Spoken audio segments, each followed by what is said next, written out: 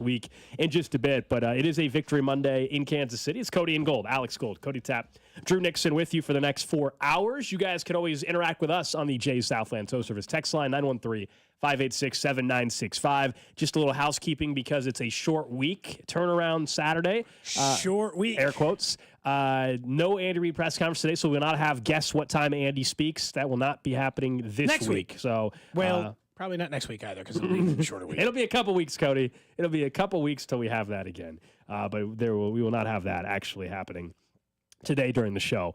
But let's get right into it. And obviously, you heard Ian Eagles' call of it there, Mitch Holthus as well, right here on 96.5 The Fan. Patrick Mahomes on a 4th and 3 play. Gets hurt. It looked worse than even just an ankle injury at first. I think everybody was holding their breath yet again. You were wondering, is it a knee? A couple of offensive linemen were helping him get to the sideline. Then we find out as the game was progressing and Carson Wentz was warming up, it sounds like Mahomes would have gone back in the game if this was the playoffs or if it was 7-7 or a tie game or something like that. But they were up Correct. 2 touchdowns. Why would you put him back out there? They made the smart decision not to do that. And I know I heard Bob and Dusty talking this morning, what they're hearing about the situation. And as you would expect, it seems like this is going to be kind of a game time decision scenario on Saturday when it's a noon kickoff and the Chiefs are hosting the Texans out at Arrowhead. And this will be something throughout the week. On a Wednesday, is he limited in practice? Is he not practice all week? I think back to all the times where this ankle injury in the past, and it's been plenty of times. And each one's a little different. I get it.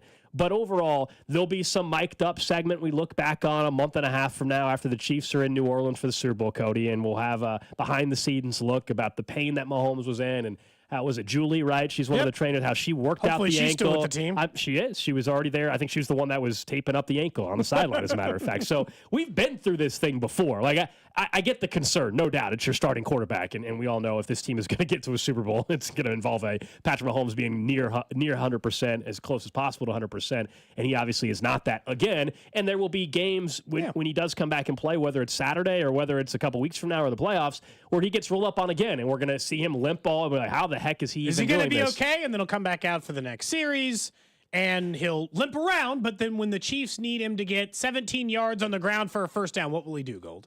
He'll run for the 17 yards, because this is kind of a tale as old as time. I'm not saying you shouldn't care about this injury, and it's not something that has to be monitored, because the biggest part of this story is, does it end up costing them the number 1 seed? Something we can definitively talk about, because the Buffalo Bills have 3 games against 2 teams facing, top 10 picks in the upcoming NFL draft, and at least a top 5 pick probably in New England's case.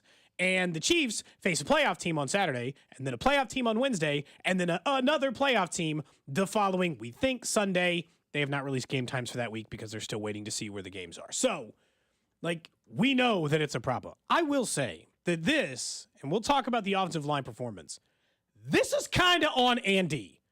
I hope that people understand that they were up in a game, multiple scores, and they still had Patrick Mahomes going for it on a 4th down that was a less important 4th down than the one he just decided not to go for earlier in the game. Andy's decision-making on 4th down makes me nuts because he only goes for it sometimes, and it seems like it has no rhyme or reason. He just kind of feels like it. That sounds good to me. I think I'll just go for this one. And he leaves his quarterback in a bad position. His quarterback then gets his ankle rolled up on. And then we got to go through this treatment. Is he okay? Will this happen? Phase part of the injury again. It is kind of funny. This has become a consistent storyline in Super Bowl winning years. In the first one they won, it was Patrick Mahomes dislocates his knee. Will he be okay? How long will it take him to come back? Dealt with it the rest of the season, won the Super Bowl. 2 years ago, his ankle injury in the season, then it gets re-aggravated in the postseason run. Will he be okay? And he fights through it, plays through the pain, goes into the thing, and then says his ankle isn't right for the rest of the offseason. He will deal with this injury for the rest of the year. It probably won't be right. No, there's no way it will be. He's the Steph Curry of the NFL as it relates to his ankles. He is more susceptible to injuries of his ankles than any other body part he possesses. But to your logic, he also knows how to treat it, get back on the field for it, deal with it, play around it. These are not new information other than the offensive line is now worse with this ankle injury. Well, and the defenses that you're potentially going to play the next couple of weeks, the pass rushers again, and ultimately in the playoffs. And, how they navigate this, and everybody has their own opinion. We'll take your text too on how should they do this. Now we don't know definitively what the realistic possibility is of him playing on Saturday. Again, the reporting is right now that game time decision, or I know Rappaport was out there saying week to week, which doesn't make any sense because they're playing Saturday and then Wednesday, so you can't even say week to week. I mean, that's not even 2 weeks. Yeah, other than it happening in the playoffs, this is the worst timing because of the stretch. If you were going to have an ankle injury like this for your quarterback, terrible timing given that you're playing Saturday and you're playing on Wednesday, and the opponents that you're also playing. I think there's a case to be made, depending on what we think the injury is for the ankle. There's a case to be made that this should be a Carson Wentz game on Saturday. And I know you're like, what are you talking about? This is the number 1 seed, and hey, they got to go 2-1 the rest of the way. This if the Bills win out. If they win this one, then you could take the Wednesday off. Right. Yeah. I mean, there's a case on both ends. Personally, if he's not anywhere near like 100%, and I don't know how he will be, I would be fine with going Carson Wentz on Saturday. If you win the game, then you can go Carson Wentz against the Steelers as well, and then you have Mahomes play a half against the Denver Broncos. That's the ideal scenario, in my opinion. If you play Mahomes Saturday and you win, same thing applies. You could have him on Wednesday against the Steelers, potentially not play. I think it's way tougher, though, to play him Saturday and then not play him on Wednesday. Like, I don't know if the NFL, like it's Netflix, all that. Then you get into weird territory with that. That's not our problem. I understand. No offense to them, but that's, that is a decidedly not our issue, in my opinion. Like, sorry, Netflix, that you're going to have the Carson Wentz game, but we're not helping you out because our quarterback's not healthy. Here's the issue. It's like, I could legitimately hear the argument for either side. Mm-hmm. I think what I would do is I think I would play Patrick Mahomes on Saturday, and then if you win, you get to really rein it back in, right? You get to be like, well, he can either not play on Wednesday. But do you understand how weird that would be? Like, you play the game after the ankle injury, and then I guess the answer would be, well, he played Saturday, and the turnaround is too quick to get the ankle right for Wednesday. It's still not. It's that's hurting. What you would say, just right? say like, we thought the bounce back on it was harder than we thought, right? Mm-hmm. What are you gonna do? And you just play it that way. I understand logistic of it. You're like, but there's also sense. the other side. You play him on Saturday, Cody, you lose. The ankle gets even worse, and then you have Carson Wentz in must-win games against the Steelers on the road and against the Broncos. Right? That's the tricky part. These are all questions they're going to have to figure out. So do you just sit him, and then he's got to go against T.J. Watt? And he just hurt his ankle too. He did. He Sunday, did. They said he rolled. His seems a little more minor, but I don't know. Sunday, Monday, Tuesday is what you're looking at, right? And look, here's the truth. Both games are winnable with Carson Wentz. I'll be honest. I think they can beat the Steelers and they can beat the Texans with Carson Wentz. But the Steelers are better coached. They're a better team. And Sure. so, they're a more difficult opponent in the scenario that is Patrick Mahomes can only play one of these two. The only thing I'm anti is, just barely play him at all. I'm not looking to take 2 months off before. Not that I think the rust is going to hurt. That's where the Broncos game comes in. I think no matter what happens, even if you rest him, and we'll get into the scenarios here in a little bit, but if you rest him on Saturday due to an injury, and then you win and you feel like the Steelers game doesn't matter, I think no matter what on the Broncos game, you would need to play him because I don't want a month plus off basically for Patrick Mahomes, especially with Hollywood Brown getting back in the mix. I want them to work out some of that timing. That's why it's clearly not ideal. Duh, your starting quarterback has a serious ankle injury, serious enough to where I think his playing status is definitely in doubt for Saturday. I mean, the odds makers will tell you right now with the Chiefs being underdogs against the Texans, they believe Patrick Mahomes is not playing. The Chiefs are 2.5-point underdogs. And they were a look-ahead line on 4 or 5. So, the line moved 6 to 7 points conservatively. Mm-hmm. So, they're telling you, Gold, to your point, they're telling you that Patrick Mahomes ain't playing. Now, they just watched him get hurt. They don't want to have they're trying to essentially stop the betting on Kansas City's end in case he does come in there and instead force you to bet the Texan side of it. But when you look at it, it's tough because tell me right now if you're the coach and Patrick Mahomes could play and he knows that he could get the 1 seed. Tell me how you tell him to be off the field. Because the truth is, if he can just grind through these 2 games, Gold, and they can win both while he's in pain and it hurts, he can take 3 weeks off. Not even kidding. If he just plays Saturday and Wednesday, he can then have 3 weeks off of work They'd actually have to run the ball for 40 times. Like, they would have to do it. Maybe. And With look, him in. and if you're saying to yourself, they'd have no choice, they'd finally realize and run the ball. Boy, do I have bad news for you. Patrick Mahomes would somehow throw the ball 45 times in that game. I'm just preparing you all accordingly that if Patrick Mahomes throw the ball on 40 times on Saturday, I told you so. Because I know you're like, how could that possibly be? A man on one ankle coming off an injury, a run defense that has struggled for the Texans. Tell me how you think.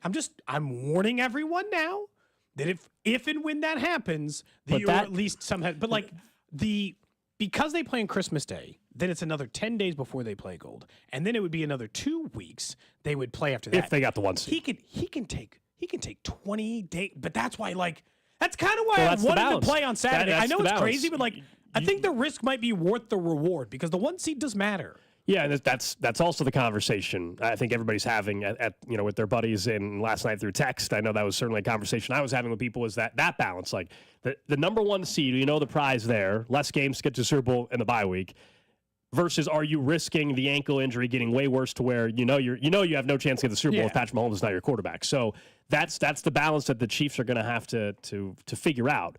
I don't think it's an automatic, just punt on the number 1 seed. It's like, all right, well, just don't play Mahomes at all the rest of the regular season. I firmly disagree with that for a variety of reasons. I'm sure if you're a Buffalo Bills fan, you would love the Chiefs to rest Patrick Mahomes the rest of the season. I'm sure you would like that. I don't think the Chiefs will do that, but I think there's a strong argument that Saturday, and here's what's tough. We're sitting here on Monday. None of us know, and hell, I bet you Patrick Mahomes woke up today and his ankle's probably feeling way worse today than it was at 7 o'clock last night. Usually the day after is bad. We don't know what it's like. Maybe on Thursday, all of a sudden, he progresses better than everybody thinks, and the game time decision becomes more likely that he's going to play, or it goes the opposite direction. We don't know. But as we sit today with what we kind of know, I would have zero problem if they said, all right, we're just going to go ahead and give you Saturday. You're going to rehab all week. It's a Carson Wentz game. We're going to give him tons of reps with the starters all week long. You're not going to practice anyway, Patrick, this week. We're going to get this ankle right, and then we'll reevaluate and see where you're at on Sunday, and maybe you'll play on Christmas Day. Maybe not. If not, get ready for the Broncos game. That's kind of where I'm at as things sit here, knowing what we know, which is honestly not a whole lot yet. Here's the truth. If they don't play him Saturday, it's Carson Wentz on Saturday, and we'll find out more as the week goes on. If they don't play him Saturday and Carson Wentz starts and they beat the Texans, there is no chance in hell I'd play him on Wednesday. Oh, I would agree. If I already got the win in the bag on Saturday, you'd be like, you know what? If Mahomes got to come back 14 days from now to take on the Denver Broncos, then so be it. Because if the Bills don't lose one of their 3 games, which they're unlikely to because they're not facing good opponents, so be it. But if he doesn't play on Saturday and they win with Carson Wentz, I am not putting his ass on the field on Wednesday. No chance. He's taking that day off now. Because the extra, Sunday, Monday, Tuesday is not enough for me. Because if he's good enough to play on Saturday, if he was good enough to play on Wednesday, in my opinion, he should have been good enough to play on Saturday. And I know that's not how healing works. And 3 additional days is not nothing. But it's not enough time to make me think that there's some change in there. Yeah, someone's confused on the text line. They said, if the Chiefs win on Saturday doesn't clinch the number 1 seed, what do you say? No, but the Chiefs have to go 2-1. Okay, if the Bills win out, the Chiefs have to go 2-1. We're saying that the Texans game most likely on paper looks like an easier game to potentially win, and you don't have as short of a turnaround. So we're saying this would be the game that if you find a way to win against Houston on Saturday, you're more likely to beat a Broncos team who may be resting their starters in Week 18 than you are a Pittsburgh team on a 3-day rest with an injured quarterback in Pittsburgh. That's all we're saying. Versus you lose to the Texans on Saturday, you probably have to win the next 2 because I don't believe the Bills are slipping up. No, I don't think so either. It is really funny. There is a pretty decent chance, I feel like now, that Week 18 matters for the Chiefs, but not for the Broncos. And you're like, but that doesn't make any sense. The Chiefs are going to finish 5 games clear of them in the division, but the Broncos seed might just be the seed. And they might just have time to rest their starters, kick their feet up, and do this thing. And the Chiefs will still be fighting for the 1 seed, which, based on injuries before we already agreed, and age and number of games played before Mahomes got hurt, we thought was a big deal. Well, now it's worth twice as much. Here's the truth. Lions didn't do the Chiefs a favor last night. The Bills looked incredible. Josh Allen, over his last 3 games, has 14 touchdowns, no turnovers. He's averaging 350 yards a game. He's been an unstoppable monster of a quarterback. They are somehow 2-1 in that 3-game stretch I just gave you statistically because their defense has given up 40-plus 2 consecutive weeks. 86 points in back-to-back weeks. So Josh Allen's incredible, but we'll be interested to see if if people acknowledge that their defense is a problem in Buffalo as well all of a sudden. Well, I looked it up. In games against playoff teams, in which they've only played 5 this year, and that will be the final number, by the way, unless I guess Arizona sneaks in, but that would pretty much knock a different playoff team off their schedule, so it doesn't really matter. They'll place 5 playoff teams for the entirety of the season. That's it. And those games, they're allowing like 32 points a game. In the games against everybody else, they're allowing like 14. There is a 2-touchdown difference between Buffalo's Bills defense against a playoff team versus not against a playoff team. And so, yeah, their defense looks susceptible and did certainly against the Lions again, even though they ran out to that big lead against them. So, like, it was just garbage time. But so were their points. Like you can't mention the Josh Allen stats and not tell me that it's not the same. They were down like 4 touchdowns to a team, and then Josh Allen put up a bunch of numbers, and then Jared Goff was down 4 touchdowns to them. So either what Josh Allen did in that game or offensively didn't matter, or what they did defensively does matter. No, right? Those things are related. Yeah, I mean, it has nothing to do with Josh Allen. He's playing unbelievably well. He's going to win MVP. All that is true. He's playing the best quarterback, I think. Although Lamar Jackson, and Joe Burrow are all having fantastic statistical and the years. Bills right now are leading their division. The other 2 quarterbacks are not in the MVP conversation that we're discussing. And Joe Burrow's not in the MVP conversation. Let me be clear. Lamar Jackson and Josh Allen are the only 2. Goff, to me, lost it yesterday as well. So really, it was Allen and Lamar. It should still be closer than what the public perception is. But Josh Allen's going to win that award. I'm just saying defensively, there are so many teams in the AFC in particular that are just flawed and how we view them. We've all addressed the Chiefs' flaws, and they still have them even after a 14-point win yesterday against Cleveland. But Buffalo's flaw clearly is their defense. You don't give up 42 and 44 points or whatever it was in back-to-back weeks and be like, oh, there's nothing to see here. So they don't look unstoppable. I guess what I'm trying to say, they're not unstoppable, which is the way I think there was some discussion about them the last couple of weeks because of Josh Allen's play. You got to be able to score against Buffalo, but I think you can, right? Because we know that Josh Allen's going to put up points. Their defense is not what it was the last couple seasons when they've been able to lock down teams. It's not a top 5 defense. I don't know what the updated number is now after giving up 86 points in back-to-back weeks. When's the last time the Chiefs gave up 40 points in a game? Remember, it hadn't been given up 30 since the Eagles Super Bowl like 2 years ago until they finally gave up 30 against the Bills this year. So they've given up 30 points like once in the last 2.5 seasons or whatever. So, I mean, I can't think of the last time they did that. Buffalo has fallen. Well, that's points per game on offense, which they're second. That's not surprising. The other part about this, I'll say, is and you're right. You're absolutely right that they're not an unstoppable force. Josh Allen looks like the Terminator. Buffalo's fallen to the 12th best points per game defense. Kansas City, by the way, all the way up to 5th now on defensive points per game after their 3 straight weeks, which we can talk about in a minute. I'll be honest. I feel bad for Bills fans. And so our cohort over at KMBZ or anybody else who grew up a lifelong Bills fans, a tough existence, if you will, for a team that doesn't have a single Super Bowl title, even though they went to 4 straight. This is exactly how every season goes for the Bills. Josh Allen looks like the Terminator. He just looks like he's going to run through you. They look great on offense. They win the East. They beat the Chiefs in the regular season. They beat a lot of good teams, and you're like, this is it. This is the Bills' year. Here we go. And then they lose to the Chiefs in the playoffs. Doesn't that story end the same way for them every year? The Bills' season's going to end the way it always ends this year, which is they'll get to the playoffs and then they'll lose to the Chiefs. That seems like that's a lot of Kansas City brain talking there is what that is. I'm not saying that I'm guaranteeing the Bills the Super Bowl, but I think that statement right there is very much just Chiefs fans it's going to end the same way. That's very much just wishful thinking and that's very fandom-y stuff right there. I think I'm not saying just you. I've heard that a ton from people. I feel pretty confident about it. That's fine. And that's fine. Look, I have the Chiefs in the Super Bowl preseason. I'm not going to change that. But this idea though is Josh Allen, he's the MVP, but he's just going to suck in the playoffs. That's a very fandom thing. That's all I don't I'm saying. think Josh Allen sucks in the playoffs. I think he loses to the Chiefs in the playoffs. Yeah, maybe so. Those are decidedly, in my opinion, different things. Josh Allen has actually not been a bad postseason performer at the quarterback position versus some other guys like Lamar Jackson and others who have certainly had struggles. And I'm guessing, without looking at it, this is the single best statistical season that Josh Allen has ever had at quarterback. I'm sure he's had some comparable seasons. And the one thing he's done this year versus other years is he has significantly reduced his turnover rate. Like, that is the one thing that is I'm way, just way, pushing way, back way, on. Look, way the down. Yeah, I Chiefs can beat understand. them. It can be a really close game. Maybe the Bills win. Maybe they don't in an AFC title game or divisional round a game against the Chiefs. I'm just saying, like, the statement on December 16th being like, I already know what happens. Josh Allen just won't be good enough to win, or the Bills won't be good enough to win. Like, I guess by that logic, let's just not even discuss anything else that's going to happen. I mean, in the postseason, I don't know. It's a predictive thing. Yeah. I'm I'm telling you how the story ends, and the story typically ends or always ends for the Bills losing to the Chiefs in the postseason. I was disappointed in the Lions. Come on, man. Got that onside kick. They got off to such a bad start. One little glimmer of hope. Yeah, they punted the ball right away, immediately gave up a touchdown, then went down 14, and then they were just like chasing their tail the rest of the time. Although, again, nobody's saying he can't be aggressive, Dan Campbell. Nobody's saying he can't be aggressive. You had gotten one tiny sliver of momentum, man. The place was rocking. You had the building. There was 11 minutes to go. Your defense was finally getting a stop. You were only down 10. Onside kick time? Really, dude? Now, this is the moment. The other ones you had to do. Now you're trying to go for the onside kick? He probably read the room, though. His defense couldn't stop a nosebleed. They had 38 points at the time, so I think that might have been it. That was the case a couple Thursday nights ago when they were going against the Packers. They couldn't stop them, and it made sense.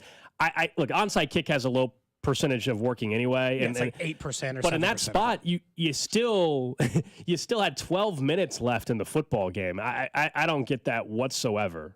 That's way too early. Now, maybe under the proposed onside kick alternative thing in the future, if you have a chance to go 4th and 20 there, I don't hate it.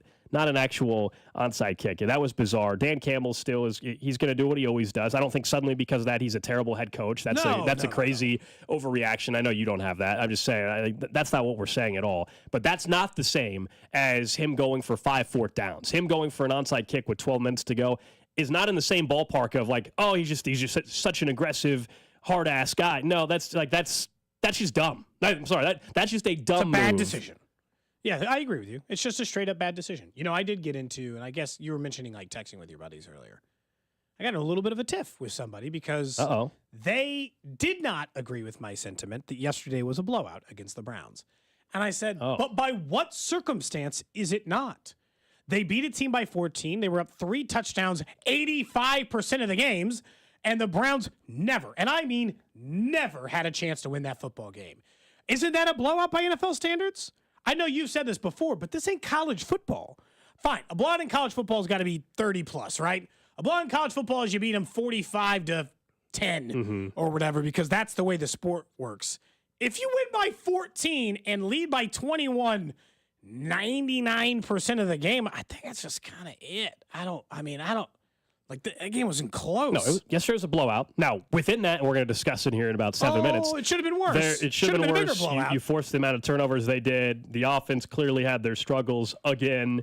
All of that we're going to get into. But what else do you want? We don't need to keep moving the goalposts, though, on now what we consider to be blowouts in the NFL. I don't know how many times we mentioned 80%, 79.3% of games in the NFL in 2024 are one-score games.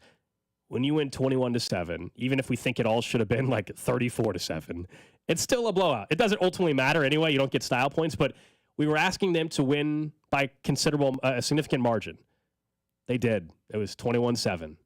Same issues we had going into the game exist. I don't disagree. Still offensive line concerns, all of that. Mahomes now has an ankle injury now. You know, we still all disagree when Andy maybe decides to run the ball or not run the ball. Like, all that stuff is still out there. But they won 21-7. Yeah, that was a blowout win. They were never in danger of losing that football game. I mean, I guess that's. They also finally covered for the first time in 8 weeks. Thank you very much. Huzzah! Finally, that streak's over. Well, we both felt like that one was going to die.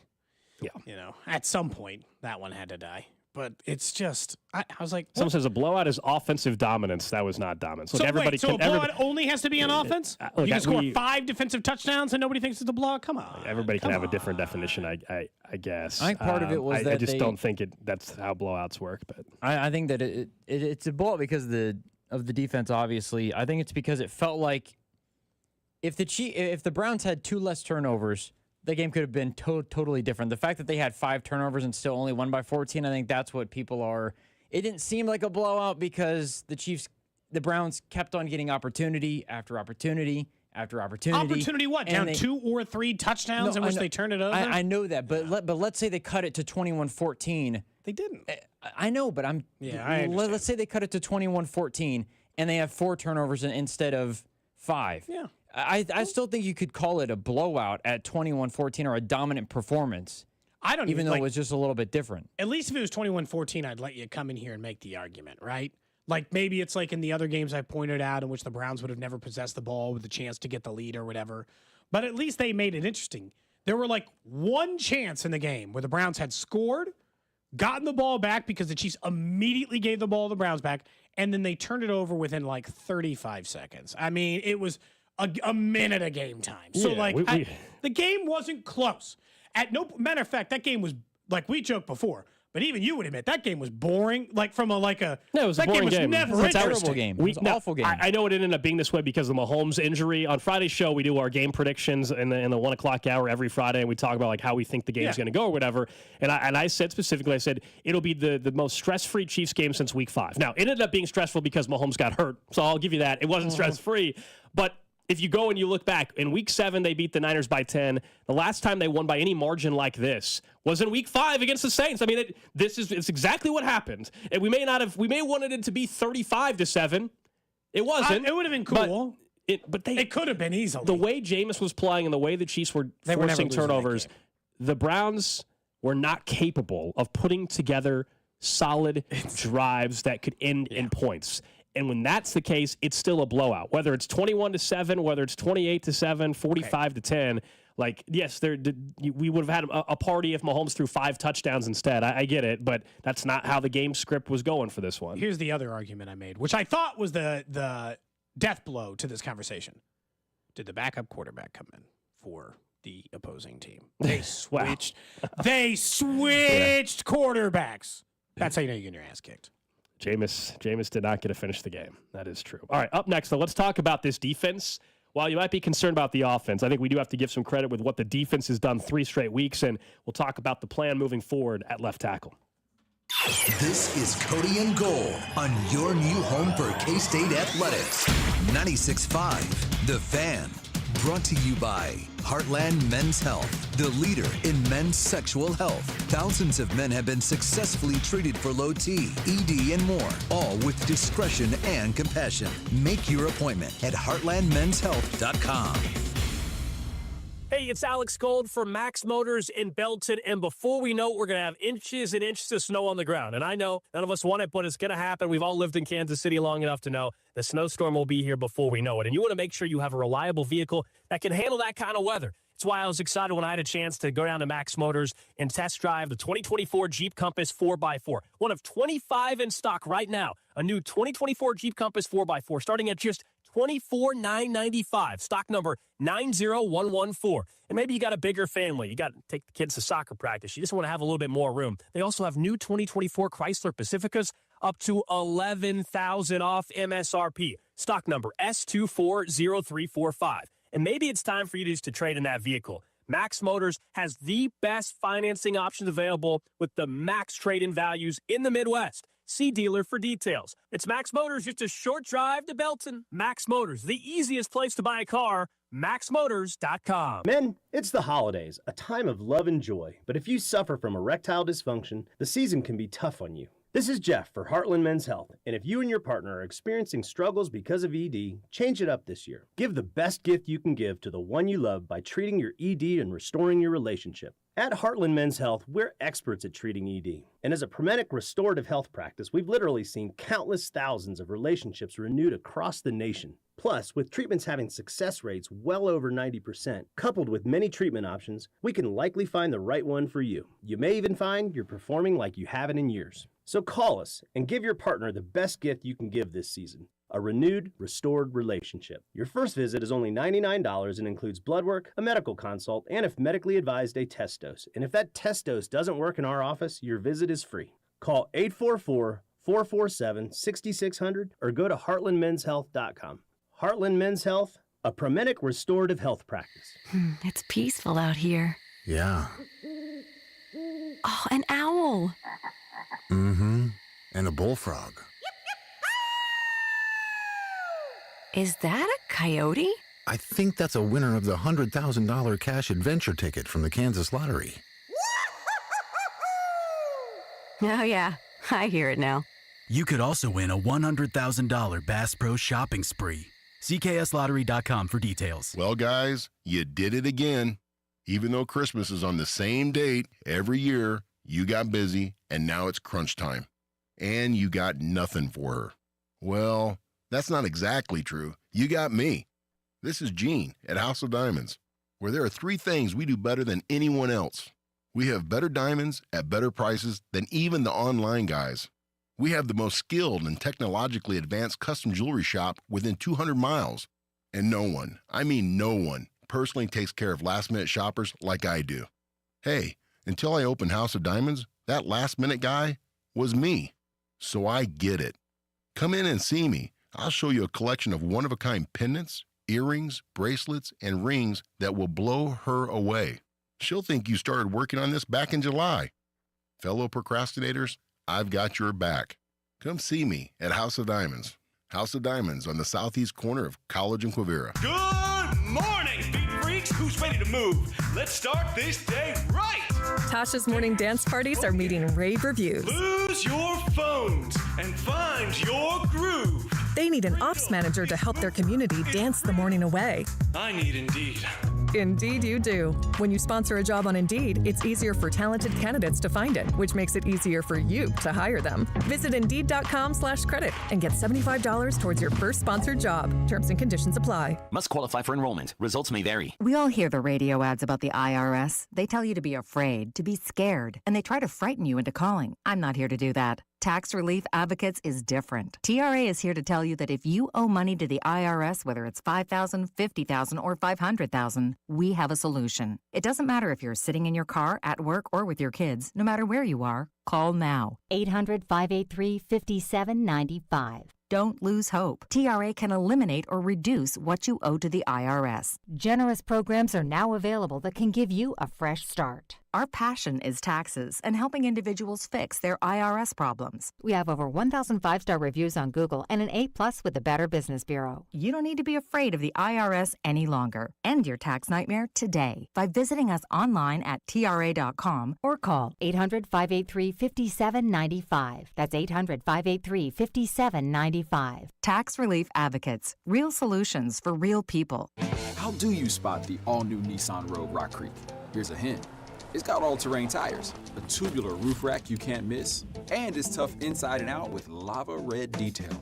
You'll also find it in its natural habitat, climbing mountains, attacking rugged trails, and never backing down from any adventure. The first ever Nissan Rogue Rock Creek. Intelligent all-wheel drive cannot prevent collisions or provide enhanced traction in all conditions. Always monitor traffic and weather conditions. Always secure cargo. Heavy loading of the vehicle with cargo, especially on the roof, will affect the handling and stability of the vehicle. I don't feel so good. You do feel hot. Dayquil Kids will take care of that fever. What about my cough? Dayquil Kids has that covered. Will it make my throat feel better? Yes, that too. But will it taste good? Yep, Dayquil Kids comes in your favorite flavor. Purple? Well, yes, it's great. Try new Dayquil Kids Plus Fever, the daytime coughing, aching, sore throat fever just for kids medicine. Safe for kids 6+. Use as directed. Okay, so that's with bacon, cheese, lettuce, tomato, grilled onions, ketchup, and hold the pickles. You know what you like. You wouldn't order your burger just any way. Why should your sports talk be any different? With Chapters on the free Odyssey app, you can choose the topics that matter to you most. Whether it's reactions, matchup previews, injury updates, or team news, quickly find what you really care about. Your football talk, your way. Download the free Odyssey app and start listening today. Chiefs coverage brought to you by Andy's Frozen Custard. Visit eatandys.com to find the location nearest you. Top your day with a smile. Let me tell you about my good friend Andy from Andy's Frozen Custard. He's from Kansas City, never misses a game, and serves the world's finest frozen custard. Tailgate with a pick six, or grab a freshly made custom treat before or after a game. And tell him Mitch and Andy sent you. You're listening to 96.5 The Fan from the Mission Plumbing, Heating, and Cooling Studios. Cleveland 1st and 10 at the Chiefs' 29-yard line. Kansas City showing zone. Again, no Chamari Connor out in the concussion protocol. Winston will throw. Pressured from the right. Winston holding the ball, looking downfield, firing for the end zone. The pass is going to be intercepted. No, it's incomplete. Intercepted. Intercepted on the far side. Trent McDuffie. Trent McDuffie gets his first National Football League interception. The All-Pro first first team corner waits 3 years to get one. Mitch Holthus on the call right here on Good for 96.5 Trent. The Fan. We'll play some audio of Trent McDuffie talking in postgame. He explained how he basically saw the Jumbotron. That's how he knew Jameis had thrown the football. So how's that for your first interception? Obviously, long past due for Trent McDuffie, but he was part of a defense that had 6 turnovers. I guess 5 on defense, 1 on special teams, but 6 turnovers overall between special teams and defense. Remember, they had 10 takeaways. We talked a ton about this last week. They had 10 takeaways all year. They were tied for the 3rd fewest in football, and so naturally they get 6 takeaways in one game. I don't know where that ranks them now. It doesn't really matter, but that defensive performance. We'll get into the offensive line in a second, but it did kind of have everything. You got pressure on the quarterback. Karlaftis got a couple of sacks in the game. There's one of the interceptions you heard from McDuffie. Nick Bolton had a crazy interception in the game as well. They really got everything you wanted to see from a defense against a bad football team. I think that isn't that what we were waiting to see? We wanted to see them defensively also dominant. Now, we didn't get the complete picture. The offense wasn't dominant. I hear you. But the reason why this was a blowout win, 21-7, is because of the defense. When you force that many turnovers, that kind of performance now puts 3 in a row where they're giving up under 20 points, in this case under 10, but 17 points, and 7 points now in 3 straight weeks. All 3 of those games, Charles Omenihu's been part of. Just want to say, I think that's seems related. That's been related to that. This defense needed a performance like this. If we're asking for any part of this team that's trending in a better direction off of this game, the defense has to be the answer to that. And I know a lot of you will sit there and continue to move the goalposts when you just don't like the answer. But, you've got Aiden O'Connell, so you'll say it was him. And then you'll say, well, it's Justin Herbert. Now you'll say it's Jameis Winston.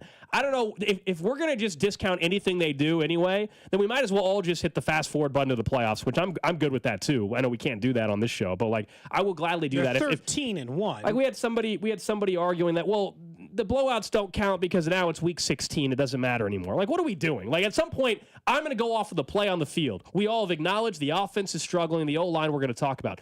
But I'm also going to acknowledge when there are positive things. And if you don't think yesterday was a positive for this defense moving forward, heading into the postseason, I just don't know what to tell you. First off, kudos to Trent McDuffie for getting his first career interception. We had talked about on this show that it was becoming a problem, in my opinion, to be this good of a corner and not find a way to get the football. That's part of your job. As a corner, your job is not just to cover. Your job sometimes is to get a pick. Jaden Hicks, who we talked a lot about on Friday, it turns out, also got an interception. They had 5 sacks to go with it. This was the single best performance on defense all year. Might have been the single worst offensive performance, which we can talk about momentarily.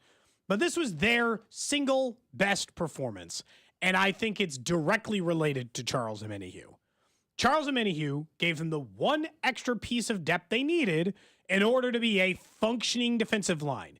Does he alone save the defense? It doesn't work that way. But because they were missing one more competent NFL level, Pro Bowl caliber maybe, NFL pass rusher, the second you put that in there, what does it do? George Karlaftis instantly, the second Charles Omenihu looked back, started performing better. Why? Because teams weren't paying attention to him anymore, and instead were paying attention to Charles Omenihu and Chris Jones. So once you got those 3 guys on the field together, defensively, they got instantly better. But we also said going in, the thing that stood out to me is like every once in a while you go for a predictive thing because it's how the team should perform. And sometimes they don't and they still get the win and we give them credit for that. But you and I both on Friday said, honestly, I'd be downright mad or embarrassed or frustrated if this team can't find a way to take the ball away from this team, okay? If there's one team who's just giving it away, it is the Cleveland Browns right now. They're gift wrapping turnovers for teams. And what did they do, Gold? They took it away 5 times. Well, 6 total, but 5 on defense. So they did what we asked. We said take the football away. They took the football away. The sacks are the most important thing. Turnovers, that's a luck stat. And not every way. Some teams are better at turnovers than others.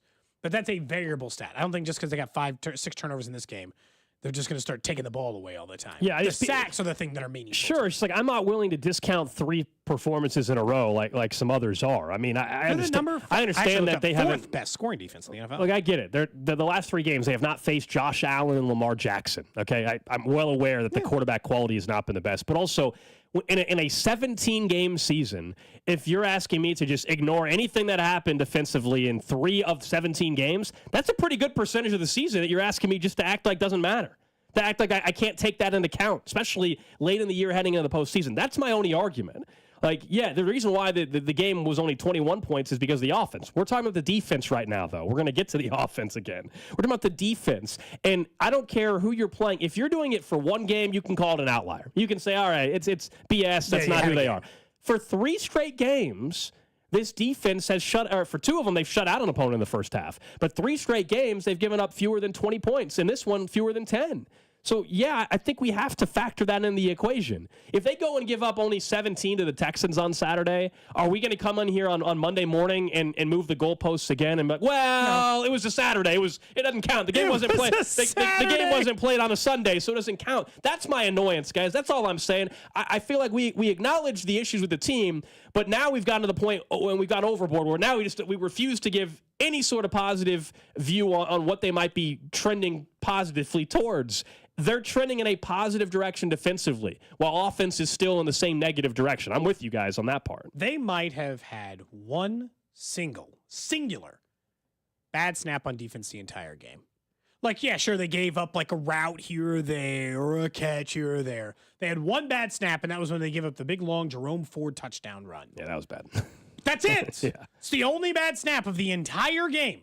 Outside of that, there was they even overcame mistakes. So Joshua Williams got called for illegal contact, which I'll be honest, was a generous call for Cleveland on that play, which negated a sack. Later in that same drive, they just got a different sack and forced him to punt.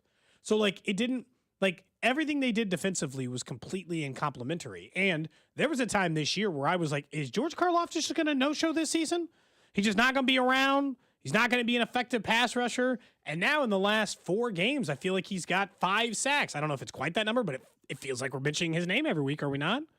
So, I think it's hard to look at that game, and you cannot tell me that the defense is not playing significantly better.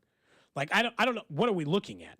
The worst game they had all year was against Buffalo, in which they did struggle. But you and I pointed this out last week. And that is still the only time this year, right? They've given up 30 points? Yes. Okay. The only other time they gave up close to that was 27 one other time, or 2 other times or something. I don't know. Every other team's given up 30 more than that, I guarantee. I don't even have to look it up, and I could probably tell you that.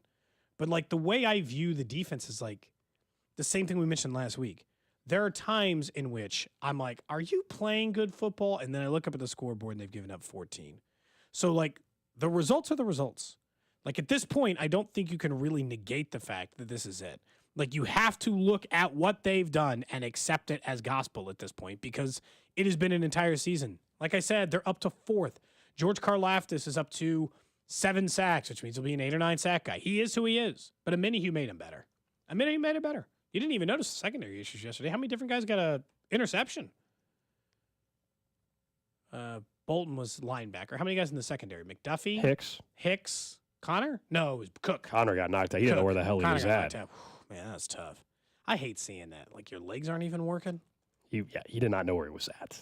Yeah, that's tough. He's probably not playing Saturday. You think? I don't know how you could clear concussion protocol that fast. Short week anyway. That also just looked about a lot worse than some others as well. Yeah, I'm with you, Gold. I kind of refuse to. And coming up in 15 minutes, we will talk about the offense. I'm not here to sugarcoat. No, we're going to talk about it now because I want to talk about the O-line, man. I want to talk about the offensive line. Because that's a tale of 2 halves, wasn't it? Yeah, if you asked me the first half, I'd have been problem solved. I think in the first half, everybody was ready to say, wow, maybe Joe Thuney's the solution. Here we go. Let's go. And in the second half, I think we all went back to reality and realized, no, this offensive line, this tackle thing is still a problem. And ultimately, it got your quarterback hurt with the ankle injury that has us talking all week long about his availability for a game against the Texans. I think the decision to move Joe Thuney to left tackle was, once again, the last, emergency type of thing they had to do. They could not allow Wanya Morris to go back out. After how he performed this season, they decided that against Myles Garrett, that would have been a disaster. And in the first half, they looked pretty decent. They looked really good, didn't they? Mm-hmm. But then you back up for the entire game, and they gave up more pressures in that game than they had in years. You're like, oh, that can't. No, in years, I can find the exact numbers in front of me in a second. That was not the improvement you were looking for just by moving Joe Thuney. The Chiefs had given up 54% pressures in the game. He was pressured 54% of the time, according to ESPN stats. Highest pressure rate Mahomes faced in a game since 2020. So pressure-wise, I know the sack numbers weren't big. I don't know if they even got a sack at all, actually. The Browns did. But pressure-wise, it was the worst he's had since 2020.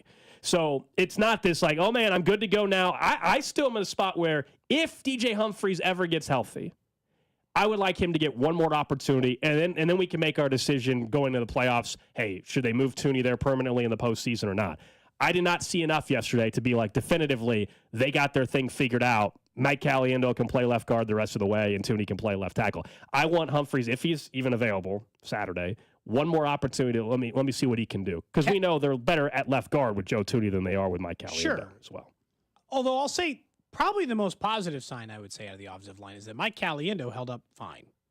Like Mike Caliendo was actually the number 1 Pro Football Focus rated pass blocker in the game for the Chiefs. So like he actually did the job. And I told you going into the game that the Cleveland Browns were the number 1 pressure rate team in the league. Yep. They bore that out. They're the number 1 pressure rate team in the league. The Chiefs' offensive line has struggled. That's how that was going to go. They were going to give up pressure. For about, I'll say, I fell into the trap too. For about the first quarter and a half, 2 quarters, I'm like, where was this my whole life? What the hell took so long? Why didn't you get Tooney there sooner? This is crazy. He's obviously the best left tackle they've gotten, and I actually think that that's still probably true. But come on, man. We can't. Either way, this is no way to live. The point is that the way in order to have the offensive line actually have a chance at being fixed, not just you win in spite of it, if that makes sense, is to get Humphries back out there. But I don't know if that's the solution either. I'm just saying I want to see it one more time. I don't know if DJ Humphries is actually going to provide them better play than Joe Tooney can at left tackle. We've seen 3.5 quarters of DJ Humphries. There was some good, there was some bad. We just saw a full game of Joe Tooney. There was obviously some really good in the first half. In the second half, I don't know if it was all on him, but it certainly wasn't good. And you're asking him to play out of position. So in fairness to Joe Tooney, who's sensational to even be able to play left tackle as well as left guard. But I want one more opportunity to see Humphries. And then I think the Chiefs can make their ultimate decision on come playoff time, what gives them the best chance? Nobody's saying it's going to fix everything, but what gives them the best chance, or who I should say gives them the best chance? I don't think we have that answer yet until we see Humphries for one more game. But is he available Saturday against the Texans? He didn't practice last week. I still think there's a pretty good chance that I think Humphries is the best choice. He is a qualified NFL left tackle who's played at a Pro Bowl level. Did it start slow for him? Yeah. He's coming off an 11.5-month break. The only reason why he might not be the best choice for this year's team in the postseason is that 11.5-month break, and now he's not available. He's obviously, if both sides were created equal and they were both available to play, Humphries is the answer. No question, no doubt, no decision in my mind. Myles Garrett gets a lot of credit for this, but they couldn't run to the left side of the line. And that, to me, is the fact that Joe Tooney was playing on the outside and not on the inside. Yeah. You know what I mean? And Mike Caliendo, you mentioned during off-air to me, he graded out very well if you want to go if you want to go out with PFF and stuff. I don't believe they could run on the left side in large part because of the switch. So I think that might have also been not the Caliendo switch. I think it's hard for Tooney to block the left side of the line the way a left tackle would block the left side of the line. And you can't be, that's the problem. You can't just be this one-dimensional nightmare in which teams know you're only going to run to the right because the left side doesn't work the way it used to. Humphries is the answer for me. I thought they held up mediocre. I didn't think it was the, I know they gave up a high first half. I thought it was great. Second half was bad. Yeah, it was. No movement. That's why I still don't understand why Andy was still what the hell are you doing, Andy? Well, and that's the play calling aspect of playing to your personnel a little bit. And when they had a lead twice, a 2-touchdown lead twice in the third, fourth quarter, whatever it was, and they had 2 straight 3-and-outs. Yeah. And they didn't run the ball once.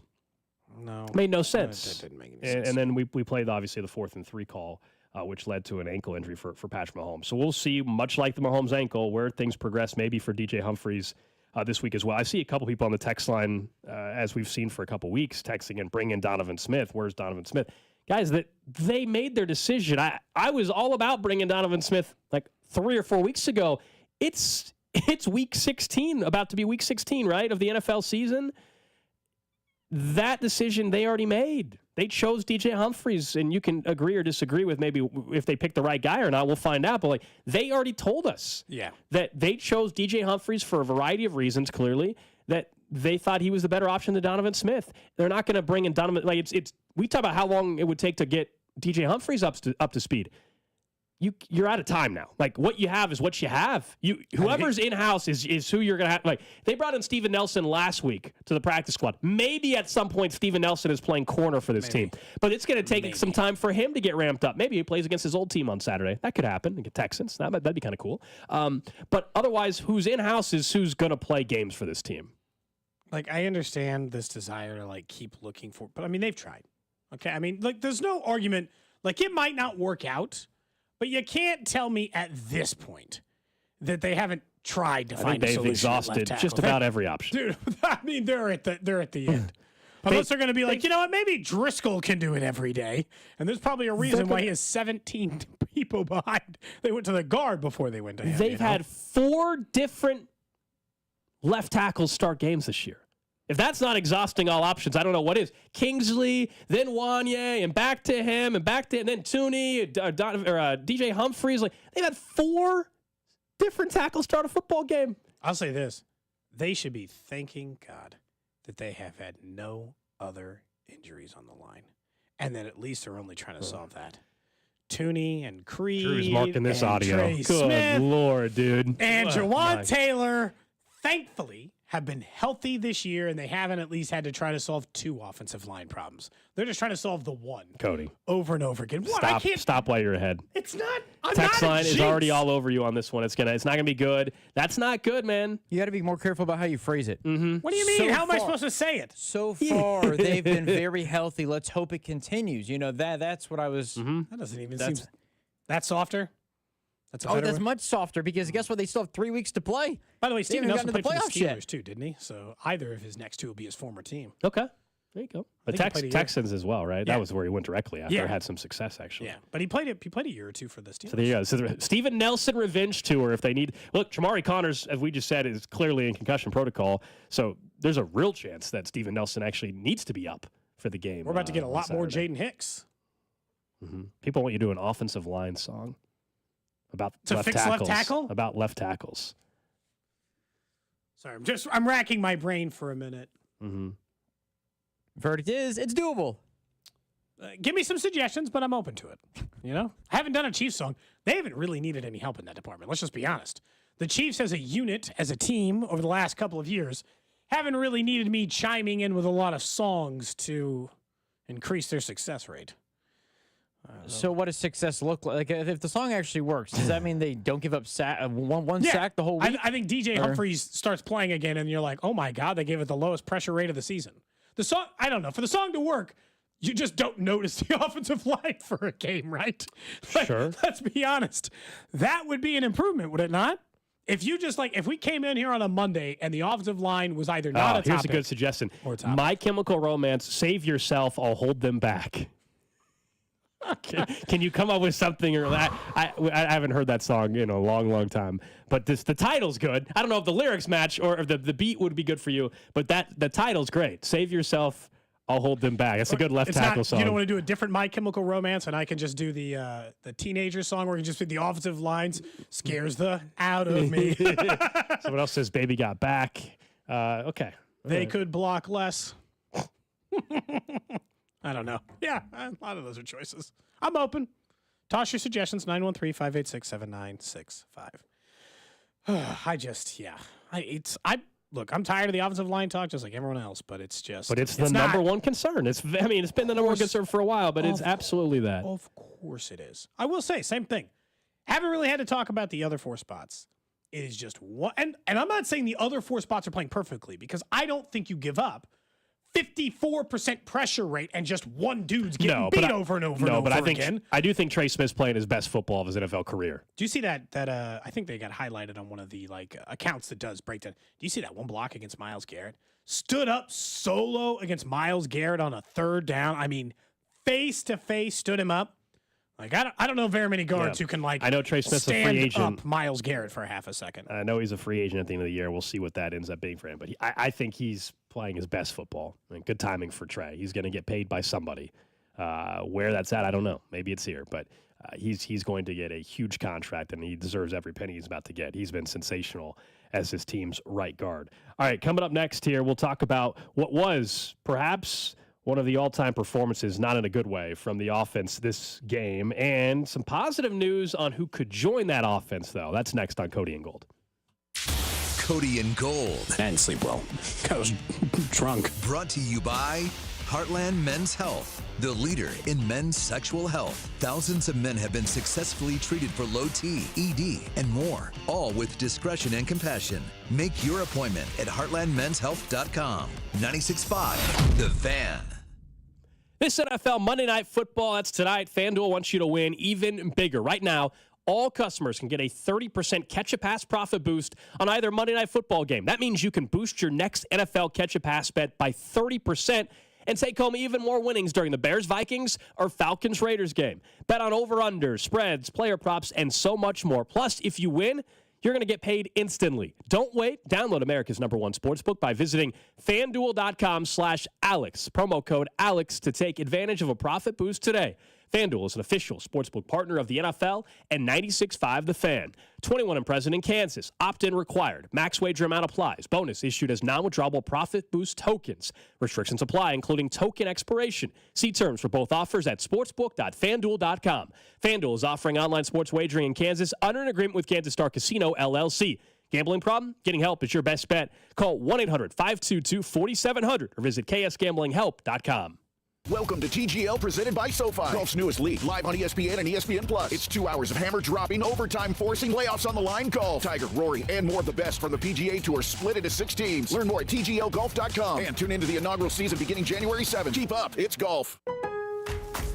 Pro Paint Days are back at Lowe's. That means it's time to save big on your next job. Right now, get your choice of 5-gallon pails of Valspar Signature Ceiling Paint or HGTV Home by Sherwin-Williams Flat Ceiling Paint for just $148. Plus, get it delivered to your job site with free same-day delivery when you order by 2 p.m. Lowe's knows paint. Lowe's knows pros. Valid through 12/20. Delivery by 8 p.m. Subject to driver availability. Additional terms apply. See Lowe's.com/same-day delivery for details. Welcome to TGL presented by SoFi. Golf's newest league, live on ESPN and ESPN Plus. It's 2 hours of hammer dropping, overtime forcing, layoffs on the line golf. Tiger, Rory, and more of the best from the PGA Tour split into 6 teams. Learn more at TGLGolf.com and tune into the inaugural season beginning January 7th. Keep up, it's golf. Many of us are looking forward to retirement.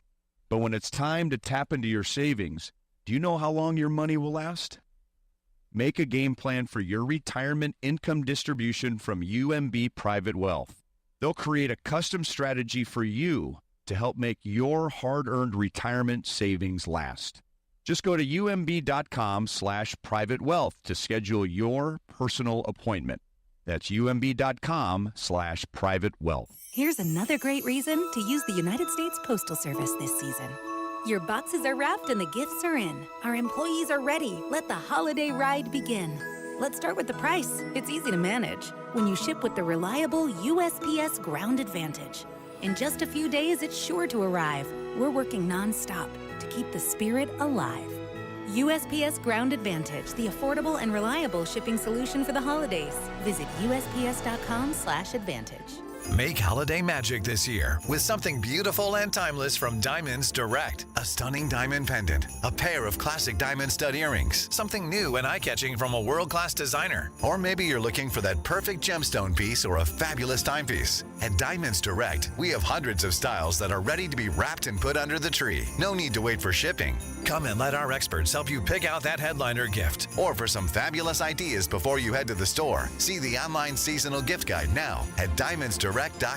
You can even chat now with a virtual assistant for the ultimate convenience. Whether you connect online or in person, you're guaranteed to get the extraordinary value, ironclad warranties, and white glove service Diamonds Direct is known for. And to help make your purchase even more affordable, we've got special financing so you can spread out your payments. Get directions, details, special showroom hours, and our holiday gift guide now at DiamondsDirect.com. Diamonds Direct. Your love, our passion. Hey, it's Rex here with RexBuysKC.com, your local KC home buyer.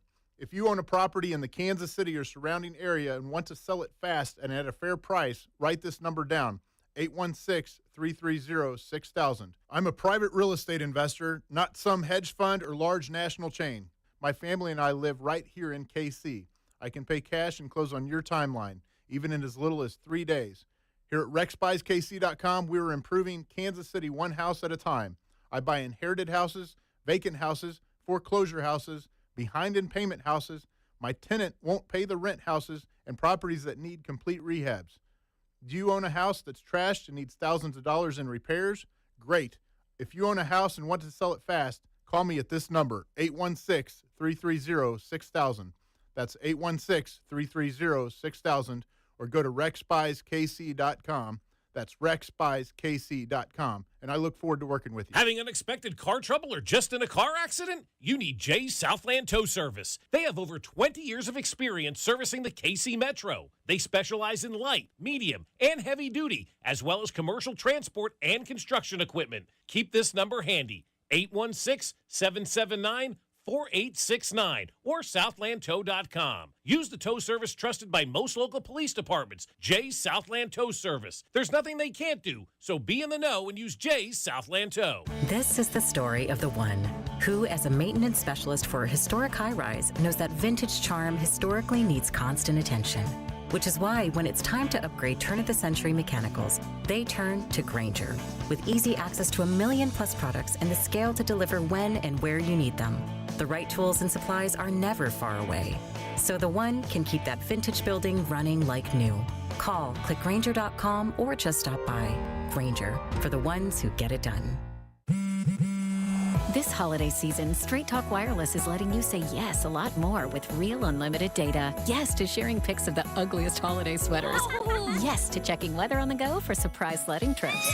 And with a free phone at sign up, let the yes-tivities begin. No way! Yes way. Straight Talk, real unlimited data. Available at Walmart or straighttalk.com. Offer valid through 1/5/25 while supplies last at participating stores. Taxes and fees apply. Requires in-store activation on select single-line plans. Limit of 2 phones per customer. For network management practices, visit straighttalk.com. You can listen to the play-by-play of the Chiefs and Texans game with Mitch, Danon, and Kling right here on your new home for Chiefs football. 96.5 The Fan, KFNC FM and AM, HD1 and HD2 Kansas City, and Odyssey Sports Station.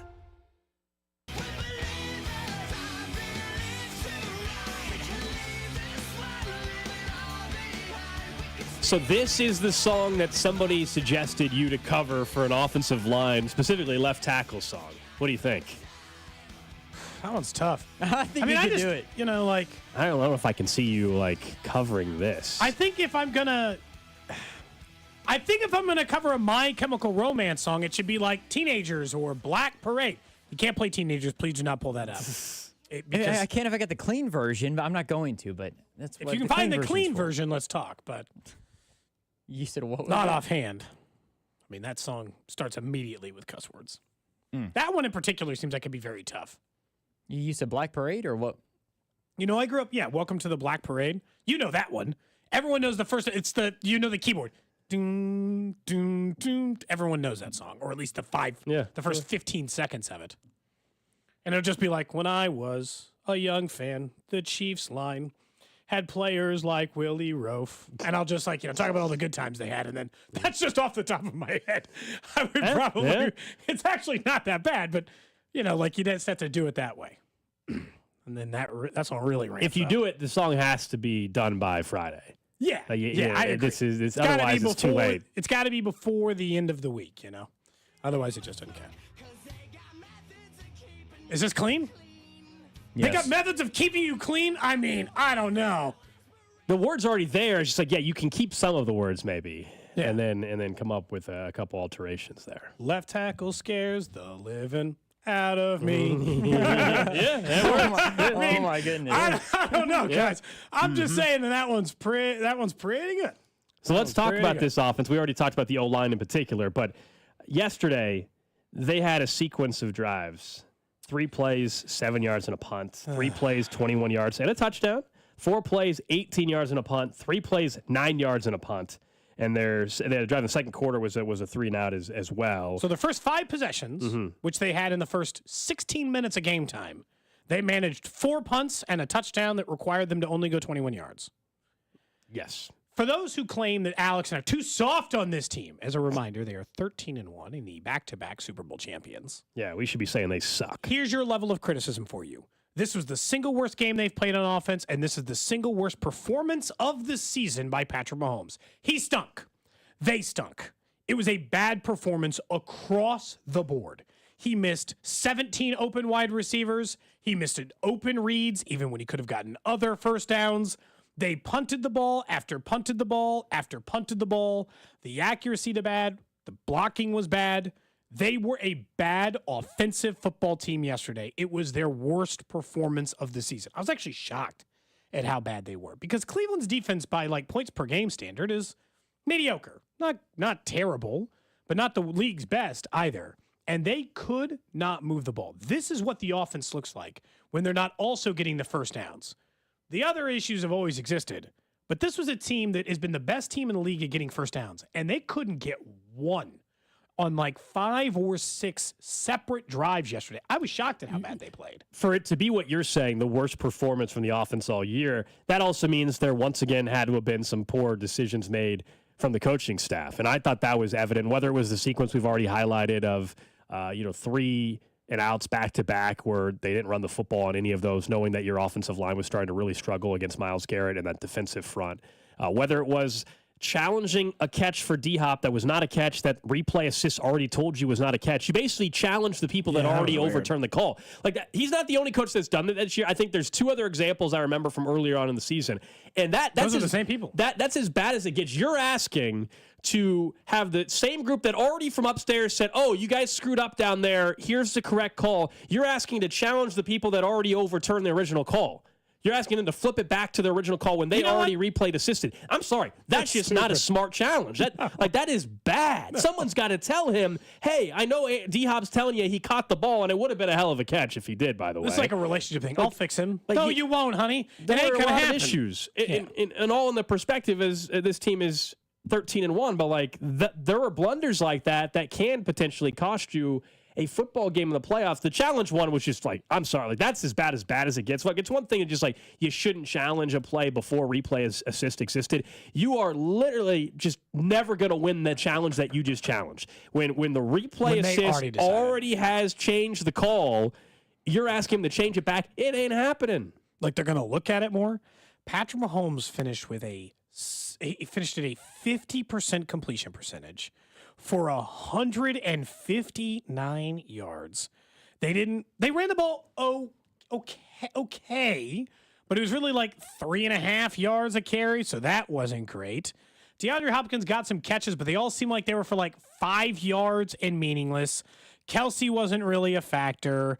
Noah Craig got the one good pass play seemingly is when they got good protection for once, and he found Noah Gray in the back of the end zone on that first touchdown. They were miserable on offense. Now, I'm going to assume that this is the basement. That what we witnessed yesterday, here's a little positive. Like, that's the floor. That is the absolute worst this offense can look. The fact that they took the ball away 6 times and only managed 21 points. Is it the worst it's going to look? They didn't turn the ball over, so I don't know if you can say it can't get worse. No, but they didn't turn the ball over. That's also why they won. Had they turned it over that's my once or point. twice. So it can't be the worst we'll see because earlier in the year they were turning the ball over. Yes, but they were also like getting more first downs and moving the ball. Like I think fundamentally this is about as bad as the Chiefs offense looked. A big part of it, I'll be honest, is I don't know if I don't want to say the yips for a guy like Patrick Mahomes. He is, this year at least, might be the worst deep ball thrower in the league this year. He's just straight up bad. 5-7 yards off multiple times yesterday. That's what stands out. It's not just missing or them not being completed. It is the number of deep passes that are nowhere near the receiver. So per Next Gen Stats, Nick Jacobs had pulled this up. Patrick Mahomes is now 9 of 33 on passes 20-plus yards in the air this season. That is 32nd out of 35 qualified quarterbacks in EPA per dropback. So the only people he's ahead of are Baker Mayfield, which is actually surprising, but their offense has been working close to the line of scrimmage, Deshaun Watson, and Caleb Williams. He has been fundamentally, by volume, the worst deep ball thrower in the NFL this year. And yesterday, a couple of those, I'm like, it's not that you're missing. Missing happens. But the deep balls work that way. The week before, right, we joked about because a wide open deep ball got missed by the opponent. Okay. It's the amount by which he's missing that I'm like, What's the timing going on? I think it's still a lot of it goes back to the offensive line. Like rushing himself? Well, go back to majority of this season when he hasn't had time. Yesterday in the first half, it wasn't the O-line's fault in the first half. That was just flat. He was flat out missing as the lights are flickering in our studio for some odd reason. Is that bad? I don't know. That's a sign based on the voodoo you put on the offensive line last segment or something. I don't know what's going on. There's just some forces are in the building. But somebody hid the elf inside a breaker box and didn't realize it would cause a problem. That's right. No, I think the offensive line, the lack of trust there for much of the season has contributed to this. So then when he does get time, he feels like he automatically has to take it. And the touch is just simply off. Like whether it's trying to force it, whether it's just he hasn't thrown it very often. He's not accurate throwing the ball deep. And it's been that way for a little while for a majority of the season, actually. And I don't understand. He overthrew Xavier by 10 yards on that one. Well, and then he threw the one where he had Xavier Worthy crossing underneath and it. Yeah, that's a first down. He threw it to Watson instead. It's a first down at least. At least. Who knows? He had a lot of space. But then he threw it into double coverage to why Justin Watson is the guy running the go route in the first place and you're throwing it to him anyways. I don't know. Because it used to work. That's the truth. To Justin Watson, though. Justin Watson, it used to work. Nah, that's years ago, dude. Things change. I used to be 30 pounds lighter. That's not, I'm just saying part of it is like he used to run those routes. But yeah, he had Xavier Worthy wide open. He's got the deep ball yips. And I like the one to Worthy, not even that one. The deep ball to Worthy was the one that bothered me the most. He was clear of his defender by 5 to 7 yards, which means you could have dramatically underthrown that ball and it's still a touchdown. And he missed him by a mile. That was the one that went out of the back of the end zone almost, right? That one, yeah, man. Again, Worthy's pretty fast. Seems like a guy to be real hard to overthrow by that margin. He also overthrew Kelsey a little bit because Kelsey had run like a wheel or was going up the sideline and overthrew him a little bit as well. Yeah, I don't. That one was the one where he threw it to Watson. Kelsey too. Actually, he was getting pressured on that one. He missed him by a nose. I actually think a 29-year-old Kelsey catches that pass. Do you know what I'm talking about? Yeah, where it got off his hand. I think a 29-year-old Travis Kelsey maybe so. Yeah, goes up to get that one. Perhaps. I don't know if it had anything to do with the coverage, and he was just he almost double pumped the one that he eventually threw to Watson. Like you could see him almost like he wanted to throw it, but then he waited a second, stepped up, and then he threw the ball anyways to Watson. I don't know if he saw Worthy and didn't trust it, and then ended up just throwing it deep. But that was the worst one in particular. That was a frustrating day to watch the offense because the defense just being like, here's the ball again. Time after short fields, here's the ball again. Short fields in large part. The one time they got the short field very early, of course, cashed in and got up 7-0. Thank goodness. But yeah, the story of the offense and the struggles down the field has been an all-season thing. And I think ultimately it started with the offensive line. Now it's not just them. It's Mahomes is clearly just off and doesn't have the touch of that for a deep pass.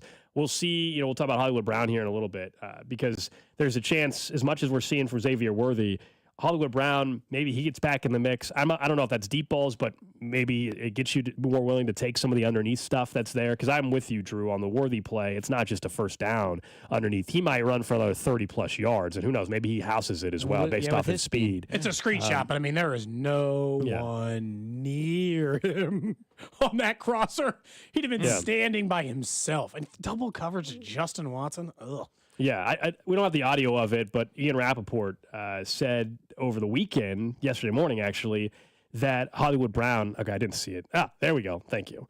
Hollywood Brown, listen to what he had to say. Maybe going to come back sooner, which could, I guess, help with some of these issues. We talked a lot about receivers on the show. We've talked a lot about Hollywood Brown on the show, so much so you would think that he actually has played for the Chiefs. But he hasn't. Not yet. But that is coming. Hollywood Brown officially was cleared by his doctor, spent Thursday in Colorado this week to receive that final clearance after SC joint surgery. He practiced on Friday, and from my understanding, he was so quick and so impressive in practice on Friday that there is a possibility, a very real possibility, that Hollywood Brown makes his Chiefs debut not in week 17 or 18, but this coming week. So that'll be another thing to follow. Juicy. Could he actually be back a week earlier than most believe? We all thought the Christmas Day game. Maybe there's a chance this Saturday against the Texans. And obviously, it's coming from the team, clearly. But to hear that so quick and impressive on last Friday that he may make his debut sooner, I guess it makes sense if you're talking about the AC joint injury. And while it's a fluky thing and no other NFL player has had to have it not repaired because it wasn't healing right, it makes sense that he'd still be able to be in shape, right? Because it wasn't a lower body injury. So the fact that he's quick and looks fresh and all this, the conditioning aspect, I guess it makes sense that that's still there for him because he was able to do all that even with this injury. I'm not saying that suddenly they're going to connect on 60-yard passes down the field for the reasons we just brought up. It's a season-long. Mahomes doesn't have the touch. It's a Mahomes problem more than it is other people's problem. Yeah. But we do know that they struggle to have players still in man-to-man coverage get open. And Xavier Worthy can do it. I know we'll talk about him more tomorrow. But Hollywood Brown should be able to do that as well. And that maybe helps solve some of this as well on top of the just existing issues that are out there. So some of it is exactly what you're saying. First off, Drew, for your never throw to Justin Watson on a seam route, good news for you. Hollywood Brown will be taking those routes now. Justin Watson ain't going to be bothering running those now for a while. But how many of them, right? That's because Hollywood Brown, even if it's true from Rappaport that he's going to play on Saturday against the Texans, is he getting 25% of the snaps? He's to start? You know Probably. what I mean? But the key is, coming back a week early, though, is not small.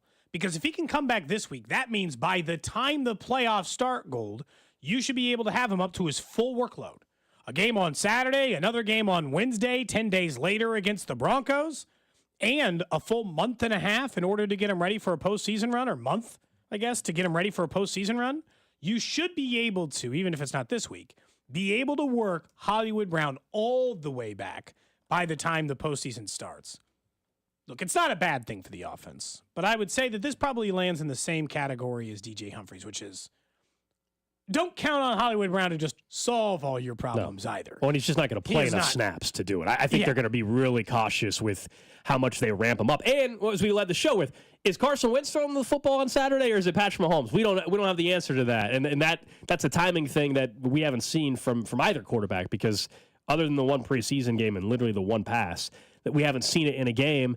I think all offseason Mahomes working with, and let's not forget, he did get OTA reps. He did get training camp reps. He had the preseason, the preseason snap. A preseason snap. I mean, like the build up to preseason, I guess, post training camp as well. But we'll see. It's obviously positive news if you're looking for other aspects that could help this offense that is clearly struggling. Well, and I'm not going to pretend like it can't. Charles Omenihu coming back has helped the Kansas City Chiefs defense. They are playing better as a unit. And if you think about a standard group of 5 receivers that would be on the 5 people who can catch the ball being on the field at the same time, a unit that is Xavier Worthy, Hollywood Brown, DeAndre Hopkins, Noah Gray, and Travis Kelce works. Then it's on Mahomes. That works. That's a good enough unit to get some people open. That's a combination of zone guys, DeAndre Hopkins, Noah Gray, and Travis Kelce, and man beaters in Hollywood Brown and Xavier Worthy. And so if you've got a good combo, you should be harder to guard. The offense should be better with Hollywood Brown than they were without, at least from a threat standpoint. Because, I'm not saying it's a bad unit, but it's certainly Justin Watson snaps will eventually erase off of the planet, and Hollywood Brown will be taking those. And so any switch over to that, Justin Watson, does he even have 100 yards receiving this year? I'm not sure. I don't know. He was they actually needed him last year.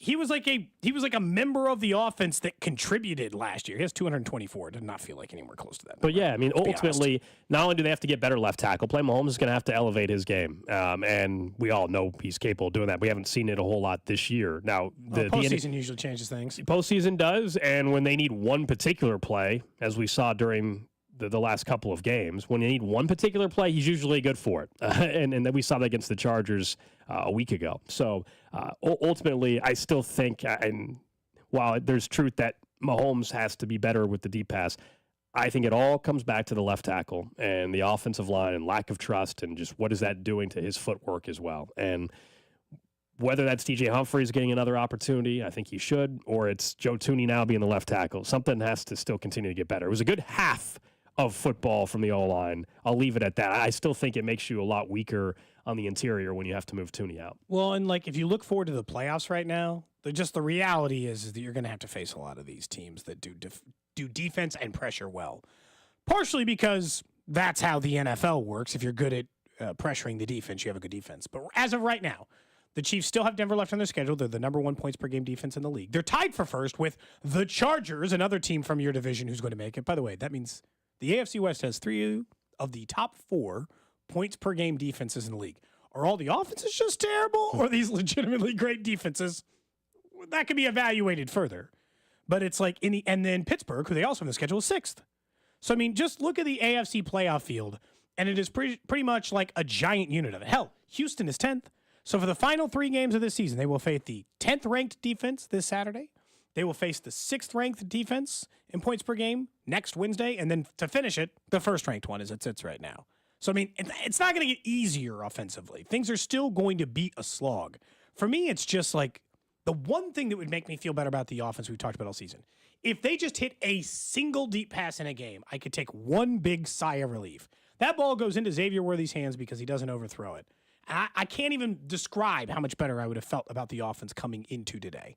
But they haven't hit that all year, and I don't know when they're going to start. Never? Hope for the playoffs. I mean, that's honestly where we're at. There's 3 games left. I mean, that's where the number one seed, though, is we're going to get back into this straight of Chiefs right after. I mean, it is even more crucial now with the Mahomes ankle injury. Now it gets tougher to get it because of the Mahomes ankle injury. Thank goodness the Buffalo Bills lost to the Rams last week. Otherwise, we would be really having even more of a conversation about how to handle the last couple weeks. There's a little more flexibility there because of that. But in the meantime, let's get to the trash. Trash of the day. This one takes us to Wheat Ridge, Colorado. Now, I don't know if that's a suburb of Denver. Know where that is. You're Mr. Colorado over here. You tell me where Wheat Ridge. I've been to Colorado a lot. I don't know. I'm not sure if it's a small town. Is it a suburb of Denver? That feels like western Colorado. That's what I'm guessing. Wheat Ridge, Colorado. Where it's outside Denver. It is a suburb. Okay. Yep. There you go. Well, a man was caught on police body camera as they pulled him over, claiming to be a professional drinker. Now, he was arrested. The police officers arrived on the scene December 4th. There was a car crash. They asked the driver how many drinks he had. The man said he had, quote, probably 10 drinks, and then proceeded to tell the officer he was a professional drinker. Quote. What the hell does that mean? Quote, hey, I'm going to tell you right now, like, I'm a professional drinker, the driver said in the video. The officer responded, oh, okay, so all right, I got you. The officer then placed the man in handcuffs who appeared to comply. They did a BAC test, or breathalyzer test. His BAC was .326. Wow. 4 times the legal limit. Fortunately, nobody was injured in the crash. He's lucky. Yeah, everybody involved. Lucky there. Holy cow. Professional Probably 10 drinks and a professional drinker just flat out told the officer that. Yeah, they didn't have to do much of a sobriety test there. It's pretty. Once you start saying that. When's the last time you had 10 drinks in a single day? A single day of 10 drinks. I mean, I don't think this year. I mean, I certainly don't think I've had 10 drinks. What certifies as a drink? Like as a shot of drink? Yes. That's for sure. Yes. That's, Celebrating my wedding. That was the last time you had 10 drinks in a night? Probably more than that. I would think like maybe on one of those like lake days you were at the lake and you started drinking at like 9:30 a.m. So I had like 12 across the entire day. Yeah, I had like 12 hours of available drinking time. That's a lot, though, man. That's a lot. Because 10 is a lot of drinks. At the lake, last time I was there, it probably got up to 7. Maybe 8. You know, those high noons go down pretty easy. In one day, yeah. At the lake. But as far as just like, did I last time just pounding back 10? It's no. I mean, I do think if you can pound back 10 regularly. 10 is an insane amount for just an average I mean, if they were just outing. like Coors Lights, I could drink 10 Coors Lights, I imagine. A lot of people saying, do we know if this was our old producer or not? Oh, man. Oh, jeez. You know, I don't think so. Although Nick and I did start drinking on his last day here at like 10 a.m. 10, like on the dot. Someone says, did Nick leave to become a professional drinker? Not that I know of. We got to talk to him about his Heisman vote. See if he's one of the people who screwed it up over the weekend. Someone on text says, "Are you counting? Colorado. Are you counting?" Voted for? Someone says, "Are you counting beer?" Because I do over 10 beers a lot. That's from the 913. Someone says they had 15 to 20 in September at a friend's bachelor party. 15 to 20. That's. I mean, you just killed you're just killing half a 30 rack. That's getting after it. Well, I think I could have I think I could still be. I don't think I'd have a 30 BAC if I had 30 Coors Lights over. I mean, not like if I did it in an hour, but like over the someone course of says some he time. may actually be a professional drinker if he can speak at 4 times the limit. That's pretty impressive. Yeah, no kidding. Oof. Physically get his keys in the ignition. Don't get in the freaking car. First off, don't drive drunk, idiot. But also, don't tell the cop you're a professional drinker. That's not going to get you anywhere. Evidently, he was pretty drunk. For you to say to the cops, yeah, I'm a professional drinker, I mean, where were you at? 0.3. 0.3. I don't know why more bars don't have breathalyzers that you can use, not just for your own driving sake, but I imagine Gold, even if you knew you were getting an Uber, you'd want to know one time. What's my current breathalyzer at?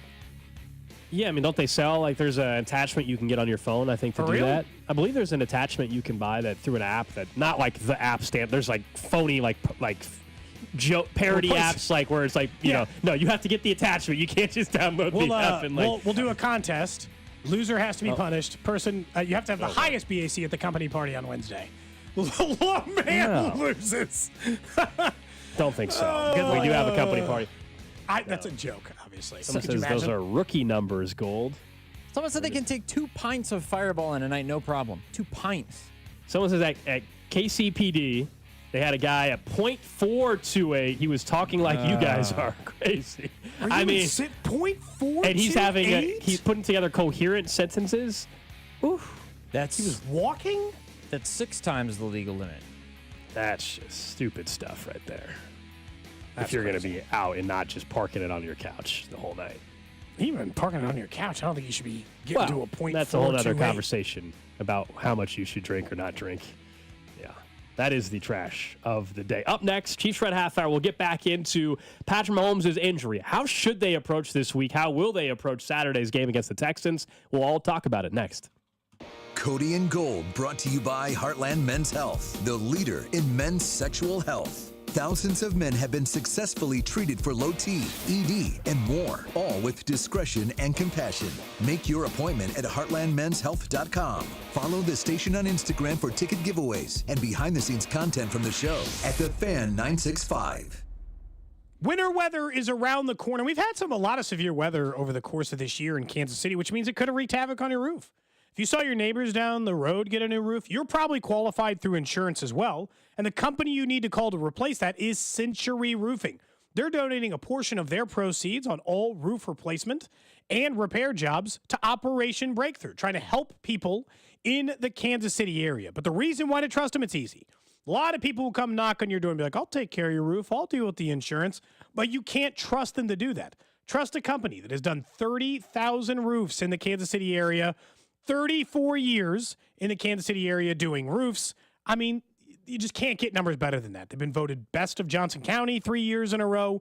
This is the kind of company you can trust when it comes to your roof repair work. That's why I'm trusting them with my roof repair work as well. They're going to give you an honest assessment and figure out exactly what your needs are.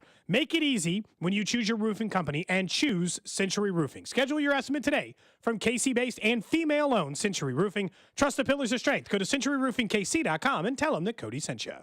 Many people consider selling their homes independently to save on real estate commissions. While this might seem appealing, especially in today's market, independent sellers often overlook the significant financial benefits of working with a professional. Collaborating with an expert like Dawn Sharp and the Sharp Homes team, brokered by Epic Realty, can greatly enhance your profits and overall experience in the selling process. So contact the only agent I would trust if I needed to sell my home. You can Google Dawn and her team at Sharp Homes Team or visit them at homesforsaleandkc.com. I'm Mitch Holtis, voice of the Kansas City Chiefs. Choosing the best doctor for your eyes is one of the most important medical decisions you'll ever make. Whether you're considering blade-free LASIK, all laser cataract surgery, and premium lens implants, or want a world-renowned doctor to help with your glaucoma, macular degeneration, dry eyes, or diabetes, trust my doctor, Dr. Steven Silverstein. Call Silverstein Eye Centers to make an appointment, 816-358-3600. Experience the best eye care in Kansas City. Here's another great reason to use the United States Postal Service this season. When sending a package, why venture outside? Ship with USPS for a true holiday ride. Want to stay cozy and warm? There's no need to roam. With free package pickup and labels printed from home. We have over 600,000 employees always in motion. And before you know it, your gift has delivered emotion.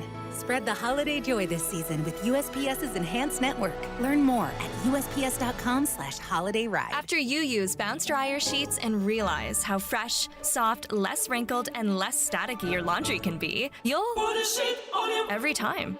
Like those socks that smell like they've been through a marathon. Put a sheet on it. Or that blanket that's got wrinkles on its wrinkles. Put a sheet on it. Maybe even your chatty coworker who keeps distracting you. Okay, bounce dryer sheets can't do it all. But for fresher, softer, better laundry, Hey, it's Alex Gold from Max Motors in Belton with their huge year-end heavy-duty sale. Every new 2024 Ram 2500 in stock is 20% off MSRP. New 2024 Jeep Grand Cherokee, up to $13,000 off MSRP. Stock number S240367. Must finance with dealer lender. Offer expires 1/2/25.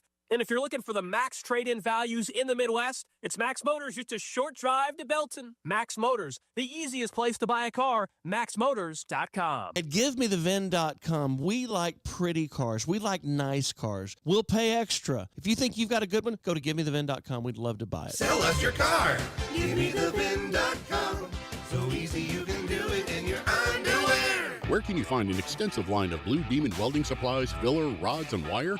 Metal by the Foot, located in Casey and Topeka. Online at metalbythefoot.com. When you need a piece of metal, remember, metal doesn't have to cost an arm or a leg, just the foot. Our daughter Jessie loves playing detective. A clue. But since we discovered she has sensitive skin, we've been playing detective too. We thought the problem was our puppy. But it was actually our old detergent. Aha. So we switched to Tide Free and Gentle. Tide cleans better than the leading competitive free detergent, and it doesn't leave behind irritating residues. Plus, Tide Free and Gentle has no dyes or perfumes, so it's gentle on her skin. Case closed. If it's got to be clean, it's got to be Tide Free and Gentle. I'm Bob Burke, founder and chairman of Burke America Parts Group, a family of brands that includes RepairClinic.com, an appliance and HVAC parts solution company that's grown into an international brand. Before AmericanEagle.com, we partially launched a new technology platform developed by another firm. American Eagle helped take our technology to a whole new level with digital marketing, software development, and business insights into our key markets, appliances, HVAC, and outdoor power equipment, and did so both on time and on budget. AmericanEagle.com has the resources, experience, and talent needed to produce solutions. Our new technology platform, developed by AmericanEagle.com, has produced tremendous results with higher traffic, conversion, engagement, and online revenue. If you have any home repairs you need to take care of, check us out at RepairClinic.com. If you need a world-class website or technology project, then I would highly recommend AmericanEagle.com. Call AmericanEagle.com at 773-NETWORK. That's AmericanEagle.com, 773-NETWORK. Must qualify for enrollment. Results may vary. We all hear the radio ads about the IRS. They tell you to be afraid, to be scared, and they try to frighten you into calling. I'm not here to do that. Tax Relief Advocates is different. TRA is here to tell you that if you owe money to the IRS, whether it's $5,000, $50,000, or $500,000, we have a solution. It doesn't matter if you're sitting in your car, at work, or with your kids. No matter where you are, call now. 800-583-5795. Don't lose hope. TRA can eliminate or reduce what you owe to the IRS. Generous programs are now available that can give you a fresh start. Our passion is taxes and helping individuals fix their IRS problems. We have over 1,000 five-star reviews on Google and an A+ with the Better Business Bureau. You don't need to be afraid of the IRS any longer. End your tax nightmare today by visiting us online at TRA.com or call 800-583-5795. That's 800-583-5795. Tax Relief Advocates. Real solutions for real people. Arvest Bank, believing in the power of serving others. Arvest Bank believes in the power of serving others. That's why we're committed to supporting those who serve our communities. We believe that all communities deserve a financial partner who cares. Arvest. We believe. You're listening to 96.5 The Fan from the Mission Plumbing, Heating, and Cooling Studios. Welcome in to the Chiefs Red Half Hour. Every day at 11:30 with Cody and Gold on your new home for Chiefs football. 96.5 The Fan. Back here on Cody and Gold on a Red Monday in KC. Alex Gold, Cody Tapp, Drew Nixon with you. You guys can always interact with us on the Jays Southland Tow Service text line 913-586-7965. You can watch the show as well. YouTube, Twitch, Twitter, Facebook, wherever you social. You can check out the show in in HD. Oh yeah, in HD. That's right, crystal clear HD. You can watch the show. Mm-hmm. That's right. These are HD cameras. Yeah, that's what I said. At first, I was like, no, they are. They are HD. Inarguable, you know. Mm-hmm. Maybe that's for our detriment, but yeah, some of you might appreciate it. Some of you may not. They're always commenting. There's always somebody on the stream. Commenting about everybody's clothing. Anytime you wear a Vineyard Vine shirt, which you have many of, there's always someone on the be like, yeah, there's Alex in his Vineyard Vine. Although, in fairness, I feel like a lot of your Vineyard Vine stuff was clearly like purchased 5 to 7 years ago, and it's been like staying in the rotation. Are you still buying new stuff? So you've confused this a lot. You think this is literally the style of the shirt. This is the lettering and like it. That's not. That's the style of the shirt. All of them? Yeah. Oh, they all have Most that, of like, them, some of them, but like this, okay. weathered well, then, is yes. the, Then I will say that is my confusion. Yeah, weathered is now. This is probably like 3 years old, but no, the weathered. That's the look. I would have thought like weathered. 5 to 7 years old. So yeah, that's different. Yeah. You know what it is? You don't like long sleeve stuff. Yeah, and I don't like letters on my sleeves. I don't want words on the sleeves. Oh, I mean that's like a small thing. Like no, that's the regular part of the design. Plenty of clothing have them. It's just like I don't really buy very many clothing that have like words on the sleeves. Like team gear too. Does yours have any? You're just wearing a normal. This is just a light gray sweatshirt. There's nothing. There's nothing particularly impressive about just checking. it.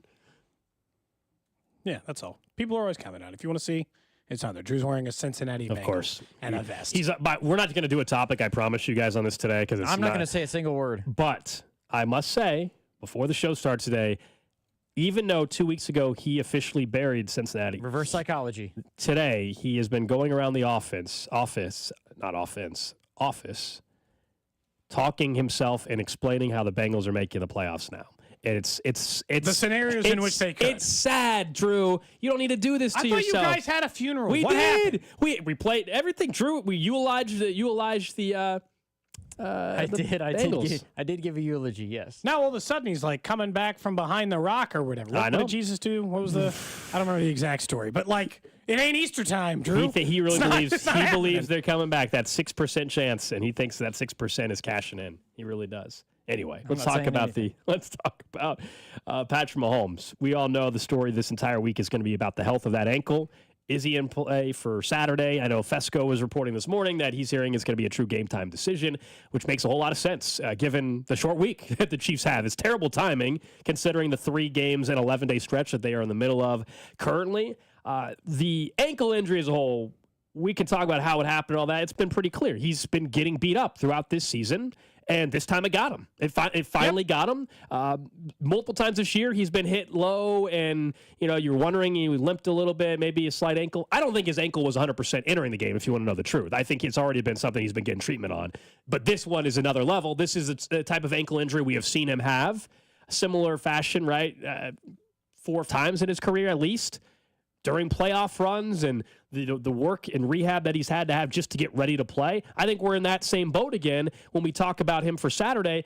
And truth be told, without actually knowing how it's feeling today, because Andy's not going to speak today. Nope. And I'm guessing it feels worse today than it did last night, just swelling and everything. Right this second, I wouldn't play him on Saturday, honestly. I really wouldn't. I would not play him on Saturday. I know that that's a lot easier said than done, and I'm sure Mahomes is going to do everything possible to play. And Andy will ultimately have to make a decision if that's the correct path to go. I'm just saying I totally get not playing him. And I totally get playing Carson Wentz on Saturday against the Texans, knowing that you got to turn around and play Wednesday against the Steelers. I think Patrick Mahomes deserves a say.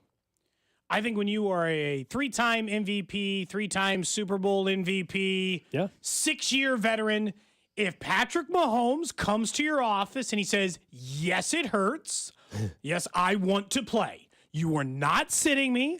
I want to play. I think you kind of have to put him in. Part of the reason is Andy's already shown the negligence in protecting him. He could have made different decisions in that game to keep his ass upright and chose instead to let him pass a little bit. So you've made your decision. Patrick Mahomes could check out of those plays and protect himself for those things.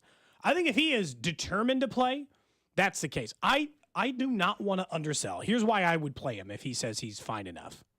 Versus, I understand your point. I don't blame people for saying, no matter what, I just wouldn't play him. Here's why I would. Is because the value in the amount of time you buy off by getting wins now is huge. So you went on Saturday, you were 1 win away from having 2.5 weeks to rest your ankle. I hear you. That's the positive. So, that's the positive, optimistic way to look at it. Maybe 3.5 weeks. For some reason, a Bills upset happens. he could borderline take a month off of, or at least light work, right? Get in there, ice, elevate, do whatever. Rice method the hell out of the thing until you finally get yourself right, where the postseason doesn't even matter. The amount of time I could buy, I would run the risk. The other thing about it is, if there is someone who knows how to play with an ankle sprain at this point, it's Patrick. He's done it. It's Patrick. He's done it. He's won playoff games. He won a Super Bowl, as a matter of fact, with a bad ankle and an ankle that got re-aggravated in the particular game. And that's honestly still had like a 20-yard run to seal it. The biggest issue now that this ankle injury has gotten to this point is he's gonna get rolled up on it again in the playoffs or next week or wherever. Yeah, his offensive line's not good enough. And so it happened in prior years. And so this is something that is going to be part of his game now the rest of the season. And even if he's won in the past, it still changes that dynamic if your offensive line is going to get pressured more than they have since 2020, which is what happened yesterday by the pressure rate. I know the sacks weren't there, but pressure rate. I think, though, what you said about Saturday with Mahomes and like knowing that, hey, you're one away, that's definitely the positive way. Let me give you the negative spin of it as well, because that's what you have to factor in, would be, all right, Mahomes plays, he re-aggravates the ankle injury, and they lose, and they got a game in 3 days. Now what?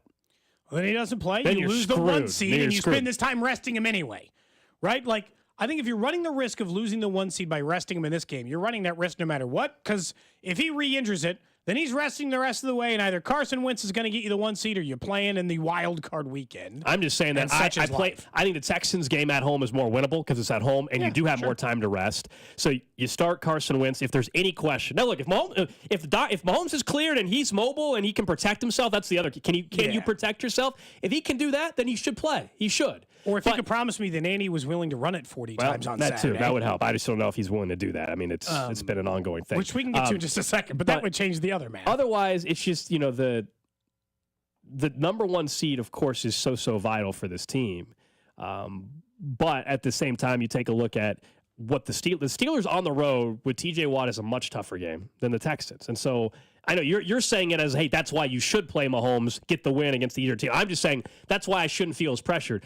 Carson Wentz, I actually think, can beat the Houston Texans. So do I. I think you can also beat the Steelers. I don't. See, I don't. I think on the road. I think it's less likely he would beat the Steelers. On the road, short week, I don't know. This week, he has a chance to get first-team reps the entire week, Carson Wentz does. He's got, what is that, 3 practices to get first-team reps. I think that's, and right now, you also have the ability perhaps to have, as far as we know, a healthy Kareem Hunt and a healthy Isaiah Pacheco going into this game. You're not dealing with them getting banged up. That's the other thing, the Steelers game, Cody. It's not just Mahomes, the 3-day turnaround in Pittsburgh. It's everybody else's body's going to be being banged up, including the Steelers, who will have a very tough physical AFC North game, fortunately, on Saturday as well. Maybe for the division, by the way. They're playing a much more important, much more difficult game, I would say, at least on that end. So, I mean, I get it. You're going to say they can't lose to that. But I would say the Steelers have lost to Jameis Winston, Anthony Richardson, and when did anybody know when Dak Prescott got knocked out? Because they lost either Dak Prescott or Cooper Rush. Dak Prescott losing to him is not embarrassing, but they've lost at least 2 games to bad quarterbacks this year. Okay. So they certainly, in my opinion, can lose. Less likely, certainly the Texans game is the more winnable game. Did you see, by the way, you just mentioned Cincy and the said. Okay. Did you see what some fan bases were doing yesterday? Nope. That Mahomes is not actually hurt. And this is just the pre-scheduled Patrick Mahomes limp. That was a Bills fan that tweeted that out. Pre-scheduled Patrick Mahomes limp, that he does before the playoffs to set the stage that is fooling these teams into thinking he's hurt. That's just sick.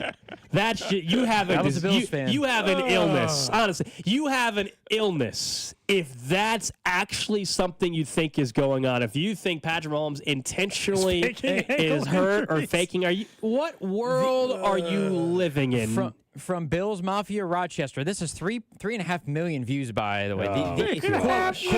Quote, the annual Mahomes fake limp is right on schedule. That's what it said. Bills Mafia Rochester. It's not a fake limp. He's actually. Did you see the hit? He got bent over backwards. I'm just letting you know. That's sad. And then there were other fan bases in there just ready to be like, look at this phony.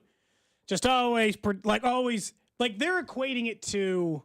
I'm trying to think about the other players that we occasionally joke about that would be like, walk off the field, like he's being carried off like Michael, like coming back. I was like, it's not That's not what's happening here. The man gets his ankle. It's football. They're trying to make fun of him like it was when Paul Pierce had to go Paul poop, Pierce but he got wheelchair.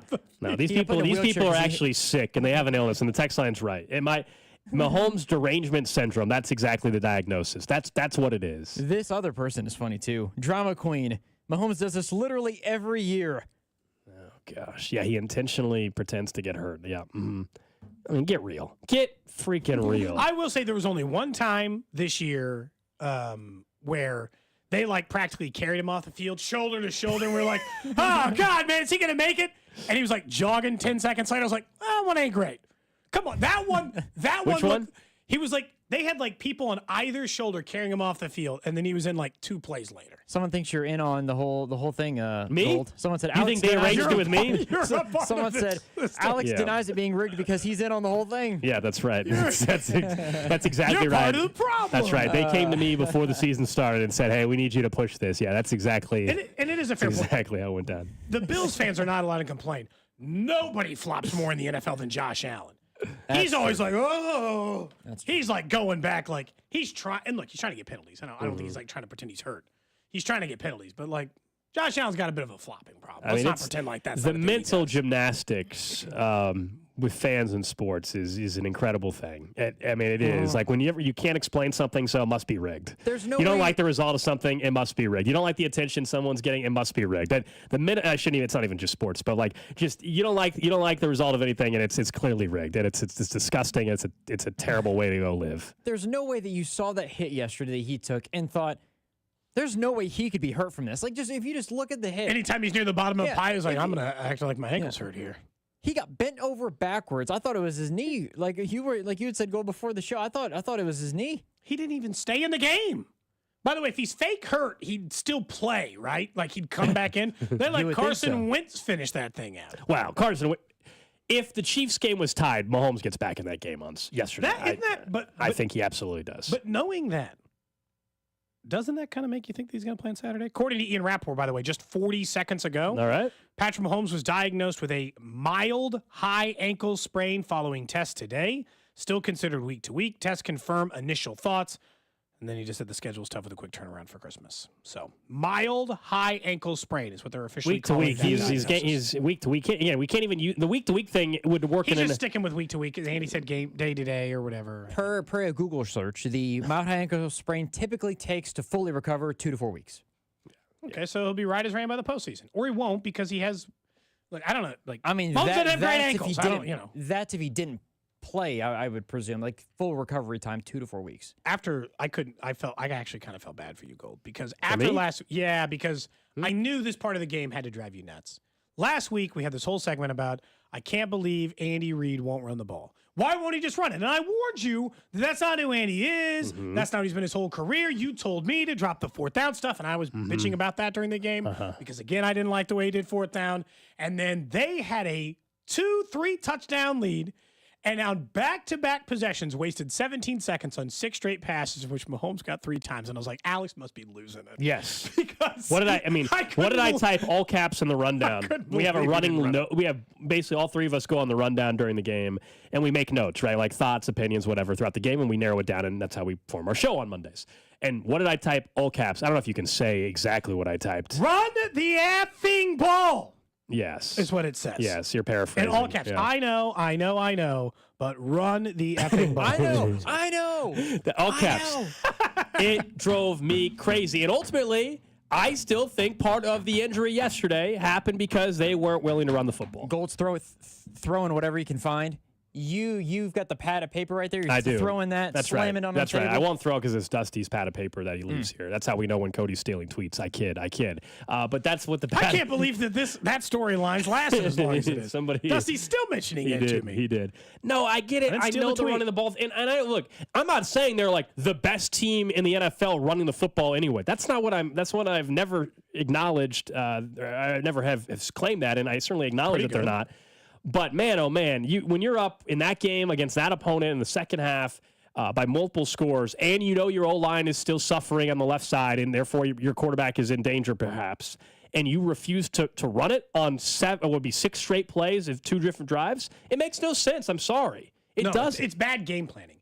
That was, well, I don't want to say because like it might be hyperbolic or prisoner of the moment because I'm not going to pretend like I've diagnosed every single one. I'd be shocked to find out that if you made me individually rank every single game Andy Reid has coached, if that wasn't one of the 5 worst games he has coached as a Kansas City Chief. That was a straight up bad game by Andy. Yeah. He passed it 38 times when his offensive line was getting cooked, wouldn't run the ball, went for a fourth, didn't go for a fourth when I thought he should, went for a fourth when I thought he shouldn't. I feel like they rushed Harrison Butker back. There was a million little, the challenge you had mentioned earlier. Challenging the replay assist. Like it was one of the 5 worst games Andy Reid has coached as a member of the Kansas City Chiefs. He made 10, I think, bad decisions in the game. I'm like, what the hell are you doing here? Yeah, we can acknowledge a guy that's going to end up being either the greatest or second greatest coach of all time, a guy that should be in the coach of the year running, but he's not, is going to win 15 or 16 games this year. All that is true. What's also true is you have a bad day at the office. And yesterday was a bad day at the office in a win. So you'll say, how can it be a bad day? We won. There's multiple examples of how it can cost you a football game, you know? And it was really, really frustrating to watch some of the mistakes that were made. As far as Harrison Butker, since you brought him up, Dave Tobe said last Wednesday that he wasn't 100% back, power-wise, I think, in terms of it. And Justin Reid, remember, was doing kickoffs. They didn't trust it yet for him to do kickoffs. So I think Butker absolutely is not 100%. I think the missed field goal, he gets blamed, but also that whole operation was a mess. It's another one. Call a timeout, Andy. Your long snapper is running on the field late. Your holder is running on the field late. Butker's waving him on the field. The whole operation was off. You missed the kick. So, yeah, Butker gets blamed, but I think the whole entire operation was off. You can call a timeout. It would not have been back-to-back timeouts had somebody say, Gold, they can't call back-to-back. It wouldn't have. They called a timeout. Then they went and sent the offense out. Then Cleveland called a timeout. The Chiefs could have called a timeout when they saw their kicking unit running on the field. There were just some blunders yesterday. It was not a smooth operation, and yet they still won 21-7 Well, because in the their NFL. Defense. Thank you, second head coach Steve Spagnuolo, for dialing up 5 sacks, 5 turnovers, and Dave Tobe for getting the muffed punt, I guess, at least on that end, because it was a bad day. Andy had a bad day at the office. I mean, there's no other way to put it. The run game is just highlighted of that. The game was locked. And you were like, what if I passed it 6 straight times against a defensive line that keeps getting pressure? What sense does that make? And I'll just be like, Drew and I both, and look, I'm more aggressive on 4th down than you, whatever. Everyone varies in that. On the one where they had Butker kick it, I thought they should have gone for it. It's a 4th and 1. It's neither. I would go for that 99% of the time as a head coach. So whatever. He decides to kick it. Tell me why that is a kick. But the 4th and 2, when you're up 2 touchdowns with 15 minutes left to go in the game, is a go. You should have punted it. Are you crazy? Just punt it and win the game. That was the play Mahomes got hurt on, by the way. They had 5 turnovers at the time. What are you doing? You had 5 turnovers. They'd already switched to DTR. The game was over. And you're like, I'm going to go for this one. And you're like, Andy, why? That one means nothing.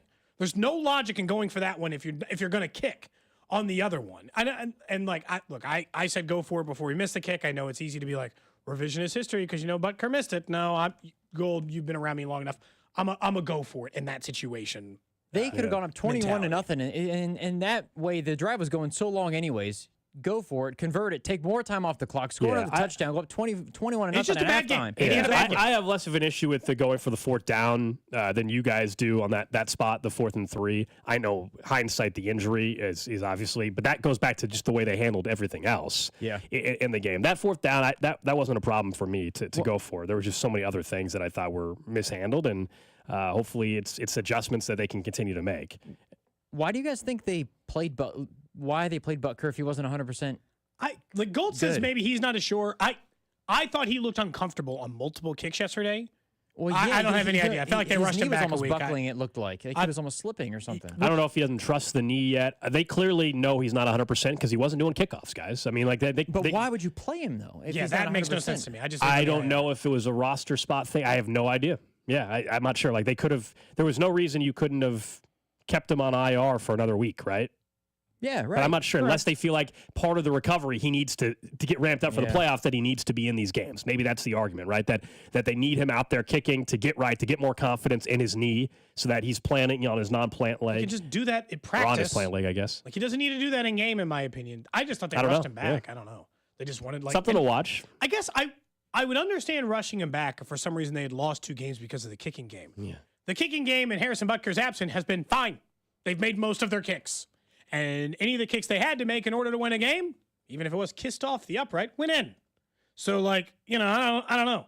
I guess it wasn't all that down on the kicking game, absent Harrison Butker, so I didn't see the need to rush him back a game early. That just seemed like, I don't know, just that's in-game versus non-in-game. That's a non-in-game decision-making. I didn't understand.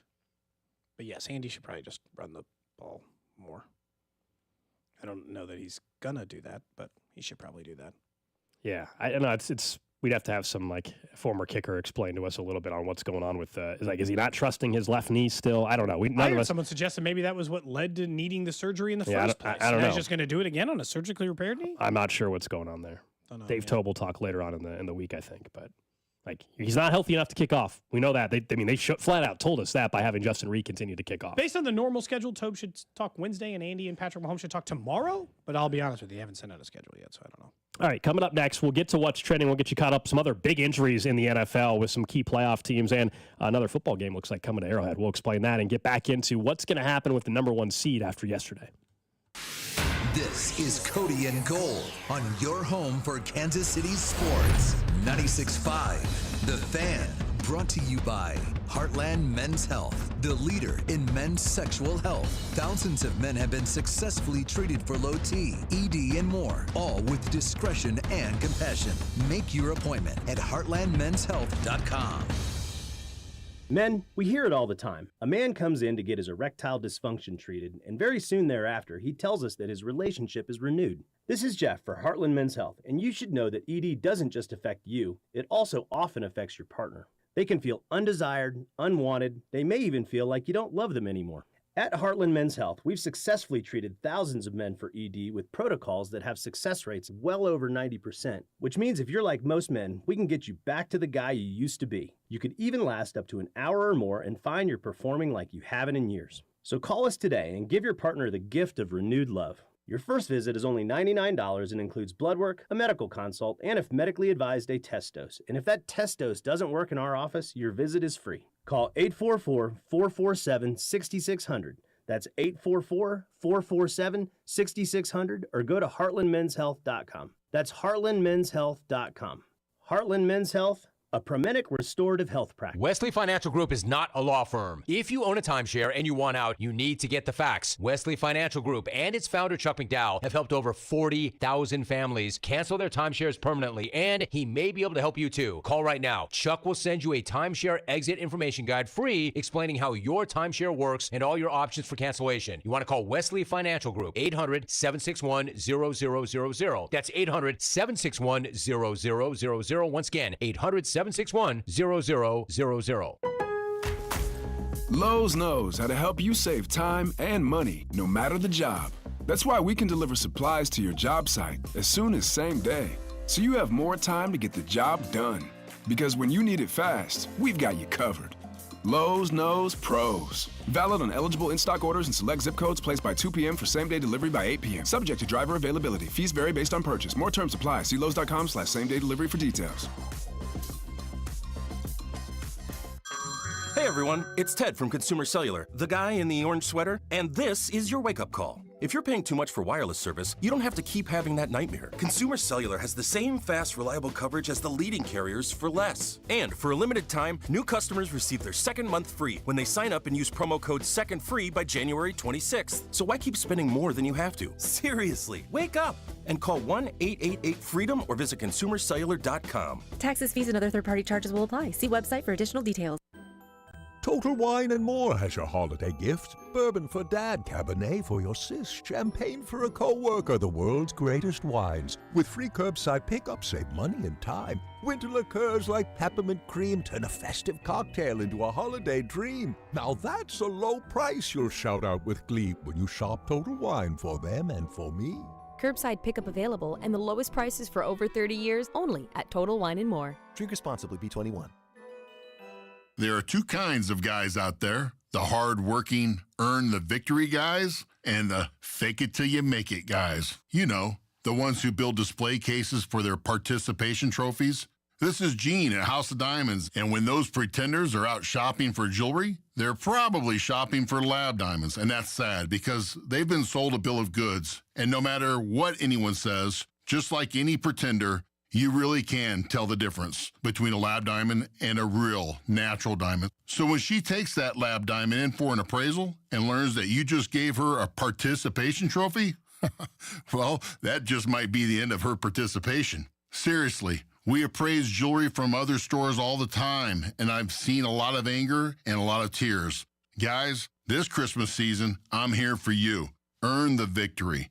If the love is real, she deserves a diamond that's real from a guy that's real. Come see me at House of Diamonds on the southeast corner of College and Quivira. Paid for client portrayal and endorsement. Choice of a lawyer is an important decision and should not be based solely upon advertisements. Past results afford no guarantee of future results, and every case is different and must be judged on its own merits. I got hurt in a car wreck. Give me one good reason why I should call DM Law. How about 3 great reasons you should call us? 1, it's easy. You can hire us today on your phone, or we start helping you today. 3, the results. DM Law got me $331,000. Mike's got this. I've got this. 816-888-7500. Mike's got this. This holiday season, make Park & Go your go-to for airport parking. With all covered parking, you'll return to a car that's safe from the snow and ice. The best part, Park & Go shuttle service is ready and waiting for you and your family the moment you park. No standing around in the cold. Fast, hassle-free, and open 24/7, Park & Go offers top-notch service at the lowest price. See why me and my family will only use Park & Go when we travel. Reserve your spot today at bookparkandgo.com. From our family to yours, happy holidays from Park & Go. Now, your Live Nation lineup. Don't miss these upcoming shows. Get tickets and info at livenation.com. Sebastian Maniscalco, Saturday, February 22nd at T-Mobile Center. Goo Goo Dolls, Friday, August 22nd at Starlight. And Lincoln Park, Sunday, August 31st at T-Mobile Center. For tickets and info, hit up livenation.com. Why pay more for prescriptions? Stop overpaying and start saving with SingleCare. It's easy. Find your prescription on singlecare.com, show the coupon at the pharmacy, and start saving. SingleCare works at pharmacies nationwide and is completely free to use, whether you have insurance or not. So the next time you fill a prescription, check SingleCare to make sure you're getting the best price. Take control of your prescription costs. Go to singlecare.com or download the free app today. Celebrate the magic of the season with last-minute deals at Target. With up to 50% off toys and video games, you'll save so much while you finish your list. Plus, you'll find incredible deals on clothing, beauty, small appliances, floor care, and so much more. And there are even more ways to save when you join Target Circle for free and get exclusive deals automatically. Hurry to save on gifts before last-minute deals are over. Happier holidays from Target. Restrictions apply. You're listening to the all-new 96.5 The Fan, your home for Kansas City sports. KFNZ FM and AM, HD1 and HD2 Kansas City, an Odyssey sports station. What's trending?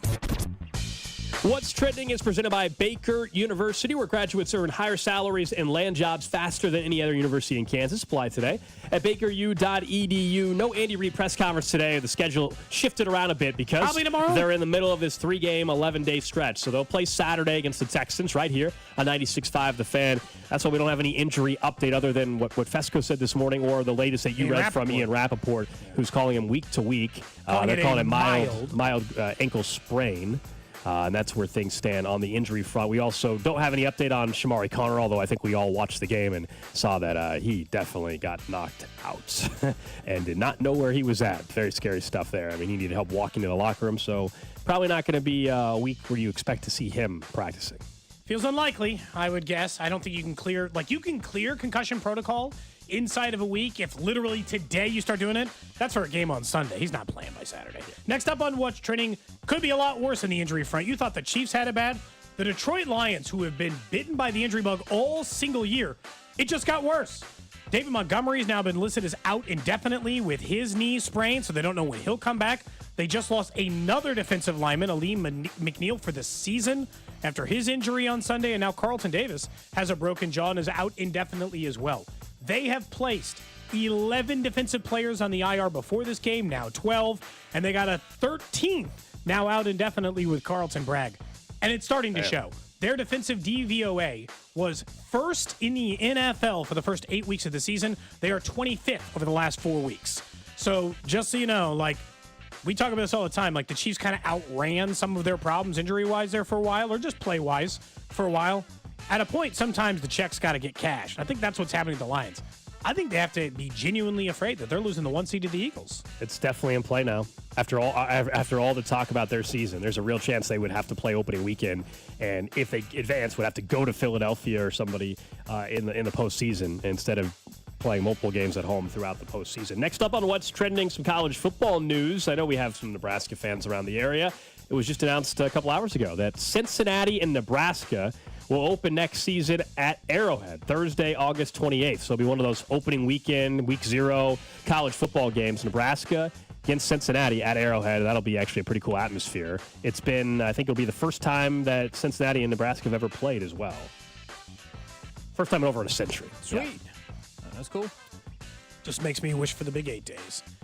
Give me back the old Big 8, please. I liked it when it was Colorado, Nebraska, Missouri, and Kansas, the heyday of that conference. That's what it is. Next up on What's Trending, Penn State's Drew Aller is to return to school for his senior season.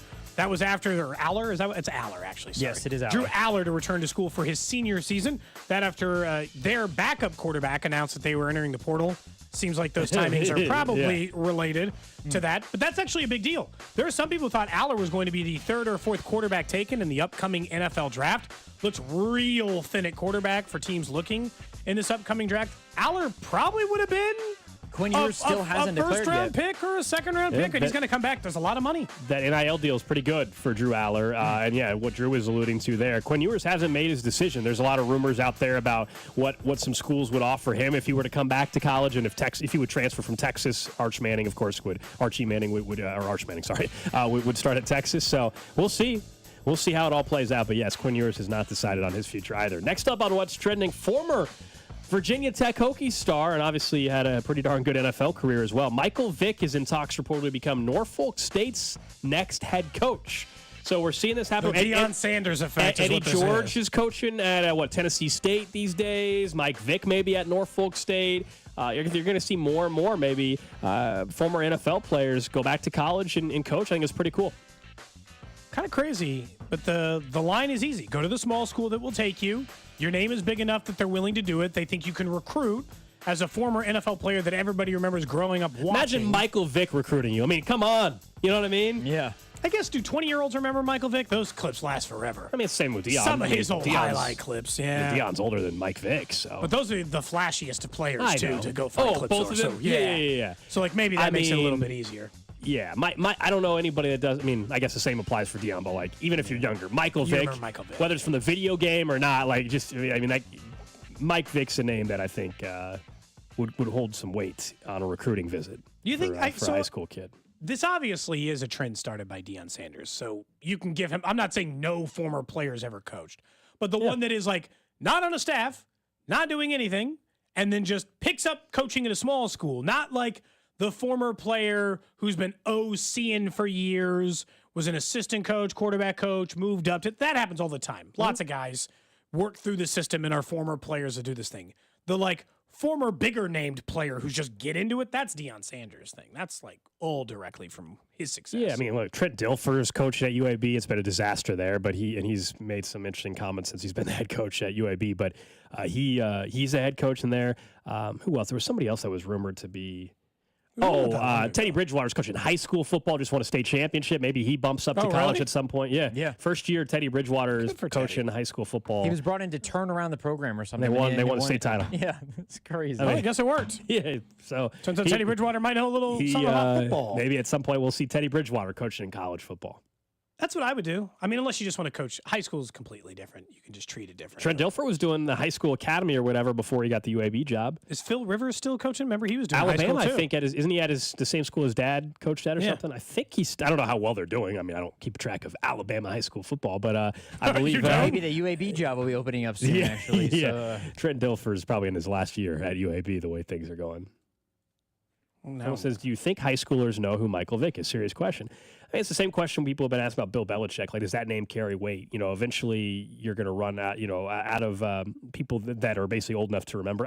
I think Michael Vick, though, here's my reason why the answer is yes. If you play high school football, and let's assume we're talking about a quarterback you're trying to recruit, and you're a dual threat quarterback, Is there a better I person just to learn don't know from? how that's not a name that, like, now people, if you're younger, Lamar Jackson is who everybody's looking at. But I don't know how, if you're at that level, that you haven't seen a clip of Michael Vick. Your high school coach didn't tell you about Michael Vick. Or we're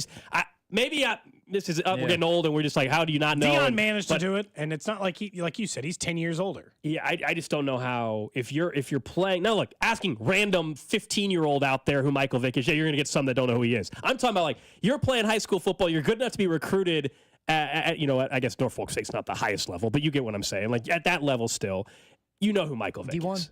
Yeah, it's still D1. It's even if it's not Power 5. The key is, can you get, like, the one thing that we don't know that these other coaches will be able to mimic is, at Jackson State, Deion Sanders was recruiting Heisman-level players, okay? Yeah. The guy just won the Heisman on Saturday, so he was recruiting Heisman-caliber players to Jackson State. Not a D1 in a Power 4 conference. Jackson State. So, like, the question is, if you're Michael Vick, can you get a 4-star or 5-star to go to Norfolk State, where he's going to beat the hell out of the bad competition with the assumption I'll get a better. And I would my say guess no. is I think too. Travis Hunter is a very unique situation now that we've learned more and more, and we'll talk about the Heisman stuff in a little bit. Shedeur Sanders was very, involved in that process. I think we've now seen very clear how much Deion has meant to him as Travis Hunter as a father figure. If you watch the speech, you heard Travis getting pretty emotional talking about his dad, who wasn't there at the ceremony because he's been in and out of his life, unfortunately. So I think that's a pretty unique spot. Now, that story is not maybe necessarily unique. I'm not saying that's not happening in recruiting, and coaches mean a lot for young men that are coming out of high school and maybe different parts in different areas and upbringing and everything like that. But yeah, I think it'll be interesting to continue to track how this trend goes. We don't see it as much. Someone points out college basketball. We don't really see that in college hoops as much. Like, former NBA guy goes to it's different. Football is a little bit. Can someone give me an example? Reddick.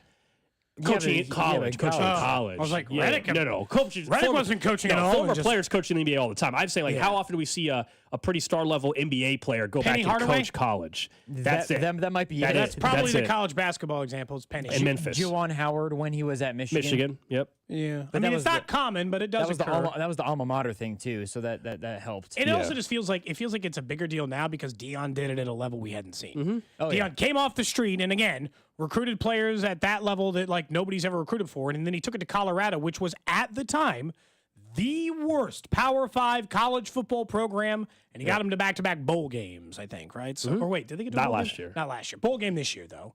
So certainly, they're playing BYU in the Alamo Bowl. And I think credit to Deion too. He said everybody's playing in that game. Yeah, good. He said there's no opt-outs with me. So go ahead. I was going to say the same thing. Yeah. So, like, back to the Chiefs a little bit. You and I probably come to the same realization, which everybody did. The biggest problem with this ankle injury is that because the Bills beat the Lions yesterday, and I mean, look, the game got close at the end, but the Bills handled Detroit and put up 40 on their ass, so certainly more than deserving of the win. But the Lions not doing you a favor against Buffalo means the 1 seed is a problem. The question is, with Patrick Mahomes, with they call mild high ankle sprain, how do they get the 2 wins they need to do it? 2 wins locks up the number 1 seed. So how do you get there knowing that Buffalo pretty much has 3 wins in the bag? Look, I'm sure someone's going to try to be like, division games, which I'm a proponent of. Here they come. I don't know, man. Patriots, Jets, Patriots. Any of you want to predict a loss in those last 3 games? Because I don't see it, which means Kansas City has to win 2 out of the next 3. I would be very surprised, but it's the NFL and weird results happen. Yes, I would be pretty stunned if the Bills drop 1 in the next 3. The reason why I think there's a chance is because their defense stinks, and they've given up 46 points. I guess the Jets' offense just had their best game of the season yesterday. 86 points, I'm sorry, in their last 2 games. That would be the only reason why it wouldn't be like the biggest stunner of the season or something like that if they dropped 1 of them. But most likely, yeah, the Chiefs are going to have to handle their business over the next 3 and go 2-1 at least. Or not at least, but you go 2-1 and you're in. Yeah. Well, at least. I mean, if you went 3-0, you still get it. Yeah. Yes. 2-1 guarantees you it, though. 3-0 would be great. That's why when we talk number 1 seed, it also impacts how you handle, I think, Patrick Mahomes. But the odds would tell you right now the Chiefs are minus 195 to be the number 1 seed. That's gone down because of where things are at. And the Bills are plus 160. It's a 2-horse race for that. The Steelers lost over the weekend. It's been a 2-horse race for a while anyway. But for Kansas City, how they navigate this stretch, this is why we compared the Bills' schedule and the Chiefs' schedule for many, many weeks now. The Bills have a normal Sunday schedule. They play Sunday and Sunday and Sunday. The Against Chiefs bad team, bad team, bad team. Chiefs play Saturday and a Wednesday and then a Sunday. And against playoff team, and playoff team. Mm-hmm. That's a reminder. The Chiefs' final 3 opponents are all playoff teams. By the time the schedule ends, Kansas City will likely, obviously, technically, playoff teams can switch, face 9 playoff teams in their 17-game schedule. The Bills will face 5 in their 17-game schedule. It's a real risk of them losing the 1 seed. Like, it's a huge risk. I think they're going to have to play Week 18. I think for all of our hopes that the Chiefs game against the Denver Broncos wasn't going to matter, I think it is going to matter for the number 1 seed. And both the Bills are going to have to play the final week of the season. The Chiefs are going to have to play the final week of the season. The most interesting part of this, which is funny to me, is they will have to play the Patriots, everybody. Patriots are a bad team. They're just going to play their whole unit. That's how it works in the final week of the season. Jets' offense has been better. And the Jets' offense has been better. There is a chance the Chiefs' final game of the season is played against a Denver Broncos team starting Zach Wilson. Yep. And you're like, I know it doesn't make sense because I can't think of a lot of cases where it goes down like this. But it feels like Week 18 could very well come down to the Denver Broncos are locked into their seed and it doesn't matter. And they're going to take the chance to get a break because they know they're not getting a break in the bye week. And they're going to rest their starters and rest Nick Bonito or rest Surtain just got hurt. Yeah. Rest Surtain. And you're going to get to go in there with your starters and play the Denver Broncos shorthanded. Unless they just feel like playing spoiler. And if you're Sean Payton, you got to think about yourself, not about the other team. Oh, I would imagine. You're not facing the Chiefs right now. If they had their spot locked up and they had nothing to gain, unless there was a potential seed matchup they liked better or something in their mind, they'll take the bye week. They'll definitely take that. And that's the other difference here. And when we talk about every team wants the number 1 seed, if we're talking about Buffalo or Kansas City, we all know the advantage. But remember, the bye week timing and everything. Some of these other teams, not only are they finishing Sunday instead of short week, is the Chiefs had a week 6 bye. These other teams that are playing, like Baltimore's playing this Saturday too, but they had a week 14 bye. The Texans are playing this weekend as well. The Texans was a week 14 bye. The Bills is 12 or 13 bye for Buffalo. So that's the difference. And with where their quarterback's ankle is at, Patrick Mahomes, the bye week is so vital for the Chiefs' chances at three-peating. And it got that much more important after yesterday's injury. Even at the risk of re-aggravation, I think you have to keep your foot on the pedal for the 1 seed now, because I still told you, and I know you said that there's a risk in it because I'm not pretending like there's not. But if you put Patrick Mahomes out of there on Saturday, then you win. Then you get to just do whatever you want for the final 2 games to get what singular win. Yeah, you still got to get another one though. Singular win. Yeah, but if you want to be like, we got to dial it back, or we got to run the ball 60 times against the Steelers and just see if we can win 12-9, the most likely way you could beat the Steelers in running the ball in there. But at least, or you could just be like, we're going to offer no game plan that offers a chance for Mahomes to get hurt in this game, because then we're going to get 10 days off before we face the Broncos. And we're going to put all of our eggs in that basket because we know we'll get 2 weeks off after that. Well, then it's all about if we're going to be saying it like that, then it's all about this Saturday. Honestly, I think so. That's how I would handle it. It's all about this Saturday. I still, though, if you told me they end up deciding for it to be Carson Wentz, as we discussed in the Chiefs Right Half Hour, I have no problem with that, and I totally get it. Ultimately, it's still about having your quarterback as healthy as possible as the playoffs. The number 1 seed allows you to do that, but also just simply keeping him healthy, of course, and not getting hits on that ankle again allow you to do that. So it's going to be really interesting how Andy balances hey, Mahomes is clearly not going to, there's no way Mahomes will be 100% Saturday. We know that. There's just simply no way. Just to what degree is he able to protect himself? And more importantly, are you willing to call plays to protect your quarterback? Do you trust DJ Humphries or Joe Thuney to protect your quarterback? Because if you can't answer that definitively, then he should not play on Saturday on a bum ankle against the Houston Texans, whether or not we're talking about number 1 seed or not. Now, I think Kyle Brandt said the Chiefs should just sit Mahomes the rest of the regular season. Yeah, he said just sit him the rest of the 3 weeks. His ankle health is more important than the bye, is what he said. Yeah, look, I'm sure the folks in Buffalo would love that. But Bills colored glasses, maybe? I think so. We like Kyle Brandt a lot. He's unbelievably talented. We enjoyed having him on the show. But I think there's a little Bills slant to that opinion, in my opinion. What's funny is, you mentioned the DJ Humphries thing, and this is a whole nother part of it, that I wonder when they're behind closed doors, how much does this factor? Let's just say they're sitting around the meeting and it's Thursday and they're like, hey, DJ ain't going to be ready. DJ can't go. Does that, in a way, that would color my opinion on whether or not you're supposed to play Mahomes? Do they let it color theirs, right? We're sitting around and you're like, guys, we don't even have the guy we won at left tackle in the game yet. And I think you guys all saw how that went right before. So, like, I mean, we got to start tuning again at left. You guys want to do this again? Do you guys want to leave him back out there? Because you're right, one re-aggravation of a high ankle sprain, and then we're right back. The other part about it, though, is like, if this was a new injury, no chance, right? If he had never had this before and it's a new high ankle sprain. This year, but yeah, I hear you. No, I just meant new in general. No one is more adept at dealing with high ankle sprains than Patrick Mahomes.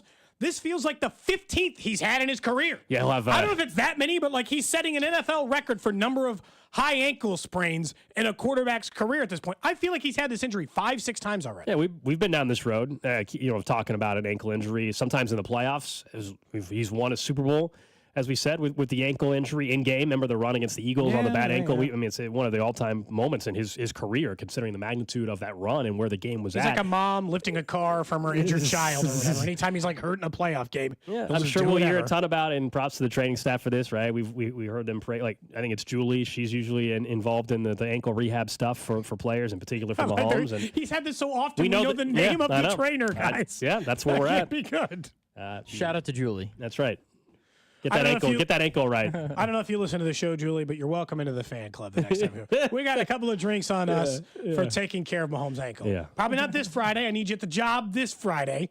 But in the off season, you're welcome to come by. And because it's a short week, and that means the media availability stuff is different, it's gonna be very, very quiet. I know that Fesco had some reporting, and a lot of it is the kind of the general stuff from Rappaport too. Where it's like, day to day, week to week, game to game, game time decision. The same thing. We don't know. Nobody fully knows. Clearly, they don't know today. They won't know tomorrow. They're not going to know till Friday. They'll have a good idea Friday, and how they do reps and everything. Like, I would imagine Carson Wentz has taken plenty of first team reps, if not all of them this week. He's taken a number. I'd be shocked, I guess, at this point. Who is the third string, by the way? If Mahomes can't go at all. Isn't he back on the practice squad? Oladukin still on the squad? On the practice squad? I was wondering. Bailey Zappi was on the Browns. Saw him hugging Andy after the game. Oh, so Bailey Zappi. Okay, so it's not him. I kind of forgot Bailey Zappi was on this roster for a little bit. He was for a brief period of time. I apologize. I briefly forgot. Maybe they only have two. I mean, two on the active. Well, they only have two on the active. Yeah, I don't know about practice. Practice squad quarterback Oladukin. Yep. Okay. Well, I don't think I'd like it if it got to that option. They're not gonna, yeah. Need Carson Wentz to stay NFL. A lot of conspiracy theories out there. People saying script writers, Carson Wentz is gonna win multiple games for the Chiefs, and eventually they'll play the Eagles in the Super Bowl and all this stuff. Like, Mahomes is not done for the season, people. He's gonna maybe miss a game or two. There was for a slight second, I thought to myself last night, I was like, if they don't play Mahomes, which makes sense, what if Carson Wentz goes out and drops 30 points? He will on Houston. He's probably. You watch. I'm just wondering. This is how the story goes, man. The first time we have a deep shot connection for Hollywood Brown or for Xavier Worthy in a while will be Carson Wentz, just because football's weird. This is because we know that it likes to add drama.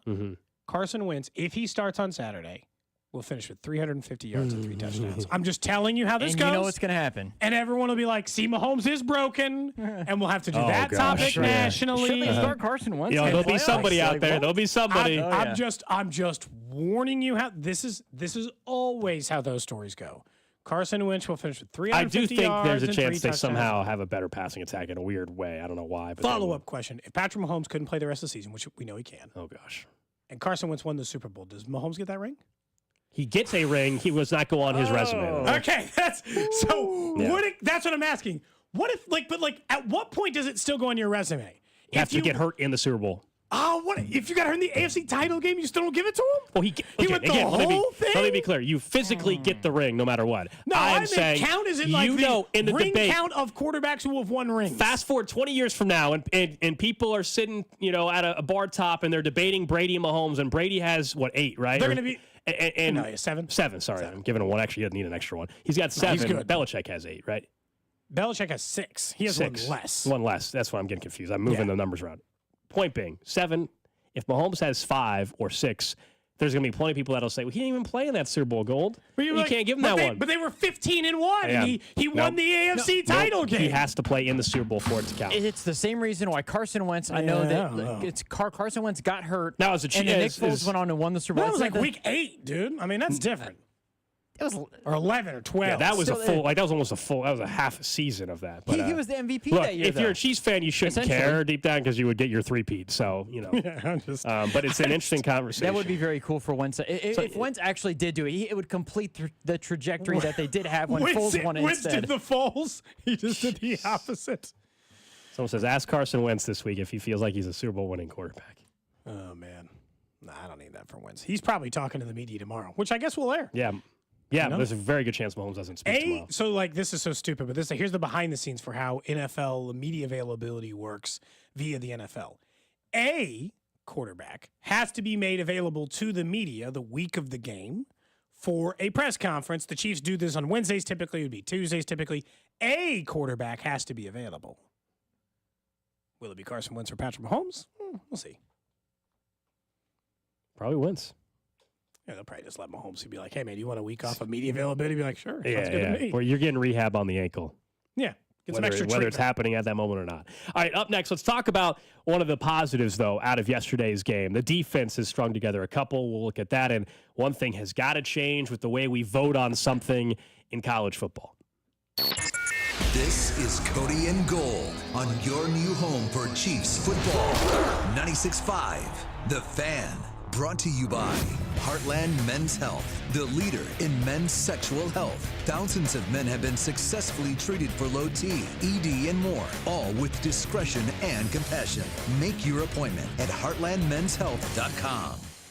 Inside the Huddle is brought to you by Blue Cross and Blue Shield of Kansas City. Discover the benefit of blue. Your attention is precious. Pulled in a million directions for a million different reasons. Blue Cross and Blue Shield of Kansas City works hard to make sure your health insurance isn't one of the many things distracting you from what's important. By making healthcare easier to navigate, we help keep your focus on the moments that matter most. Like dinner with loved ones. Letting you focus on you. That's the benefit of Blue. Learn more at BlueKC.com. Make holiday magic this year with something beautiful and timeless from Diamonds Direct. At Diamonds Direct, we have hundreds of styles that are ready to be wrapped and put under the tree. No need to wait for shipping. For some fabulous ideas before you head to the store, see the online seasonal gift guide now at DiamondsDirect.com. We've got special financing so you can spread out your payments. Get directions, details, special showroom hours, and our holiday gift guide now at DiamondsDirect.com. Diamonds Direct, your love, our passion. Neighbors getting new roofs due to hail damage this year? Then you're a likely candidate for a new roof, too. Century Roofing, voted best roofing company in Johnson County 3 years straight, is giving back this holiday season. For all roof repair and replacement contracts signed before the end of the year, Century Roofing will donate a portion of proceeds to benefit Operation Breakthrough, which helps KC kids in need. Visit CenturyRoofingKC.com for an inspection today. That's CenturyRoofingKC.com. Century Roofing, trust the pillars of strength. Hey, it's Rex here with RexBuysKC.com, your local KC homebuyer. If you own a property in the Kansas City or surrounding area and want to sell it fast and at a fair price, write this number down, 816-330-6000. I'm a private real estate investor, not some hedge fund or large national chain. My family and I live right here in KC. I can pay cash and close on your timeline, even in as little as 3 days. Here at RexBuysKC.com, we are improving Kansas City one house at a time. I buy inherited houses, vacant houses, foreclosure houses, behind in payment houses, my tenant won't pay the rent houses, and properties that need complete rehabs. Do you own a house that's trashed and needs thousands of dollars in repairs? Great. If you own a house and want to sell it fast, call me at this number, 816-330-6000. That's 816-330-6000, or go to RexBuysKC.com. That's RexBuysKC.com, and I look forward to working with you. What does it mean to be the official information technology provider for the Chiefs? It means everything. Technology Group Solutions makes sure everything runs flawlessly for the millions of fans that attend games and the hundreds of millions of fans that comprise Chiefs Kingdom around the world. Technology Group Solutions can deploy that same dedication, problem solving, and incredible service to ensure your business runs smoothly. Technology Group Solutions, powering Chiefs Kingdom, and ready to do the same for you. Meet Cheryl. Hey. She's on vacation and lost in the moment. Unfortunately, so is her Chase debit card. It's gotta be somewhere. Maybe she lost it at salsa night. These skirts should have pockets. Or maybe she lost it at Pilates. 3 and 2 and... But she's not worried. With the Chase mobile app, she can lock her card till it turns up. Tools that help protect. One bank that puts you in control. Visit chase.com/checking. Chase, make more of what's yours. Chase mobile app is available for select mobile devices. Message and data rates may apply. JP Morgan Chase Bank N.A. member FDIC. Wesley Financial Group is not a law firm. If you own a timeshare and you want out, you need to get the facts. Wesley Financial Group and its founder, Chuck McDowell, have helped over 40,000 families cancel their timeshares permanently, and he may be able to help you too. Call right now. Chuck will send you a timeshare exit information guide free explaining how your timeshare works and all your options for cancellation. You want to call Wesley Financial Group, 800-761-0000. That's 800-761-0000. Once again, 800-761-0000. Lowe's knows how to help you save time and money, no matter the job. That's why we can deliver supplies to your job site as soon as same day, so you have more time to get the job done. Because when you need it fast, we've got you covered.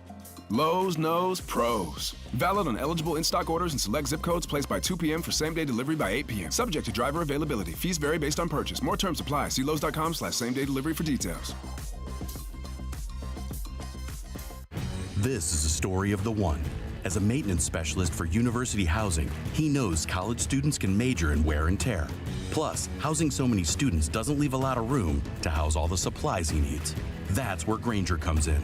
With over 1 million industrial-grade products and fast, dependable delivery, Grainger carries the quality products he needs so he doesn't have to. From a new door hinge to a whole new faucet. Call, click Grainger.com, or just stop by. Grainger, for the ones who get it done.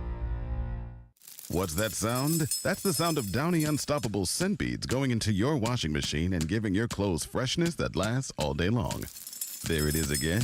It's like music to your ears, or more like music to your nose. That freshness is irresistible. Let's get a Downy Unstoppables bottle shake. And now a sniff solo. Nice. With Downy Unstoppables, you just toss, wash, wow, for all-day freshness. Arvest Bank, believing in the power of serving others. Arvest Bank believes in the power of serving others. That's why we're committed to supporting those who serve our communities. We believe that all communities deserve a financial partner who cares. Arvest, we believe. You're listening to 96.5 The Fan from the Mission Plumbing, Heating, and Cooling Studios.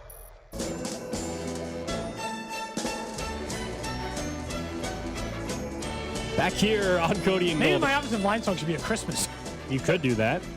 You could do that. Alex Gold, Cody Tapp, Drew Dixon with you on a Monday here in Kansas City. We'll get to the random question of the day in about 12 minutes. Someone did text in and says, yo, Cody and Alex, aren't you all hyped for Wentz to play so we can run QB sneak on short yardage? I'll be honest. Practice that anymore? I would guess if Carson Wentz plays Saturday, Andy's reasoning for he wouldn't do a QB sneak with him either. He would say, well, I really can't afford for Carson Wentz to also get hurt. So my guess is they would still not do it. You'd want Oladukin in to run the QB sneak then at that rate. Sure. The starter can run the QB sneak. I don't. This is crazy. They won't do it. There have been 7 million QB. This is my unofficial stat. 7 million QB sneaks over the last 10 years. There's been exactly 1 injury. Mm-hmm. And it was to your franchise quarterback that you're not going to risk it. And Andy, if Andy did it again, you got hurt Hurts again. is out getting 400 pounds laid on top of him every single week. There's no problem. Jalen Hurts is a different. Jalen Hurts is a different quarterback. He squats more than most NFL players. I was gonna say. I mean, he's like the biggest lower legs of any quarterback in football. Lower body strength, like on and on and on. Like that, it's different. Come on now. Show me the clip of Carson Wentz squatting 600 pounds, and then sure, we'll go ahead. Well, I'll show you a bunch of other gangly loser quarterbacks who've been running QB sneaks this whole time. I do Dude, realize. Bryce Young runs a QB sneak. He weighs like 145 pounds soaking wet. I think it is. They also didn't get hurt. It's one of those things like it's once you get hurt once, you don't want to get hurt again. You know. Okay, well, no matter that, start running the ball, Andy. Noah Fitch, sure. he's gotten 17,000 ankle sprains, and you refuse to It run the football. It turns out your so quarterback. we're not going to fix that thing, but sure, let's just never run a QB sneak. It turns out your quarterback does have to pass the football. He doesn't have to do a QB sneak. I'm with you, though. Overall, some of the play calling did not protect Patrick Mahomes yesterday. You and I are in agreement on that. There are like 3 or 4 things that you guys just you cannot stand about the way that Andy Reid does things, but you know that they're never going to change. It's the QB sneaks, it's the 4th downs, it's the running the football. That might be it. It used to be. Yeah, there's no perfect head coach. He's the best coach in football, but there's no perfect head coach. It used to be time management. I guess what I just never understood about Andy with those things is I have seen Andy change 99.99% of anything he'll do. He will change personnel. He'll make moves. Andy's thinking. He's always looking at college. He'll run anything. Hey, Andy, what are you thinking about? What do you think about this 4th and 1 kick? You're like, Andy, come on, man. Now, I will say, Andy's aggressiveness, this one probably should bother me less because in the postseason, not the running, but in the postseason, Andy does and is more willing to be aggressive. So at the time it matters more, Andy does make that shift. So I'll say that. So I'll give him that. Yesterday, the offense was miserable, just unwatchable, bad, honest to God, which we can talk about again in a minute. On the flip side, how about the single best performance on defense all year? 5 turnovers. They had 6 as a team, but 5 on defense. 5 sacks, including Karlaftis, Chris Jones, and Amenahue. Do those seem like the guys you're probably expecting to get sacks from? First career interception for Trent McDuffie. They picked on a team that loves giving the ball away, and they actually did it. They had 10 total takeaways going into the game. Don't let the offensive ineptness yesterday take away from how dominant this defense was. And it's 3 straight games where they have been really, really good. I know you can look at yardage and you don't like that teams can drive the ball on them, but 17 points, and 7 points given up by this defense in 3 weeks. We can discount it because of the opponents all you want, but they play 17 games in the NFL in the regular season, and I'm not willing to wipe off 3 straight performances from a team when they play 17 games. And that's what some people, I think, want us to do when it comes to talking about this defense. This defense has been better since Charles Amenahue has been back in. They will still give up big plays. It's still going to happen. But in the NFL, I don't care who you're playing, if you give up 7 points and you force 5 turnovers, that's a dominant day at the office. And the pressure is the most positive thing to come out of the game. Like, yes, it's great that McDuffie, good for him, gets his first pick. That's awesome. But really happy. Ultimately, what's better is that Amenahue being out there is leading to Karlaftis getting more sacks. Chris Jones continues to get double teamed. That's why the sack numbers have not been there, right? That the overall performance from the defensive unit is getting stronger come playoff time now. This is exactly what we wanted to see, is it not? Now let's see what they do, sure, against the Steelers and the Texans and all that. But right now they are trending in the direction defensively that you want to see. It doesn't mean they won't give a big play. In the Raiders game, they only give up 17 points, but everybody wants to focus in on the one pass to Trey Tucker for a touchdown where Justin Reed got turned around. I get it. But ultimately, it's a results-based business, and the defense has allowed fewer than 20 in 3 straight and fewer than 17 now yesterday. In fact, fewer than 10, a 7-point performance from Jameis Winston. You knocked their starting quarterback out of the game, not because he got hurt, but because he couldn't do a damn thing on your defense. He played so bad, you got him benched across the board. Charles Amenahue, that was his first sack, but he's been really close on a couple of other to go with it. George Karlaftis now leads this team in sacks. Turk Wharton is actually second, by the way. Okay.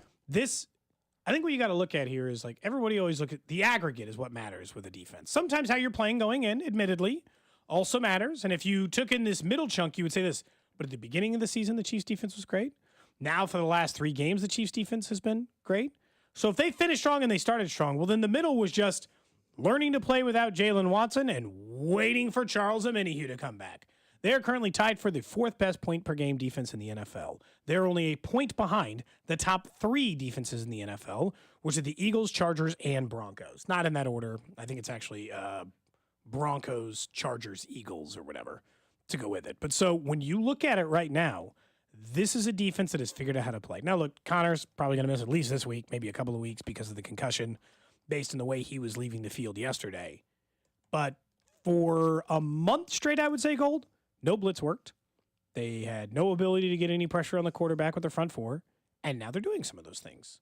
So the defense is doing what we thought, because what we didn't understand about the middle performance of this defense is, why was the defensive line bad when it was the identical talent? Last year on the defensive line, Karlaftis, Chris Jones, Turk Wharton, Mike Dana, it was the same people, except for we were waiting on Amenahue to return. The second he returned, the defensive line looked like last year's defensive line. No, he is not the best player on the defensive line. That is still Chris Jones. But the second he came back, the rising tide raises all ships kind of thing. He came in and everybody got a little bit better because now they are less easy to defend as a unit, which means Turk Wharton, when he comes in there, he's playing free. They got to worry about Minihue and Karlaftis and Chris Jones. Turk Wharton can take the worst matchup on the line. He's got 5.5 sacks this year.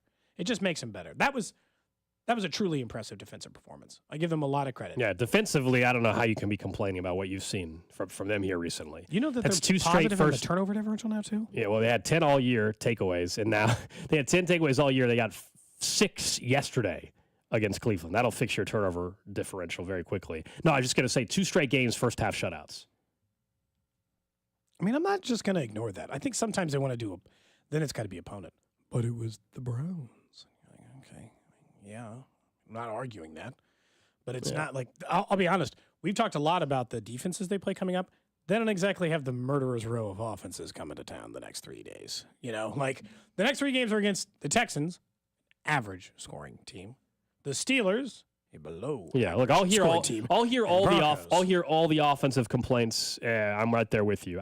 It's just great performance. Defensively, though, I don't know what you're expecting. We're just at that point we're moving the goalposts. If it's like, yeah, but like, what do we? I mean, they won by 14 points. The defense was dominant. Yeah, should they have scored 34 based on the amount of turnovers they got? Absolutely, I'm right there with you. But at some point, though, we got to stop moving the goalposts of like, well, there's just some new excuse. Like on Saturday, it could be Carson Wentz playing. The Chiefs win by 7 points, and there'll be some new reason why that one doesn't count for you. Not you, but it just wasn't a sexy blowout, you know. For sure. That's like the way that this is ultimately what it is. Yeah. This is why we all love fantasy football. It's not the most fun way to blow a team out. We all love fantasy football, and there's a reason why there's trends that show the average sports bettor always bets the over because points are fun. Nobody wants to watch a lower scoring game. Points are fun, and I know the answer to this. Like, look at Buffalo. Josh Allen's playing great. Buffalo, though, has given up 86 points in back-to-back games. If the Chiefs were winning games 44-42, you guys probably wouldn't even be complaining, would you? No.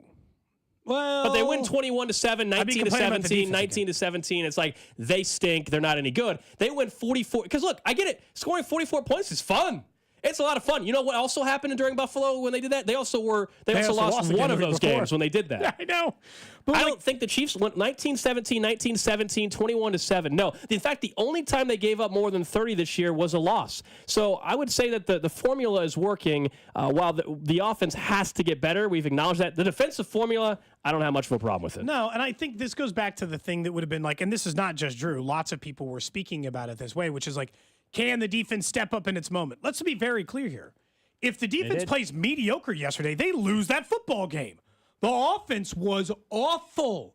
They only got to 21 points, and they took the ball away 6 times. That's why they punted 9 times. So, like, an 8 out of 10 performance at the defense, and it's probably a 7-point game with 2 minutes to go. Sure. But they got a 10 out of 10. They needed a 10 out of 10 in a lot of ways, and they got a 10 out of 10 to absolutely bury the Browns. Yeah, 913-586-7965. Someone says, you're really going to call it a Chiefs blowout when they punted 9 times? Yeah, I mean, again, this goes back to my point of like, we're moving the goalposts. So now 14 points, now 14-point wins aren't blowouts anymore in the NFL. But now let me see. The stipulation is it's got to be by 14, but they only can punt 3 times, and they can't. This is what we said it on Friday's show, that because it's Cleveland, it's a lose-lose situation for a lot of people. And I'm not taking like the one text as the majority of Chiefs fans. A lot of you probably agree that it was a blowout. If you can't tell, it drives me crazy when every week there's some goalpost that gets moved. When they do something you wanted them to do, well, not that way though. That stuff drives me crazy. I think they prove your point, Gold. The fact that the Chiefs punted 9 times and won by 14 points, what else do you want to call it? They punted 9 times and they won by 14.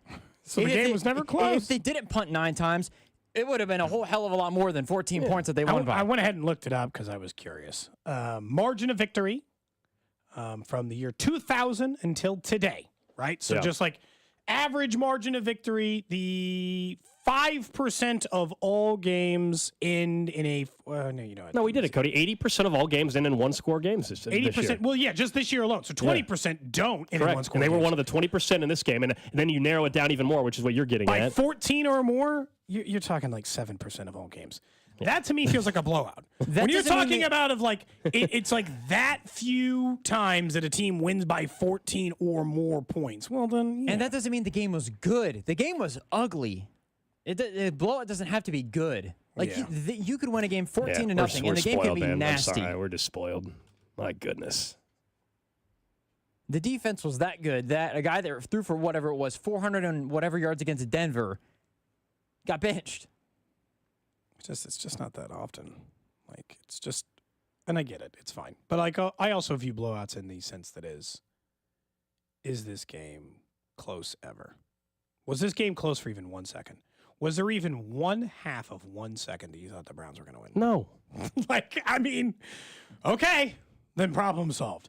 Not like they didn't possess the ball to lead. Like, I thought in that Panthers game there was a chance that the Panthers could win that football game. I not for even 1 second got off the catch and be like, oh, God, big drive for the Chiefs. Someone says the Lions beating the Jags 52-6 is a blowout. Yes, it is. So but 48 but or what's more? the cutoff? So like if 46 or more? You said 52-6. So what's the cutoff? If it was 35 is 35-6 count as well, or would the Lions not have it? Like where's the cutoff for you? Again, I didn't realize we need to put up a manual of this, like arrows pointing. This leads to blowout, but then if you don't do that, then you're back to not a blowout. But if you do this, I didn't know we needed a freaking chart. What you're describing is a flow chart. Cow. Is this a blowout? And then it's like, well, did they score more than 21 points? They said, no, not a blowout. Punt 9 times, so you're back to the beginning. Not a blowout. Yeah, good grief. You're describing a flow chart. And we've talked about the issues of this offense. So there was one blowout all year, according to this guy. It's not ignoring the offensive problems. We've said it 100 times, and they clearly have them still at left tackle. But, like, you know. The definition stuff, I didn't know we needed it. I thought a blowout is pretty obvious. Since you're already a little hot, you were texting us this week. It is it's warm in here, literally, too. It's very warm in here. It is very warm. Yeah, it's quite toasty. I've got the fan on in here, actually. Yeah, what is going on? It's hot. It is like, it feels like it's 80 degrees in here, not just because I'm pissed off at some text. About to go to the undershirt, I think, is maybe the move. I do have an undershirt. I had a station shirt on. I can take this. Oh, yeah, you're square. You're safe. I think I like a wife beater. But they got a white tank top. I don't even own any of those anymore. I haven't had one of those since I was like For what a now? teenager. Tank top? An A shirt, if you want to go with the more. No, I just have the 96.5 socially, shirt. Yeah. Anyway. Well, socially normal yes. Let me, It doesn't matter. But when you yes. But you were also mad this weekend because Heisman Trophy voting time is upon we knew that Travis Hunter was going to win this thing for weeks. It's been pretty evident, not just because he has the most snaps in college football by playing on both sides of the ball and all that, but he is sensational and clearly, I think, has been the best player, in my opinion, in college football. And that's not to say Ashton Genty hasn't been great. Any other year, Ashton Genty wins the Heisman. Any other year, nobody's debating Travis Hunter winning it. It was a special, special year. The numbers that Genty put up, the numbers that Travis Hunter put up. Travis Hunter wins it. It was the narrowest voting margin since 2009. So it was still a wide margin, in my opinion, but it was the narrowest that we've had. My issue is not with who won. I think Travis Hunter should have. My problem is with the entire voting process for the Heisman. This is something that I've been saying for years, and it was even more evident over the weekend. 900 people vote on this thing. Way too many, number one. 900 people need to vote on this thing. Some of them include former winners. That's obviously not a problem. 900 people. Did you know that 25 of the 900 didn't even bother to turn in a vote? Okay, so they lose their vote, Votes right? are gone. Let's just knock it down. Let's just go ahead and knock this thing down to 875. You're gone.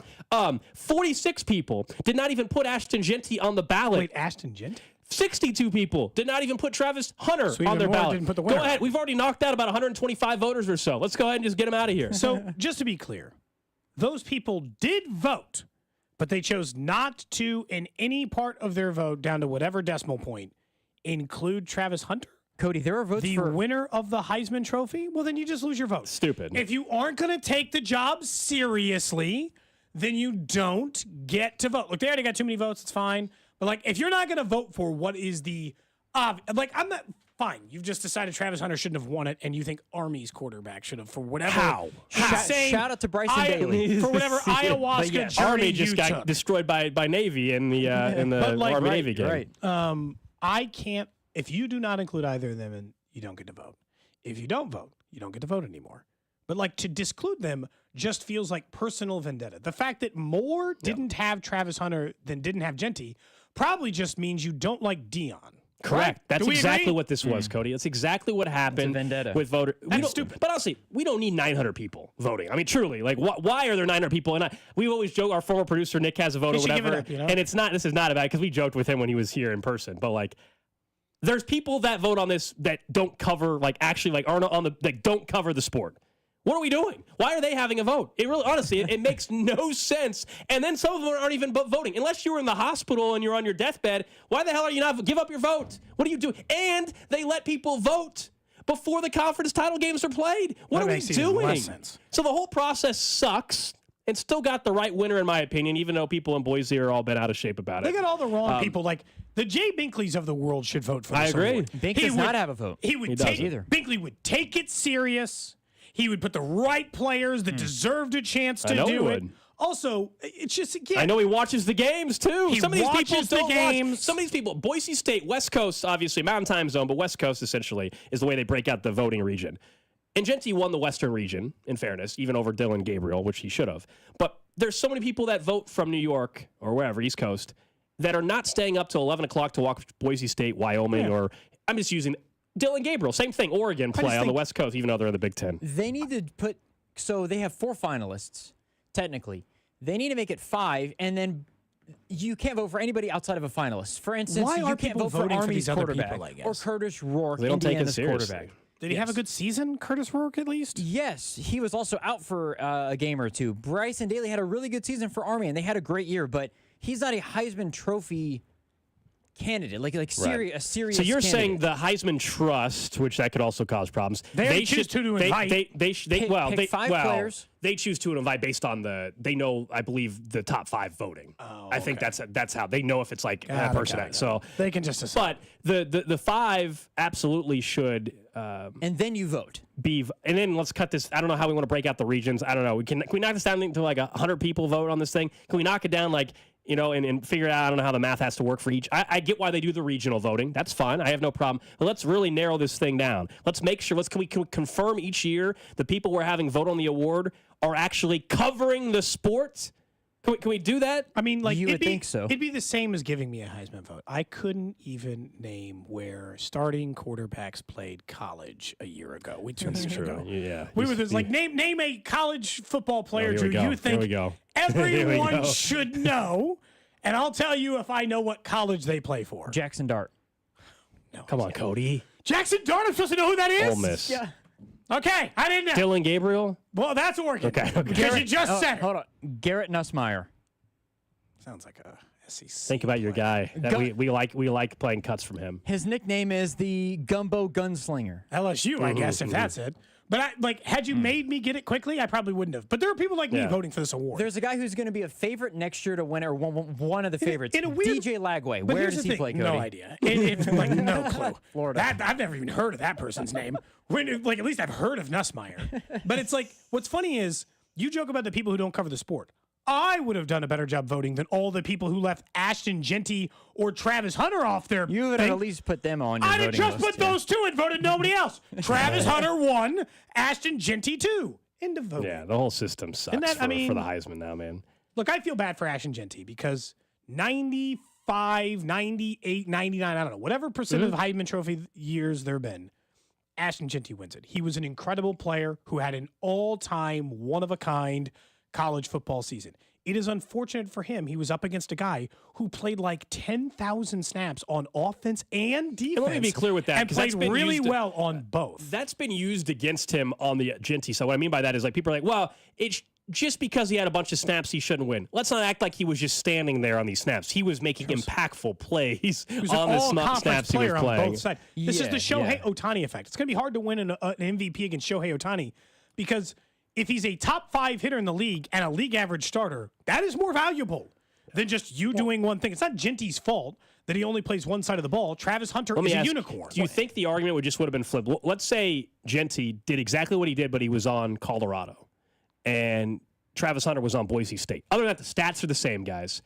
Do you think aren't the arguments just reversed? Aren't there everybody saying Ashton Genty should have won and he would have won? Yes, I think because Colorado's Colorado gets to the college football playoff if they have Ashton Genty, in my opinion. For me, 100%. I think there's merit to that. For me, no, but I could understand how you could just be like, this is and that probably comes from working in that area too. This is a small school thing. They were never going to give Boise State a chance. I think so. I just think Travis Hunter was the more impressive player this year. To me, I think Genty had to break Barry's record because Melvin Gordon ran for more yards, same touchdowns in the Big Ten, didn't win the Heisman to Marcus Mariota. Okay, Mr. Wisconsin. He didn't break Barry Sanders' record. I think to win it as a running back, you got to break his record. And I know that Derrick Henry ran for less yards and everything and still won it, but there is examples of guys that last year, let me ask you this. So last year when it was Jaden Daniels won, right? And by the way, Jaden Daniels had less of the vote percentage than Ashton Genty got this year and lost. I think Genty would have won last year. Yeah, That's where you're going. I think so, Anyway, too. the whole process, though, can we just fix this? I think a great comp from somebody is it's what we said about Bobby Witt. Any other year, Bobby Witt Jr. probably wins MVP. You ran into a guy in Aaron Judge this year that put up ridiculous offensive numbers, and that's what pops for people, for voters. That's what pops. All right, so Ashton Genty, Kansas City Chief, 2025. Go back to the first round. Dallas Cowboy. Jerry can't help himself. He'll draft He him. can't help himself. Like pick, He's gonna- 13 or whatever? Where's he going to go? Is he going to be? I Is he don't going to know. be one It's of a those good the next question. round of running back that goes in like 15th? I'm usually anti-drafting first-round running back. I think he's projected. I think around Genty like will have a 15th. very nice NFL career, though. I do. But yeah, I mean, it's got a late first round. I'd be interested. Not anything higher than trading up. That's what I'm saying. Watch the Cowboys. Jerry won't be able to help himself. The Cowboys draft Ashton Genty. They do need a running They've back. drafted too. multiple Boise State players over the years too. Multiple recently. Cedric Wilson, Leighton Vander Esch, just to name a couple in the last 5 to 7 years. Well, yeah, and in fairness, every time I think that Kellen Moore was obviously their OC. Every time I think that the NFL draft is just going to stop taking running backs in the first round and just give up on that, ETN goes in the top 10 or something. You know, like Jahmyr Gibbs, Bijan. Like, every time I think that the NFL is just going to like finally quit, and like listen to all, like Jahmyr Gibbs is on a really good team, and he's getting ready to get an even larger workload now that David Montgomery's out indefinitely. Every time I think they're just going to give up on running back, it'll be like 1 year where no running back gets taken in the first round like last year. And then this upcoming year, Genty will go 7th. We can talk more about this maybe like as we get in the offseason. I think the view on running backs is going to be much different because of the success of this year, like overall. Saquon? Yeah, look what Saquon did, what Derrick Henry's done. Like these are guys that all got paid, and I'm like, I don't know, and they're all delivering, and certainly For a while, Saquon. Christian McCaffrey, but then he got hurt. Right. I think this has been a very good year for the future earnings, I guess, and draft stock of running backs, and it might cause some teams to view that position. We overcorrected maybe, and now it's balancing back out. All right, coming up next, we'll get to the audio fun bag. We'll also do a random question since we didn't get that in this segment, but I want to talk more about that offense. You said it was the worst performance of the season. Let's talk more about that next. This is Cody and Gold on your new home for Royals baseball. 96.5 The Fan. Brought to you by Heartland Men's Health, the leader in men's sexual health. Thousands of men have been successfully treated for low T, ED, and more, all with discretion and compassion. Make your appointment at heartlandmenshealth.com.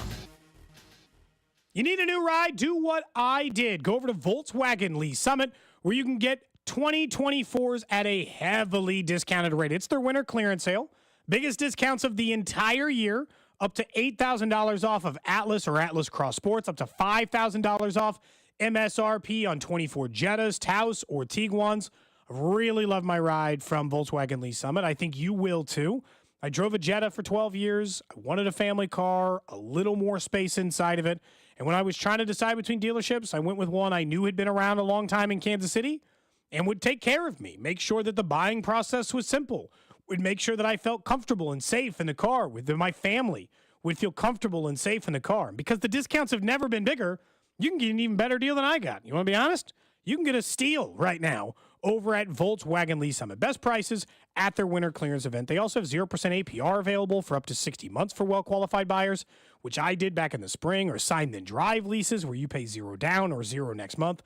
The point is, if you need to buy a car, the time to do it is now, and the place to do it is Volkswagen Lee Summit. Check out their new and used cars. Don't miss out. Go to VWLeeSummit.com.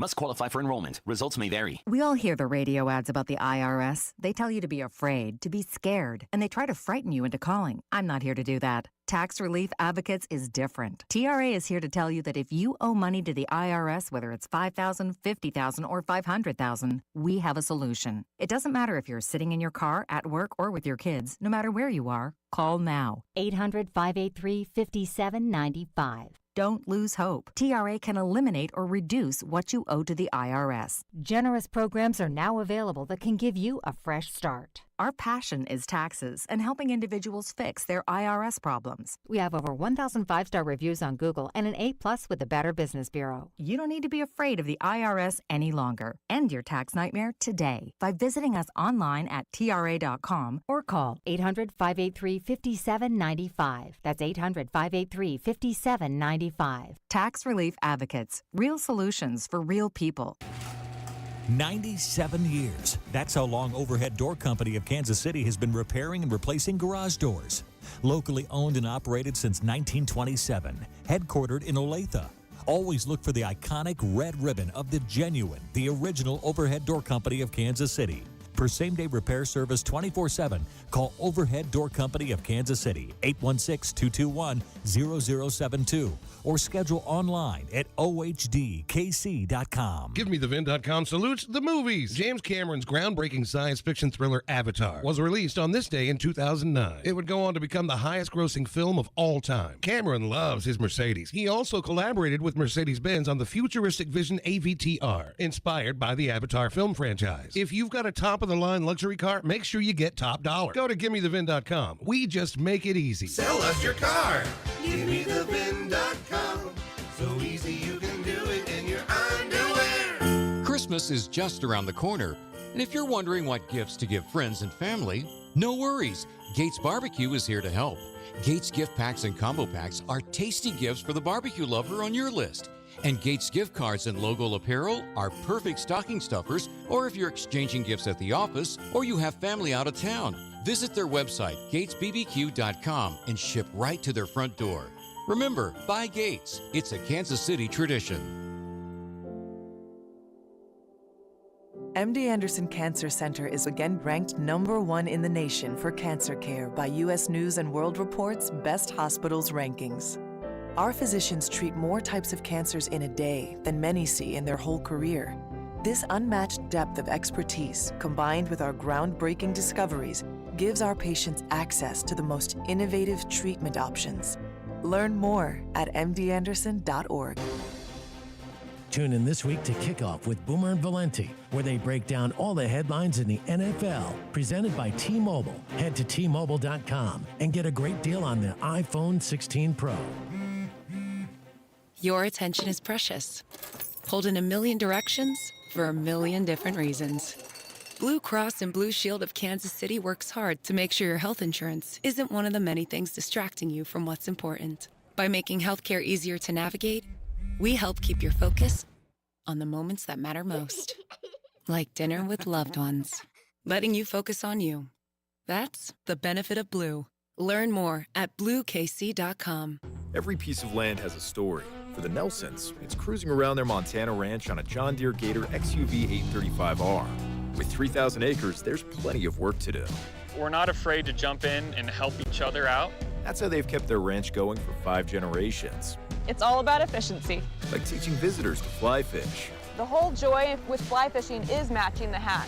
Run with us on a Gator XUV 835R and start telling your story.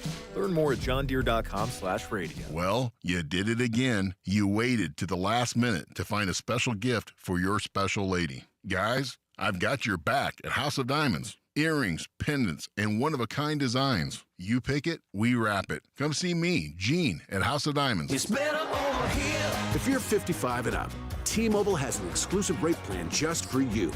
Right now, get 2 lines of talk, text, and data for just $30 a line. That's a 45% savings versus Verizon and AT&T. Plus, you can get one of the latest 5G phones free when you add a line. That's right, a free 5G phone.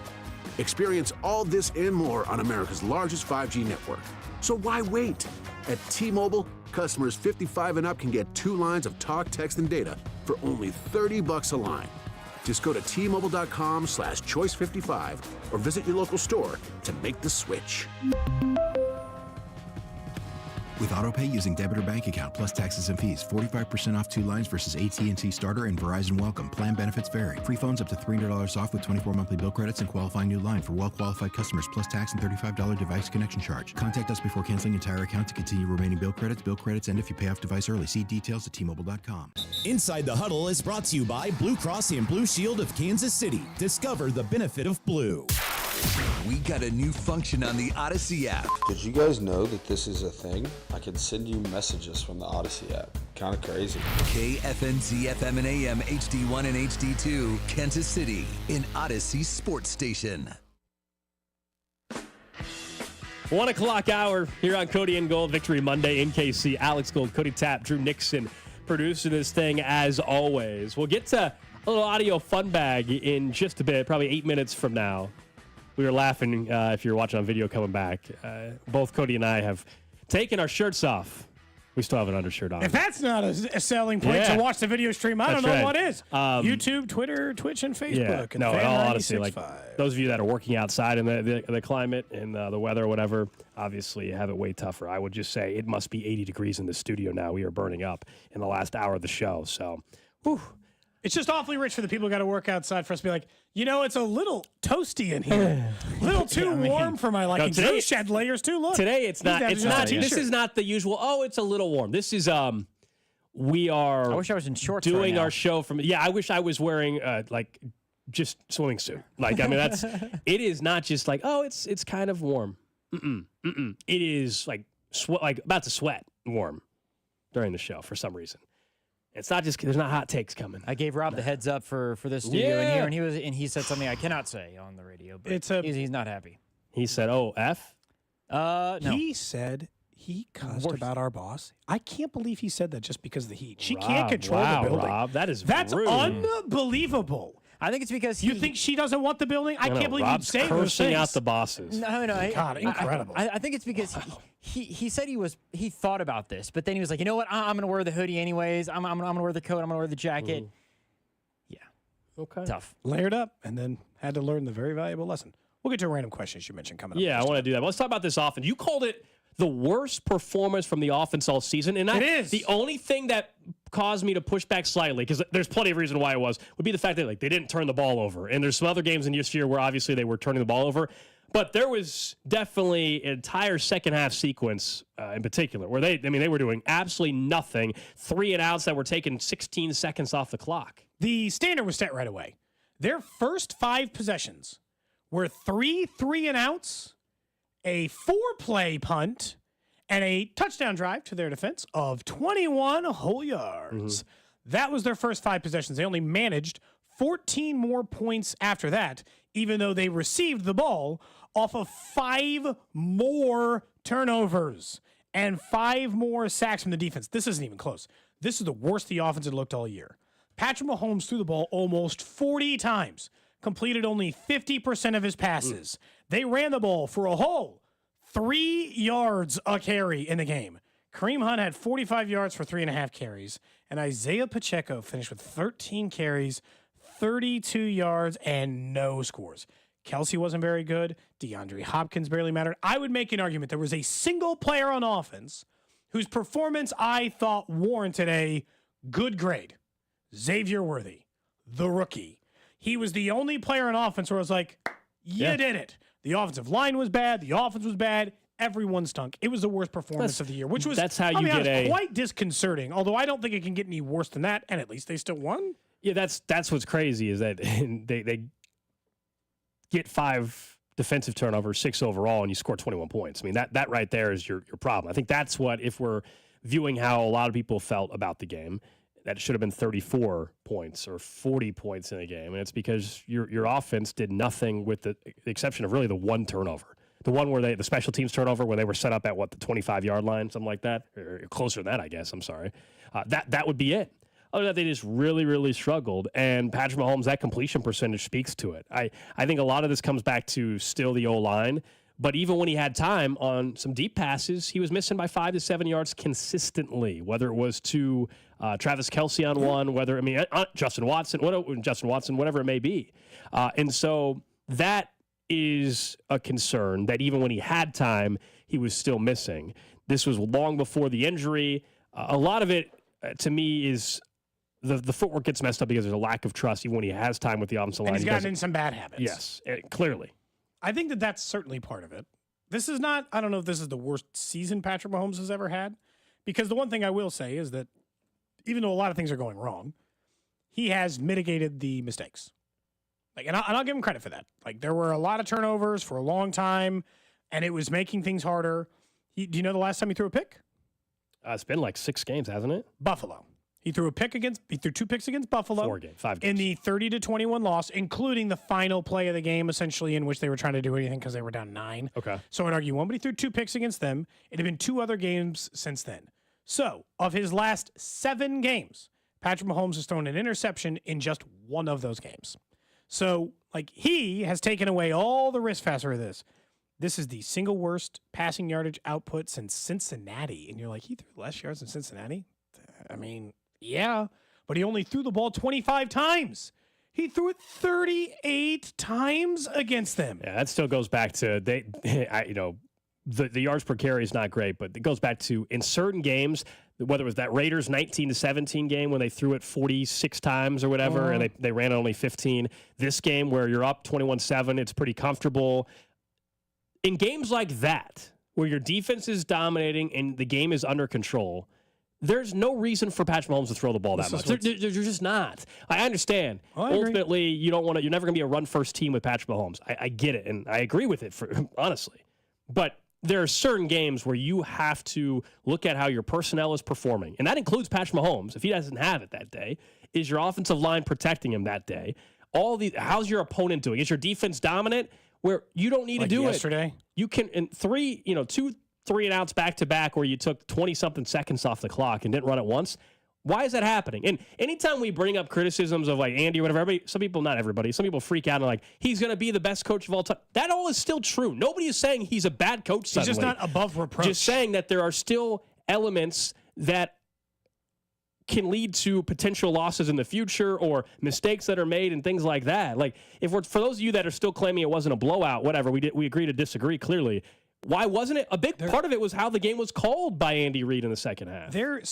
And look, I do think that Andy Reid bears some responsibility in this. Yes. But he absolutely does for their offensive performance. It's not just on Mahomes. But there are plenty of times you and I come in here, or I go on social media, and I try to make a point of like, hey, do not just look at the box score to tell you how a person performed.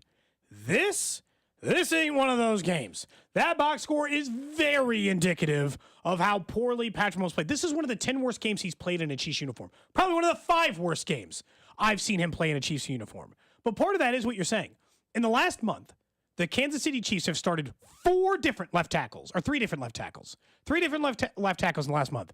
They have thrown the ball 27, 46, 37, and 38 times in those games. Is that necessary? It shouldn't happen. That seems like a crazy number.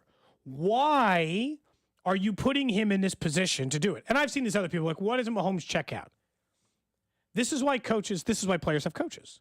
Let me just be like, if you give a player, let's just say the 4th and 2 in which Patrick Mahomes got hurt, and I thought Andy Reid should have punted, but they went for it. And it was a passing play, not a running play, because they hadn't had a lot of success in short yardage runs in that game.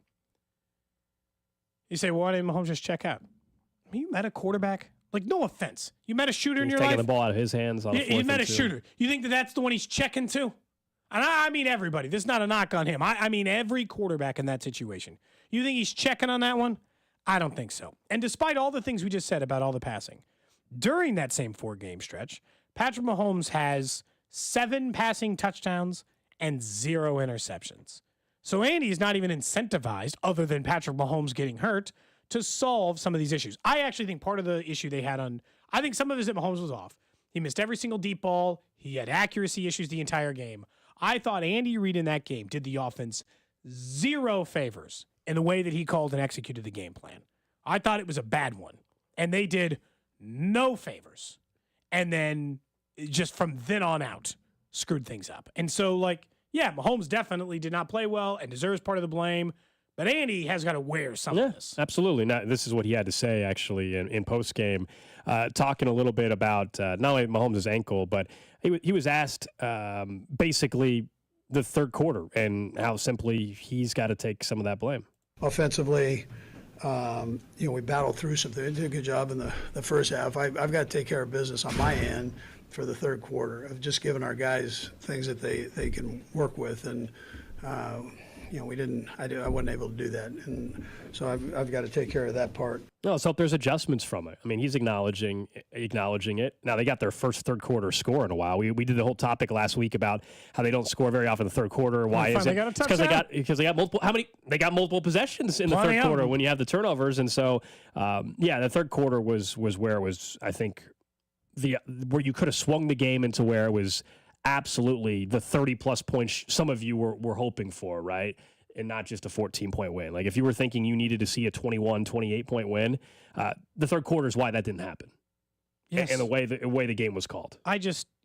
I think it's kind of on everybody. I think the offensive line played terrible. I think Andy Reid had a bad game. I think Patrick Mahomes had a really bad game. But the deep passing stuff, and I don't think we were ignoring it before, but it's starting to get to the point of bleak. Mahomes, per next gen, is 9 of 33 on passes, 20-plus yards. Look, I don't expect a 70% completion percentage on that, but 9 of 33, that ain't good. He ranks 32nd out of 35 qualified quarterbacks in EPA per dropback in that situation. So he is only better than Deshaun Watson, Caleb Williams, an offense that once had a single yard in an entire half, and Baker Mayfield, actually, surprisingly, an offense that has kept it closer to the line of scrimmage of well from there. For an offense that actually looked great yesterday against the Chargers. Like, he's been bad. I don't know if I describe it as the yips, but there is something off in the deep passing game that Patrick Mahomes has been unable to recover from. I think it started with some of the footwork and the lack of trust in the offensive line, and he's not been able to get back on track from that. Does that happen this year? We'll certainly find out when it comes to Patrick Mahomes. Also, of course, the injury is going to play a huge role in all of this throughout the week and what his status is for the Texans game. Well, let's get to the audio fun bag from the weekend. A couple things we can highlight here. I think this from Trent McDuffie was pretty wild. So McDuffie gets his first interception in his career. Then he's asked by Evan Washburn from CBS and postgame how that interception came together. Listen to this. First NFL interception.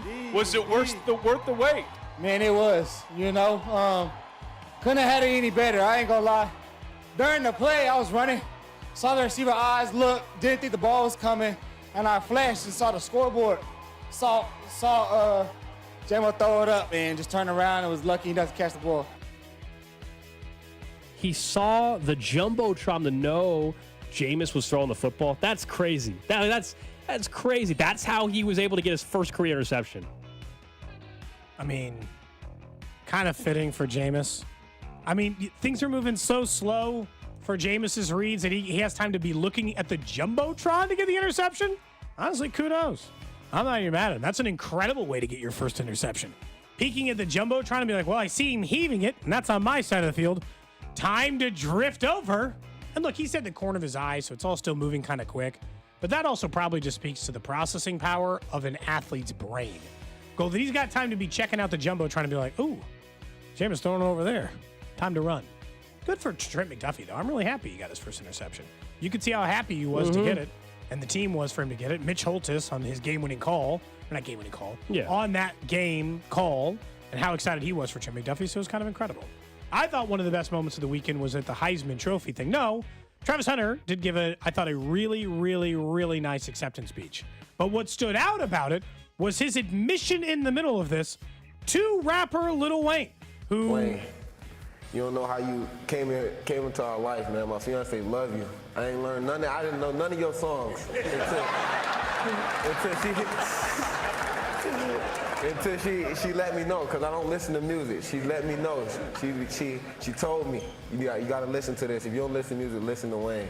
And from that day on, that's all I listen to, pre-game music. That's the song. Those are the songs I listen to. When I get in that TRX and I blast that music, I'm listening to Wayne. It's crazy. 6 foot, 7 foot, 8 foot high. That's my song.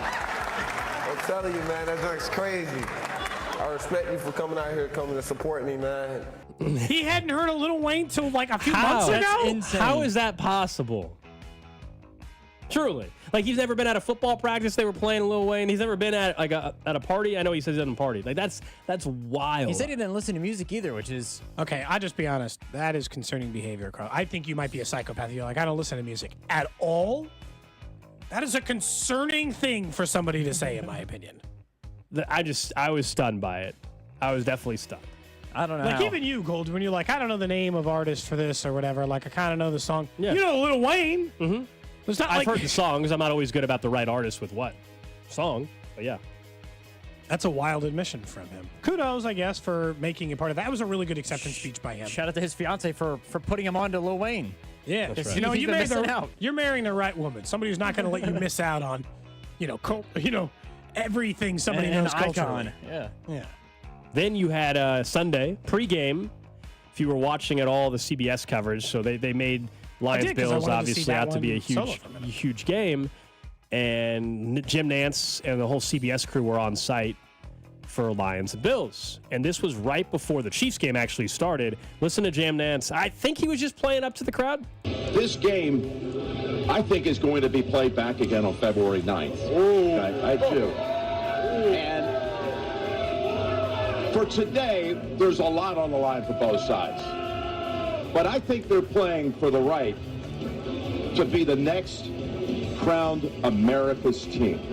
Now, I don't know if Jim Nance was just playing up. Now, I think he's correct that if the Lions are in a Super Bowl, there's no doubt in my mind everybody will be rooting for them other than the opposing fan base. Like, they will be, in that view, sure. But when we say America's team, nobody means that for one particular Super Bowl, everybody's rooting for you over an opponent. We mean it as you've had success for multiple years. You have the most jersey sales. You have the highest TV ratings, all of this kind of stuff. That's not what America, the Cowboys were winning a bunch of games. They were the most popular jerseys sold, all of this. Not just that, oh, you're the underdog and people want you to win the one game. You got to win something to be America's team.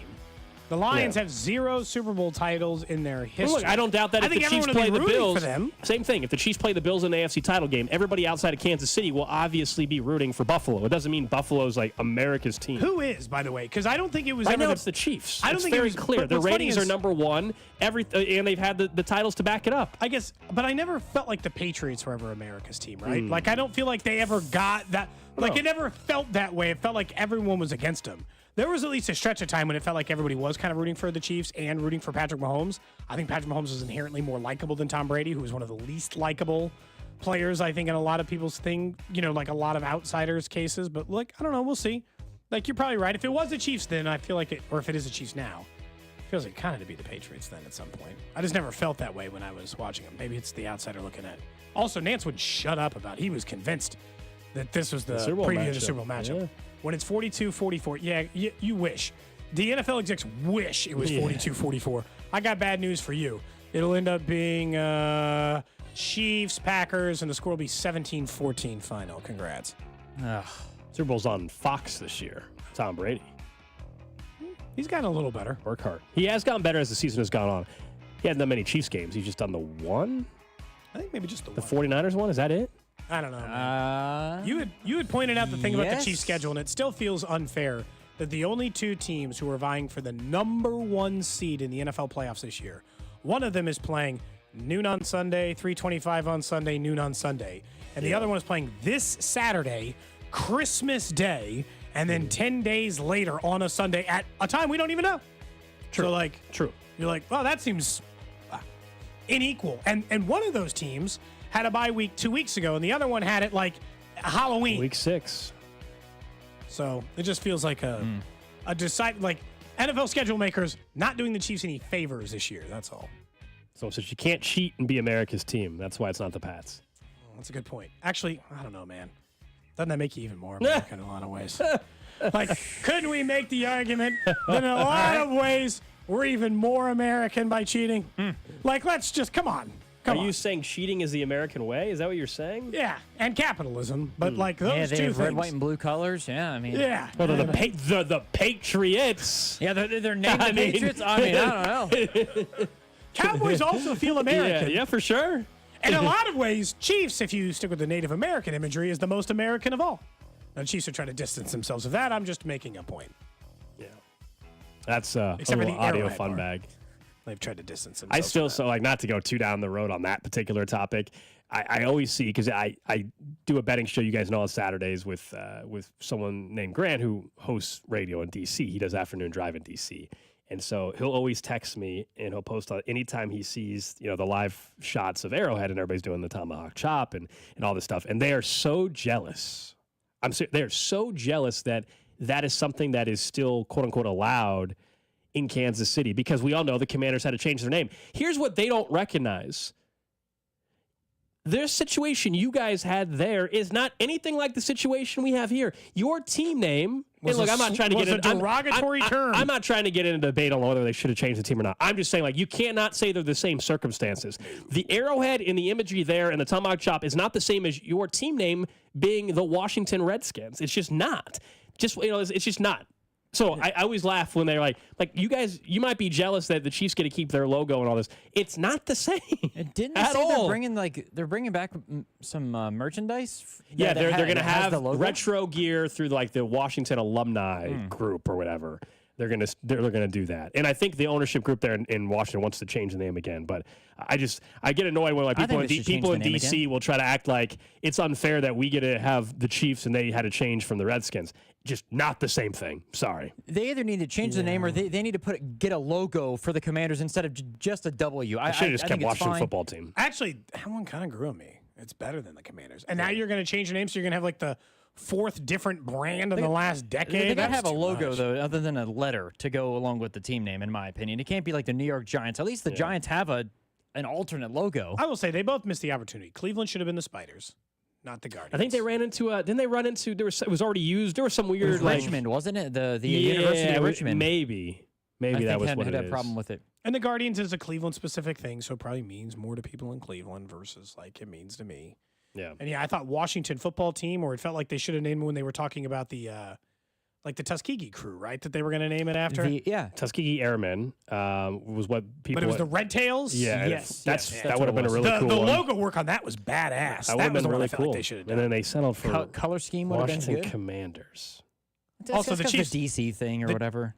The only thing I'd say critical on the Chiefs, they tried to get rid of the chop in the like half-assed way of all time. They try to get rid of it because they know that it's like offensive and it is kind of embarrassing and people nationally make fun of you. And they're like, "Hey, we do a closed fist." Nobody does that. Only the cheerleaders do. The only people in the entire building. Yeah. Didn't they still play the music, so I mean, I was gonna say that, and then they ain't trying to get rid of it. They probably should just get rid of that. That'd be Yeah. the thing. If they don't want to have to change their name down the road, they should probably just. No, but I just like the folks in DC though that think like the Chiefs name and everything is like anywhere near the same as what they had in DC. No. It's just not. The Braves do the chop too, correct? They do. Their name was a derogatory. Yeah, the Braves absolutely do. All right, up next we'll get to what's trending. Plus we have a random question of the day. We still need to sneak in. We haven't gotten to that. That's coming up next right here on Cody and Gold. This is Cody and Gold on your new home for K-State Athletics. 96.5, The Fan. Brought to you by Heartland Men's Health, the leader in men's sexual health. Thousands of men have been successfully treated for low T, ED, and more, all with discretion and compassion. Make your appointment at heartlandmenshealth.com. Hey, holiday heroes. It's a special time of year at Shane Company. As a family business for 4 generations, we know firsthand that fine jewelry is the gift that says it all. From the engagement ring that says, "You're the one," to the diamond tennis bracelet that says, "Thank you for being you." We have the widest selection of fine jewelry gifts, in stock and ready to take home. Come pick out a pair of hand-matched diamond stud earrings or a necklace with a colorful gemstone. Check out our new Bloom collection, one of owner Tom Shane's favorites this year, featuring stunning sapphires, emeralds, or rubies. At Shane Company, every gift and every price range is crafted to our high-quality standards. We have jewelers working in every store to bring your gifts to life, making sure rings fit just right, setting center stones and engagement rings by hand, and engraving your pieces to make your gifts even more special. Your gifts will always be protected with our unmatched free lifetime warranty. Visit shaneco.com and come see us in store. Shane Company, your friend and jeweler. Presenting Again Fling's love story. Dear love of my life, we were on the 12B bus this morning when I caught a whiff. A scent so fresh, so life-changing, I had to find its source. Alas, I didn't know if you were the woman in the pink freshly washed cardigan or the retired mailman next to me, but I knew one of you was my soulmate. Ah, the scent of Gain Flings. Try Gain Flings with OxyBoost and Febreze. Paid for client portrayal and endorsement. Choice of a lawyer is an important decision and should not be based solely upon advertisement. Past results afford no guarantee of future results, and every case is different and must be judged on its own merits. I got hurt in a car wreck. Give me one good reason why I should call DM Law. How about 3 great reasons you should call us? 1, it's easy. You can hire us today on your phone. 2, it's fast. We can start helping you today. 3, the results. After my wreck, DM Law got me $300,000. Mike's got this. Call me. I've got this. 816-888-7500.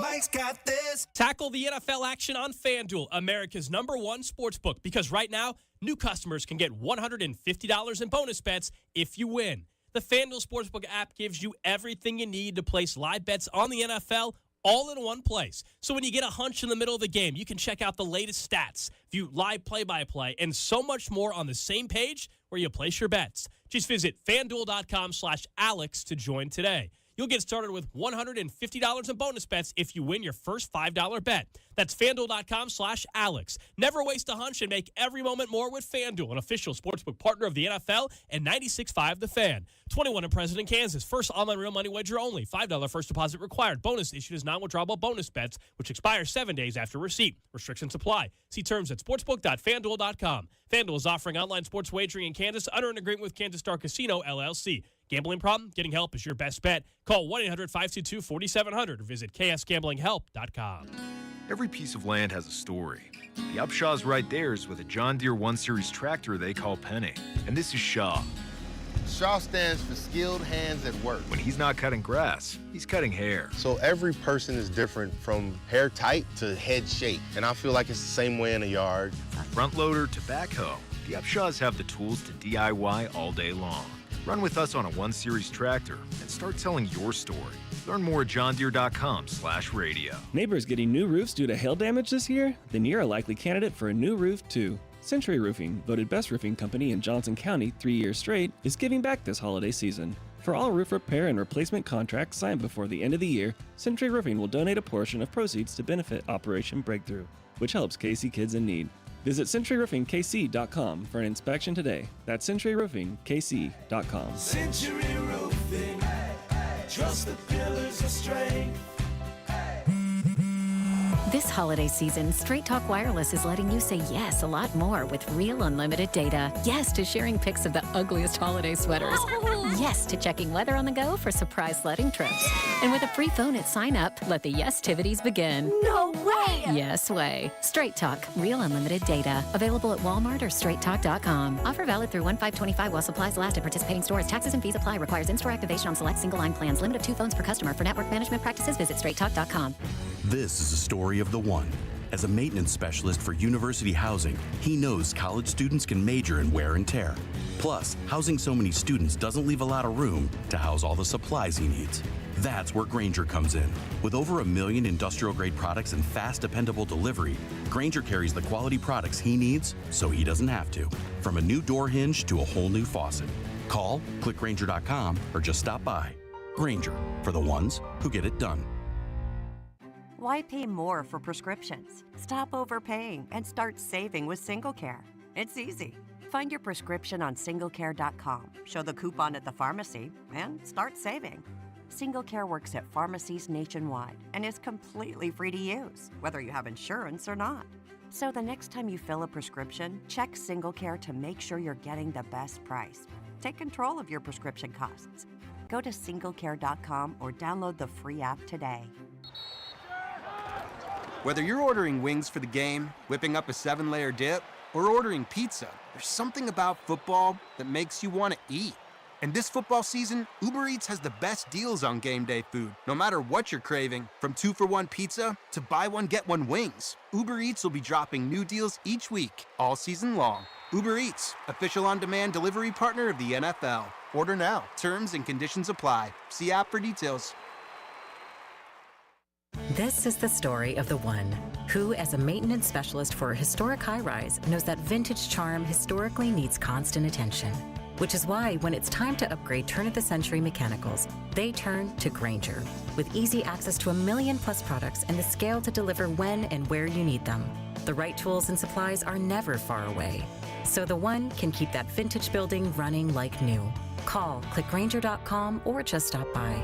Grainger, for the ones who get it done. This report is brought to you by WaysideWaves.org. Save a life this holiday season. Wayside Waves has rescued pets from puppy mills, hoarding situations, and found them abandoned on the streets. Give these homeless animals a second chance. Make miracles happen. Donate today, and your gift will be matched. Visit WaysideWaves.org. You're listening to 96.5 The Fan from the Mission Plumbing, Heating, and Cooling Studios. What's trending? What's Trending is presented by Baker University, where graduates earn higher salaries and land jobs faster than any other university in Kansas. Apply today at bakeru.edu. Of course, the Chiefs get to 13-1, but all eyes this week are going to be on the ankle of Patrick Mahomes and what his status is for Saturday's game against the Texans. Of course, the Chiefs will play Saturday and then a quick turnaround on Wednesday, on Christmas Day, against the Pittsburgh Steelers. Both games right here on 96.5 The Fan. The latest has to do with Ian Rappaport's reporting, which is that tests show that it's a mild ankle sprain. And so there's a chance he could practice this week. And there's a chance that he could practice. I know Fesco was reporting that he's hearing it's more of a game time type of decision thing. All makes sense, right?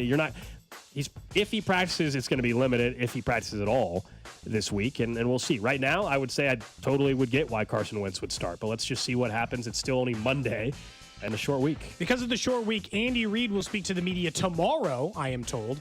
Likely, normally, it would be the starting quarterback or a quarterback who would talk to the media tomorrow. In a lot of ways, somehow that'll be a little telling. They roll Mahomes up there to speak. I'll actually feel like he's a little more likely to start versus if they take the easy out and just throw Carson Wentz up there. Next up on What's Trending, Deontay Johnson and the Ravens have mutually agreed to excuse him from team activities. So obviously, Deontay Johnson's like, let me get the hell out of here. They're like, we're not just cutting you we traded and for putting you on the street for anybody to pick you up, but you don't have to come to work anymore. And so they've mutually agreed that he's not a member of the team anymore, but he's still technically employed by the team, if that makes sense. He is not going to be a part of the team, it sounds like, going forward as a result of their ongoing drama.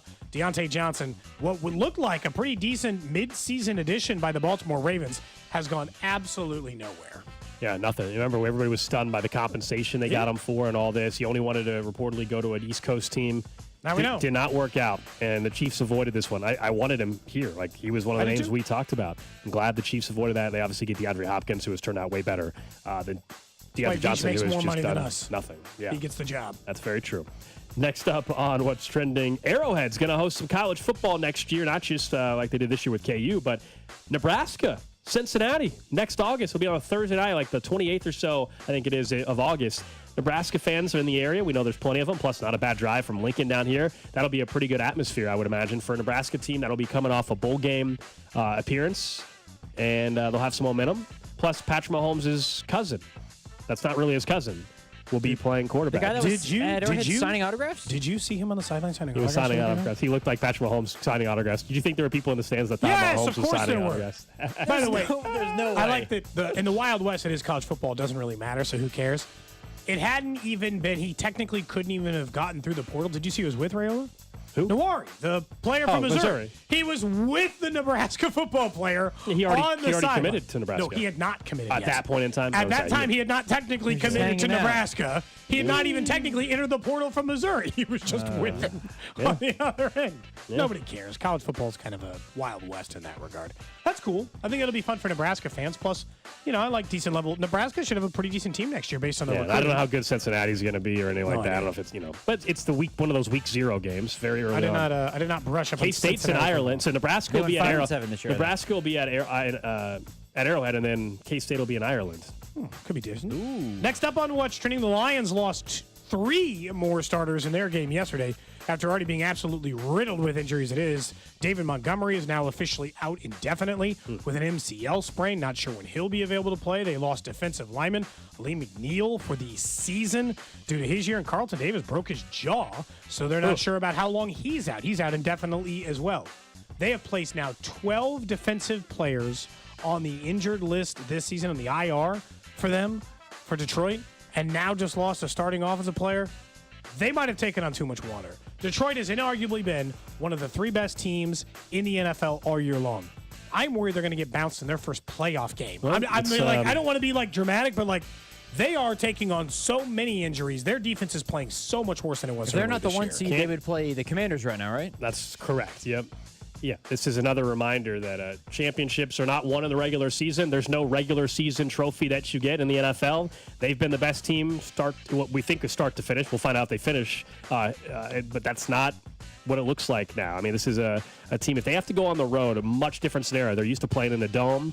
That's looking like they're going to have to at least play 1 on the road unless they get back on track. You can say, hey, Gold, they're tied for the 1 seed. I know, but we all watch Philly playing right now. Philly looks really good. And they have to travel to Philly just to go to the Super Bowl. Their whole thing is Super Bowl or bust. Forget the game or 1 game. Their path can get a whole lot harder if things get there, and they just don't. They're just down to scraps at this point. That's very, very true. Lastly, some college football coaching news. Former Hokies star and Atlanta Falcon Michael Vick in talks to become Norfolk State's next head coach. You and I and Drew, we were talking about just one more former NFL players going back into coaching. Obviously, Deion, the most prominent of the bunch, but Eddie George is a coach at Tennessee State. Mike Vick maybe gets a job at Norfolk State. I think we're going to see this more and more. It's pretty cool. Trent Dilfer's at UAB, even if it hasn't gone well. In weird ways, this feels like we all know this is like part of the Deion effect and all these other things. It also does breathe second life into at least a decent earning career for some of these players who lost their money. Vic lost his from his own doing. Some players lose it because they're not paying attention to their finances during these times. You know, being a head coach of even Norfolk State pays a pretty decent salary, a livable wage certainly on that end. But I imagine there's a lot of kids who'd be willing to play for Michael Vick. Even forget I know all the off-field stuff, but I just meant yeah, no, I got you. People care about highlights. He's a human highlight reel. That's it. And maybe Andy gave him some advice. As a reminder, Michael Vick's been in multiple Chiefs training camps over the last couple of years. Him and Gruden. So it's like he's always bringing on these little project pieces to try to encourage him to get there. For all I know, Vic was asking about how hard would it be for me to coach? No, I'm sure. A lot of questions. Yeah, I'm sure a lot. I'm sorry, I was looking up salaries for Norfolk State, so I was curious. What do you think it is? The last coach they had, who also was not Michael Vick, so the salary could be different, was a 4-year deal that only paid $400 over 4 years. So $100,000 a year? Yeah. Not good enough. Drew will take it. I think not good enough. You know? Man, I think you should be able to make that work. You're saying I would take it. I would take $400K right now to be head coach of a football team. How do you think you do? Let's just say, Drew, dead serious. You had to go coach Norfolk State at the Division I level. FCS football. You got to recruit through the whole thing. Do you win a game? Win a game. Do you win a game? No. I think he goes over. It's not an offense to you, dude. Hey. I think recruiting is going to be a big challenge for you. Drew Nixon, person nobody's ever heard of in Norfolk State. I think it's going to be a big issue for you. Correct. It would be very difficult. How many games did you... Here's this is not true. Norfolk State's an HBCU, correct? I was going to bring that up, yes. That would Drew, also make it a little bit tough. I'm just saying. That's not... Drew, so you think he's going to do even worse? Yes! You kidding me? Yes! That's a problem. If it's anything like the... I think that would be an issue. Yeah, I think that's a factor. If it's anything like the dynasty I'm running in college football right now. Drew Nixon, head coach of Norfolk State, is even more absurd than any other school, I would argue. All right, how about this, Drew? Follow-up question. Who's going to be the number one team in the country next year? Just based on Georgia, Alabama? Doesn't matter? Oregon? Maybe, yeah. All right, Oregon. Is Gabriel coming back? No, he's not eligible anymore. Okay. So, Oregon, you don't have to do any of the recruiting. But starting week 1 with the game plan, you are now Oregon's head football coach with all the assistants. How many games do you win? You get all the assistants. He gets all of the professional help, but the decisions are down to him. Drew's the head coach. Who's calling the plays? Drew. Oh, gosh. Drew's calling the plays. Hold on. They win a couple because he'd have a good coaching staff. They got the money. I think he wins 5-6 games. We play Montana State first. He's getting Montana State. Actually, hang on. Montana State's Oregon was in a battle with Idaho this year, week 1. I just want to point that out. And Montana State's one of the Final Four teams in the FCS playoffs. Shout out to the Bobcats. You see the top? This is a prequel. It's like a movie. Prequel to Remember the Titans. Drew would be the head coach.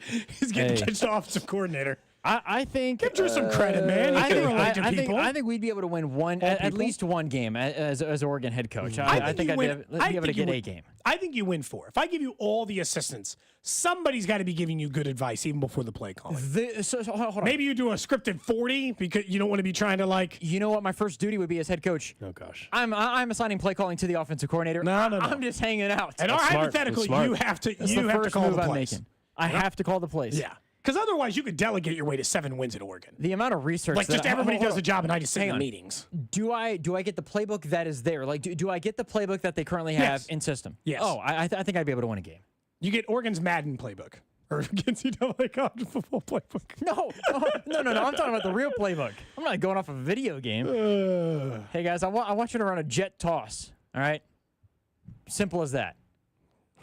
I mean, at Oregon, just, run it a bunch. I'm going to need Tez Johnson to come in motion. A little pitch from Dante Moore. He knows some of the talent. He'll be fine. Dante Moore's the backup in waiting. He's fine. For Oregon. Jeez, excellent. We've gone down too much of a rabbit hole with that. 913-586-7965. That wasn't even my random question. Yeah. Should that be the random question, or do you want to do one still? That's up to you. We can skip it for today. We'll get to a random question tomorrow. I have the sounder ready. We will make that the random question, how many games Drew would have won at Oregon If he was the head coach, The got the schedule next year playbook, got all the They coaches. would not be the number one team in the country, I'll tell you that. No, they'd miss the college football absolutely. playoff, but they'd get Duh. some wins. Absolutely. I would not be. Dan Lanning. We would not make the playoffs. Sorry. Mm-hmm. Which I think honestly would almost. I'd rather coach Kent State, who absolutely stink, than coach the Oregon Ducks. Man, but if you coach Kent State at 0. Drew would No, be in correct. charge. Drew would be in Hey, charge of belief when Cody, things are bleak. Cody, they could be down 45-0, and Drew would be like, "You guys, there's a chance," just like you do with Cincinnati. 6% It's like if he chance. coached Alabama, he'd be getting death threats. Cody. Like if for 1 year Correct. Drew had to coach Alabama, they'd be threatening his life. Cody, it can't be worse at Kent State. It can't. Yeah, it that's literally true. because they lost every game. I couldn't be much But do worse. they respect you? Or are they just going to be running wild on campus? All this stuff comes into play, man. That's on you. That's on you. At this rate, I don't think it can get much worse for Kent State. So, you know what? By all means, they can go ahead and run wild on campus. It can't get much worse. You lost every game. Follow up to the random question, essentially, which was that. It's like, could Drew do worse at left tackle this season for the Chiefs? Obviously, I'm joking. Have He you would get- looked at me? I'm joking. Drew, at one point, This was a Yeah. way to get into Yes. offensive line Yeah. talk. No, no, And I think if we all I just know. watched the first half yesterday, you might have said, "Hey, Joe Tooney is I'm good on to it. go at left tackle and Caliendo left guard. They're done. No need to search for anybody anymore." Watch the full game, and I still believe if DJ Humphries is healthy, I want to see one more game of him. And look, if it's bad or he can't get healthy, then yeah, roll with Joe Tooney at left tackle, Caliendo at left guard, and just go, and that's your best option. But DJ Humphries was brought in for a reason. If he is healthy, that's who they should at least give another opportunity to play left tackle. And I expect it to be the case. I just don't know where his health is at heading into Saturday's game against the Texans. Is this hamstring injury going to be another week or two? I, like many people, watched the first half and I thought, oh my God, what the hell took so long? Like the second I watched Tooney for like a couple of snaps, I'm like, okay, yeah, I mean, obviously this is what you should have done the whole time. Because it felt like just Mahomes was off and they were bad in kind of short yardage. Some spots where I'm like, you know what, games start weird, whatever. But as the game went on, it was pretty clear that the Cleveland Browns, who were the number one pressure rate team in the league going into that game, remained that. And the Chiefs' offensive line got picked on. Mahomes was pressured more in that game than any game since, according to ESPN stats, more pressure than any other game since 2020, since the COVID year. And it was the least efficient they have been in the running game all season. It was their worst run efficiency game of the year. So the offensive line didn't work. Tooney was not the solution yet. Yeah. I don't know, you give him 2-3 more games, maybe it goes okay. But the answer is still DJ Humphries. And let's not kid otherwise. Pray that his hamstring starts to feel better, that he returns to 85% of the Pro Bowl player he was a year and a half ago in the NFL, and that you get competent left tackle play with elite level left guard play in Tooney, with elite level center play with Creed Humphrey, with, I'd say, career best play right guard out of Trey Smith, and fine enough right tackle play out of Jawan Taylor. The offensive line play could so dramatically improve with just competent left tackle play, which they got closer to with Tooney yesterday. In the first half, actually, in the first half, you're like, okay, truly, like it was way But they better figured than out we've ways seen. to expose The him, first half, there was you know? there was one drive in particular in the first half. It was their best, maybe their top 3 offensive drive of the entire season. Great protection, great balance. I mean, it was the smooth one Also drive. You got it for weird. one drive, and that was it. Yeah. That was it. But again, it wasn't bad at the beginning. It certainly seemed like it was fundamentally, but the same thing applies, which is they're only look good on offense if they're in the hurry up. And I know that this sounds like an oversimplification. Just run it more, please. Yeah, little tempo. Yeah, and they're a slow offense, and they always have been. But you already don't get a lot of possessions. Give yourselves a couple more cracks at this. You got 3 weeks to fix your offensive problems, which are many at the moment. It's not just the offensive line. Patrick Mahomes not playing his best. You're not getting enough out of your wide receivers. Last game, the running game was a part of the problem. I'd say generally speaking this year, that hasn't been the issue.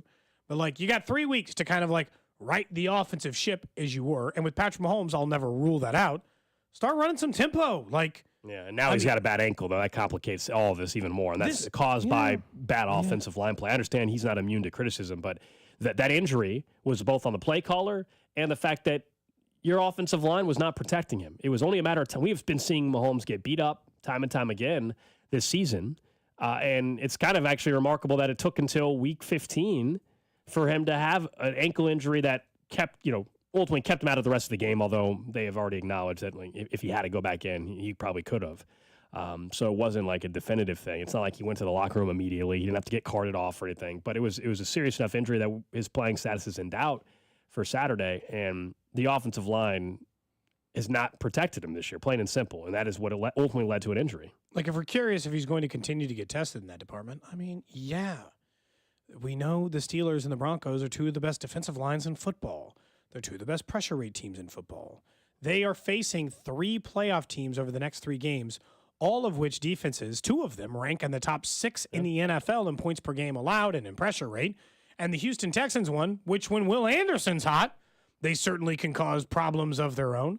The offensive line problems aren't getting fixed this year. They're never going to be. Matter of fact, if we re-ranked offensive line play when the playoffs started, 1 through 16 team, I'll guess they're like 13th.